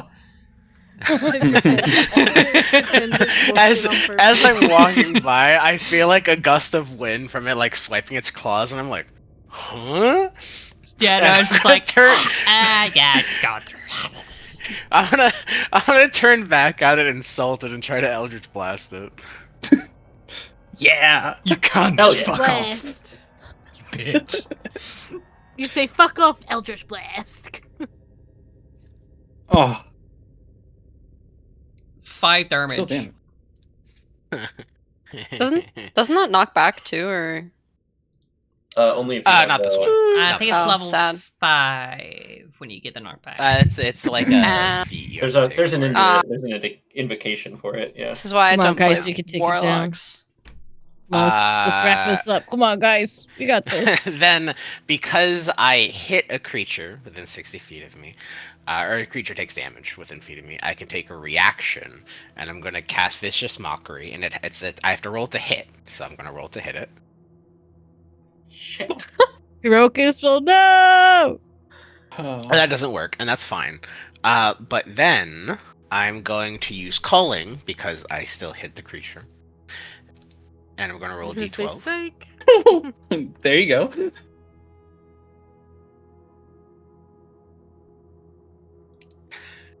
Okay, so I'm going to deal 16 damage to it, Lily. Okay. With the calling, okay. Yeah, so with as you turn around, and believe you made this truce, it be not they who smile and trick behind your back, but you the one who'd be doing the tomfoolery as you blast a little of your eldritch energy. You smash into this creature, and the culling of the harvest seeps into it, and it starts to scream and just retch around uncontrollably for a short moment. Anything else you want to do? I'm going to continue walking through the room, but as that happened, the spirit of the calling, the shadowy figure, instead of using its sickle, it's just gonna like smack it across the face, like, you jerk, we had a truce. And I'm gonna walk right here into the room. Actually, no, not right there, because that's an enemy. I'm gonna walk right there, and then my turn. You can't even get in. You'd have to open the door again. Oh, no. Yeah, you doors. Wow. Fuck's sake. And that'll be my turn. Okay, it is your turn. All right, thank you very much. All right, as this particular lurker is, what could they do? Yeah, they're gonna take a swing at you, Marjan. All right. Okay, wait. Interception. I'm intercepting this with. I'm giving it disadvantage with one of my luck points. So, when a creature rolls d20 for an attack roll against you, you can spend one luck point to impose disadvantage on the roll. So if it's gonna go for me, you gotta roll twice. Okay, cool. Take the lower one. I'm gonna roll once. Why? Because it was a nat 1. Okay. In that case, I did not. I'm gonna just leave it at that. Yay! Oh, you unlucky bastard! Luck points have entered the real world, I guess. This motherfucker does not hit you at all. But they will. I've been waiting the whole combat to use it, and I didn't even have to. So they tried to swing, right?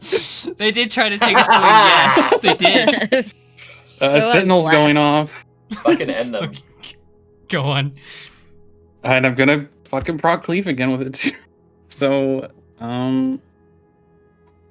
let's go. And they have Draconic Cry on them. 16. H. And that's the other. So then the 19 and... Okay. I hit both, I believe. Let me double check. I wish I could just roll 2 dice at once on here. I tried to roll with advantage earlier. It didn't. I wasn't able to. I might have fucked it up. You just click add d20. You keep adding them. I can roll. Okay. Whoa! Oh, that's on the game map, right? Yeah. It's gonna be on either, just in case you wanted to roll 11 of them. So I roll with advantage. Do I hit it again? Oh, you have to hit the button at the bottom. I see. Okay. Sorry, that was a test roll. Yeah, you rolled. So. Yeah, it was a 16 and 12 on green, and then it was a 24 on pink. I'm assuming the 16 and the 24 hit. Yep, 16 and 24 does hit, yes. Okay. First fella is 10.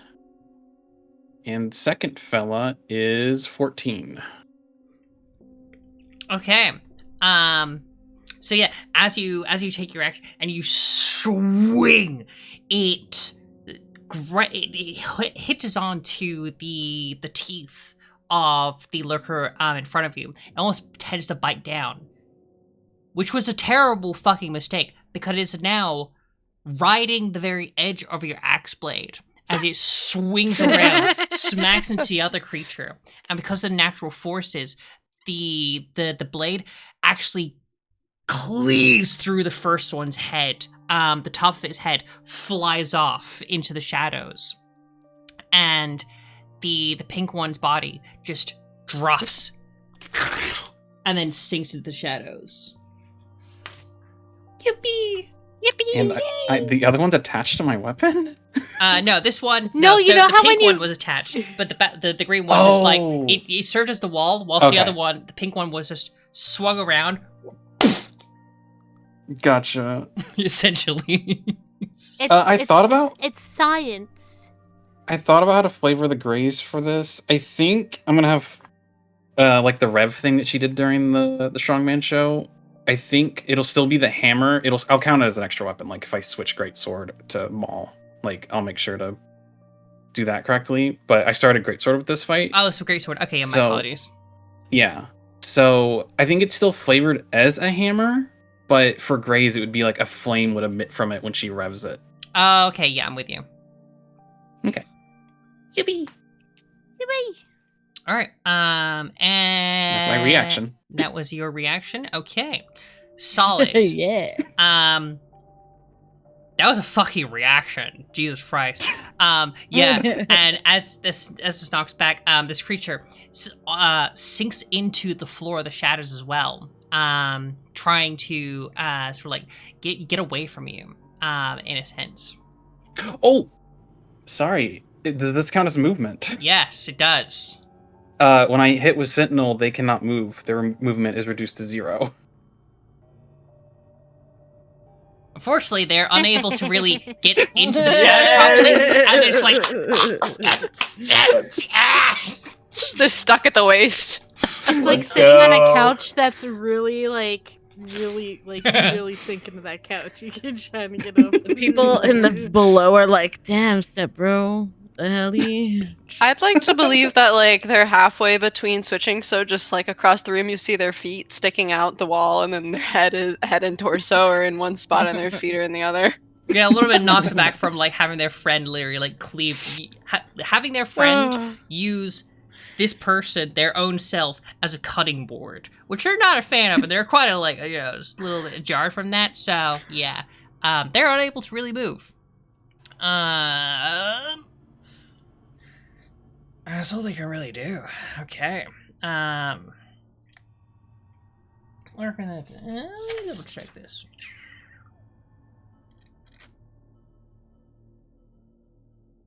Okay. So Boo Boo.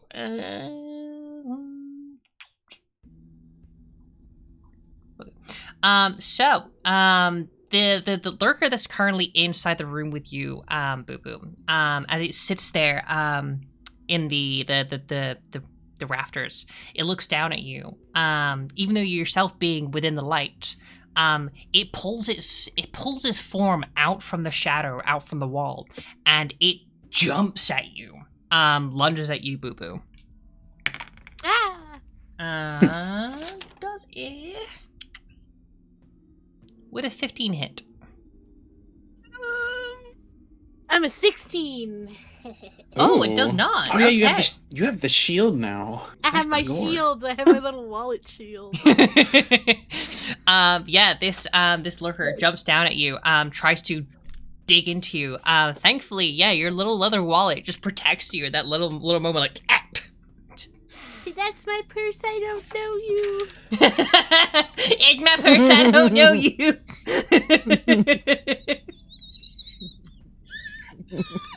Oh my fucking god. Okay. Phineas, your turn. Go for it. I think, let's see. How does this lurker look? Does it look particularly I can't remember how many hits it's taken. The one that you probably saw in the corner of the doorway. The one that just walked in front of me, right? Yeah. So that one, it seems... Oh wait, where is this? Is this the door here? Wait, I can't ping. How do you ping? Sorry, this is the door. Yes, Yeah. that would be the door. Okay, sorry, I got a little confused with all the circles. It's hard to see. That's fine. That's fine. We got fireflies. We got a sanctuary. We got a whole thing. All right, Well, my so sanctuary is gone because I cast a spell. having is it I'll gone? move a little bit so that I can actually see it. Yeah, sanctuary is just on someone within 30 feet. So okay, so now that I can see it, just give me like lightly damaged, medium damaged, heavy damage. It's very light damage. Okay, in that case, I'm going to cast. I'm going to see it coming up on Boo Boo, them cowering behind their leather wallet shield, and I'm going to say, "Leave my friends alone. I only have so many left." And I'm going to cast Dark Bolt. So I need to make a. Does it need a save? Yeah, I need to make an attack roll. So let me just do that. What, did it not go?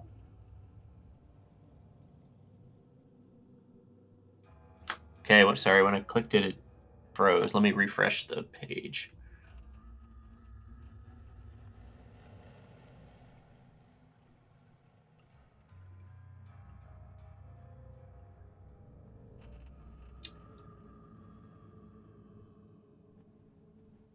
Okay.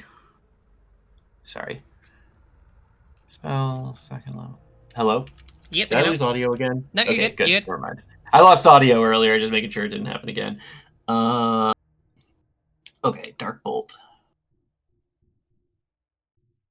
Cast. I guess it doesn't roll it. Cool. Thanks, D&D Beyond. So the raise, roll 3 raise. Each you make a ranged spell attack for each target. So that's 1d20 plus my spell modifier, I believe. It's been a while since I've. Fucking hell! No, you know what? I'm using my heroic inspiration.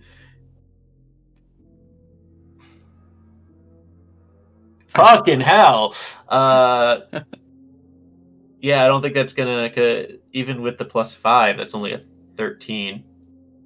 Do I add my proficiency to ranged spell attacks? Can't remember. It would say on your sheet, it would say plus. Well, does a 13 hit? No. No. Damn, Right. Is it's there anything I can do here? Twiddle your thumb. Dang it, butt. Just looking through what my options here are. Oh my god, I can't believe it. No. Well, cool. Oh no, wait, it is +2 proficiency. Okay, I look it up. So that's a 15. Does a 15 hit? That would hit. Thank God. I wanted to do one good thing this battle. I got dragged around for like 4 rounds. Okay, so that is 3d12 cold damage. Whoa. 3d12 cold damage. Ooh. So would a 28? Yeah, that's 28 cold damage. 20 fucking 8 That's cold damage. crazy. Holy Oh shit! moly. Nope, I misread that. I need to re-roll. It's d10s, not d12s. I'm sorry. Oh, okay. Still gonna be a pretty hefty hit, but 18 cold damage. Sorry, it's getting late. I'm starting to. Nah, you're good because I was about to say This is- this would be probably a good time to take a break and continue on for next week. How I was gonna say, how can we wrap this combat up? How close are we to the end of this combat? I would say still maybe a couple more turns to go. Okay. Well, let me finish my turn then. So I don't, because we're literally halfway through the spell. They now have to make a. Nope, that's the wrong one. I opened up a different one. If they're hit by 1 or more rays, then they have to make a Constitution saving throw DC 15. And if it fails, it will be unable to use reactions. So Boo Boo would be able to back off if they want to without invoking an attack of opportunity. Okie dokie. All right. Since we're calling it there, I need the start of my next turn is when my clones disappear, and if we're picking this up next turn, I'm not going to remember that, so I'm getting rid of them now. Let's. All right, no worries. Yeah, I do We'll all have apologize a for couple that. of notes to make. That's okay. I'll keep some notes. We also got this recording and stuff like that as well. But yes, we will leave the thrilling conclusion to this combat. Next this time battle. on Dragon Ball Z. We will find out the consequences to my actions next time. Until next time, Dragon Ball remember Z. your bits have consequences. They're not bits. They're my life lessons. They're my life goals. Exactly. I don't know what those lessons are though. But yeah, that was a lot of fun. I know that was very sort of like lore drop heavy, a lot of discovery, and then the intense amount of combat. I know it's a little bit short today because of daylight savings and stuff like that. We still went. I still went almost for 4-hour 4.5 streams. hours. That's still a solid stream. Yeah. Yeah. Even though like it did get through an entire day, a lot happened regardless. Yes. Yes. All right. And we're in the middle of a battle. It's like next time. Next time, on Dragon Ball Z. Next time. But yes, we will continue and wrap up the combat next episode, as well as reach on to the next day here in Baskerton. Thank you all so much for joining me, everybody. I want to thank everybody who's been watching in the background, stuff like that. I want to thank you as well, Heavy, for the resubscription. Thank you much. I greatly appreciate it. And also, I know you sent a lot of support my way. I do try to like send that back to the team here, trying to get assets, books, and stuff like that. So anything that goes to me goes to the project type situation. Yippee! I fucking love you guys, especially when you fuck me over with funny numbers. Especially when two people out of the whole party ignore the doors that you have so carefully placed there. Yeah, maybe put the door. I door love here, because being you a have to do it little next. Open up a bitch. door. That's gonna be fun for to figure that I'm out. actually. I had to look it up because I needed to check if it had changed for 2024. But you can open a door as part of your movement action as your item interaction. If you want to open 2 doors in one round, you have to use your action for this as a utilize action for the second. It was a double locked door. Oh, It so had a Xavier chain got on it. screwed up for comedic relief. A little bit, but it was very. It was a funny. door that had Wait, it has hold a up. deadbolt. I read it's it like has a a utilize. I didn't realize door was exception to utilize. So if you look at page, let's see, I got this for you. So I believe it's page 19. Describes interacting with objects. Okay. So if you read under when time is short, such as in combat, under time-limited objects, when time is short, such as in combat, interactions with objects are limited, 1 free interaction per turn. That interaction must occur during a creature's movement or action. Any additional interaction require utilize action. So you should be able to open it as part of your movement action, as your free thing, and then any additional would require the utilize action. I mean, I'm assuming they're locked because people were asleep, right? So I was it would saying probably these still be the action way to you yeah, explain you- it, well- these doors have a deadbolt, a chain, and then also a little lock, and then one of those Then little things I like will washroom make locks. a mark in my notes to give Xavier a little kiss on the forehead and something you. from my side because I apologize for that. Yeah. Well, he's just so extra that it would take a whole action to open a door. So. It's like, oh my god. Yeah. He has to mime unlocking all He of has the to deadbolts and stuff he that has aren't to there. aura he has to aura farm the bit. Mm. All right, but my apologies there. Didn't want to stop combat, but for future reference. I got it. Yeah, with you. But thank you. This is exactly what we do here. We learn, we play around with funny numbers, and we have fun with our friends. But thank you. Yippee!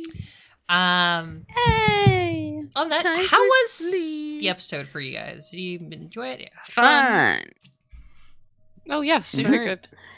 I haven't Good done times. D&D combat in a while, so it's been a good refresher. And I'm also really excited to level up so I can get fewer utility spells. Because don't get me wrong, I'm having a good time with utility spells, but unfortunately they are all wisdom checks, and these shadows are too smart for their own good. Don't worry. Yeah, we'll fight I dumb apparently creatures need eventually. I apparently need to at least some way to make a melee attack that isn't whacking them with my stick at +0. Actually, my strength. Yeah, my strength's +0. We have so- a knife. Somewhere that's too big for me. You can hold the dagger. So, just yeah, in definitely Can I need case. use one of the Labubus to make a melee attack? Just Improvise like, weapons here check, is my baby." weapon. You hold up Lala, who has the fucking gun. Here's the gun. Squeezing, I dude. pull the Aim. trigger.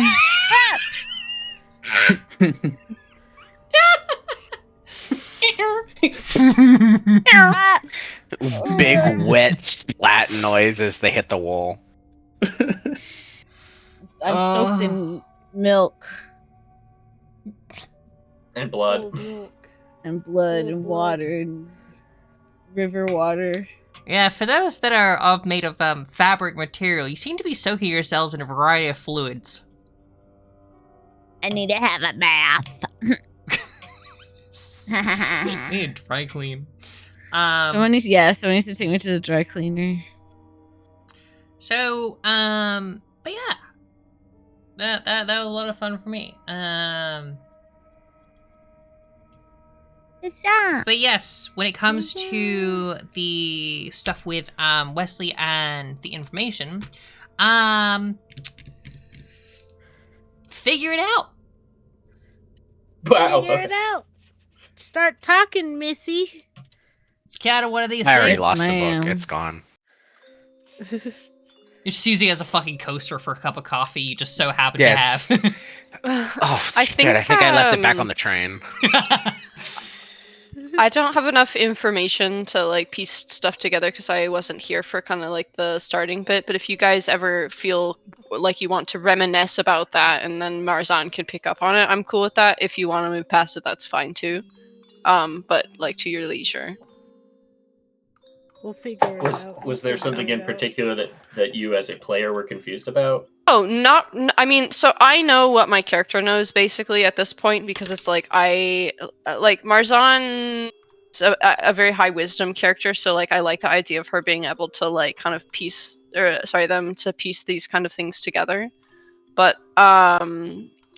like it's just like as the whole. I mean, like quite honestly, I don't know the overarching. We're not live, right? Are we live? Yes. We fuck. are, yeah. Hey guys, hi chat. It's just like a little, yeah, like, I don't know. rundown. Nah, that's fine. Yeah, no, I don't. I know about as much as you guys do. I joined, and the overarching plot is as much a mystery to me as it is to my character, which I'm pretty excited about. But also, as far as mystery cracking, can be a little tough. So, yeah. The only reason I was like lemons, I was like, Bitsy wouldn't fucking stop talking about fucking lemons. Last time. The wild musings whatever. of a conspiracy mouse. That mouse Very is real, haunting very my true. nightmares. Conspiracies. Well, I'll not be the only one that might haunt your nightmares, as the lurkers in the dark might be watching you from underneath the bed tonight. Fucking backstabbers. We had a No, I'm good. I got the power of finger guns on my side. Hey baby, what you doing? They over did not creeping in respect the corner? finger guns, Come so they come don't in- care. Come into the bed and get warm. But again, thank you to everybody who's been watching tonight. Twist of Fortune will be returning again next week. We'll let you know. There might be some days that change up, as I know some of us might have to schedule things like that. But keep an eye on the Blue Skies. We got my pages, Virtual Lily. You can also find the episode recorded and uploaded to YouTube at Virtual Lily DLC. But also you can find these amazing creators. We have Becca. Do you have anything you want to shout out specifically? Costco hot dog. Costco hot dogs as usual. Merjan, that. Chimera, you yourself, anything you want to shout out? Your channels, your spaces? Oh gosh, I do have those, but I'm not much of a shout out person. I'll just say, hey, world's tough right now. Take care of yourself out there, folks. Chimera's got a Yes, channel and good stuff like that, message. YouTube. They're very informative. Really good, actually, so would highly recommend. Oh, thank you. MoistBubble, anything you want to shout out and give a love to? Nope. I don't got nothing. What about how pretty you are? Oh, Tan the chest, blushes. Do not fart. This is Don't not the time to fart. fart. Faokoryn, is there anything you want to give a little love and shout out to? Abolish ice. Valid. Very fucking valid. To you, FriendGuutsu. go play the new fishing game in VR chat. Oh, that's a good one. I'll drink to that. God, I'm so obsessed with it. Jesus Christ. I logged on and my entire friends list was fishing. I don't get it. I don't understand. I'm level New 70. fishing game! New fishing game! I'm already level 72. Oh, put sand in the Nice. chest. Oops. And to Spatsula, is there anything you want to give some love to? I'm gonna be streaming right away. We're gonna be just drawing a ref sheet. It's my partner anniversary. I have 2 hours left of it. So Quick, start up your stream so we can raid you. no, it's fine. I'll be live in a bit. I'm getting it set up. All right, well, in that moment, let me just drop that channel in the chat, regardless so people can just have a little windly wanders over in that general direction, if I can I'll get be the- working on a ref sheet of a character that I want a model of, so Ooh. I could get a commission. Ooh, nice. You making the model yourself or you're commissioning somebody? I'm commissioning someone else. Solid. Because I don't do 3D models. I only do 2D models. You still gorgeous and amazing. We appreciate you.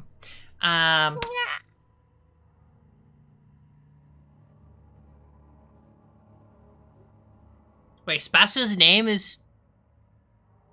Bast. Wrong? What's wrong? Oh with yeah, that, honey? Spatula. That's not a good look. Oops. Oops, Oh, whoopsie. spot by him. No, that Someone would has dyslexia. that would be. I do have clinical dyslexia. Spatsula. Yes, the person does That's all the my graphics, alter has all the ego. visual problems. All right. Well, You know, I do like the newer font better than the cursive, though. This is, I mean, you know. Easier Yeah. to read. Well, Mhm. Spatula. Thank you, Jukebox Hero. You really are our jukebox hero.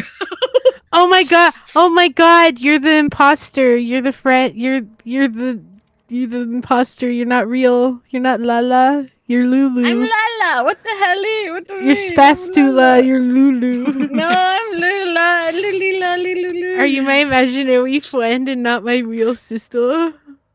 I'm your sister. What the hell? Are you sister, brother, sibling, twin? I almost tried to I'm your consume you in the womb. I sister! should know who you are. But thank you very much to all of you. Thank you much for playing with me, and thank you for so much watching. We will see you next week. Yeah, keep an eye out for streams, all that kind of thing, and go hop over to Spatula's Twitch in just a couple of moments. Spatulus. Other than that, thank you That's very my much. name, Have a good Spatula. night, and stay essential onto your homies. Be gay, do crimes. Bye. Bye. Bye. What an intense battle.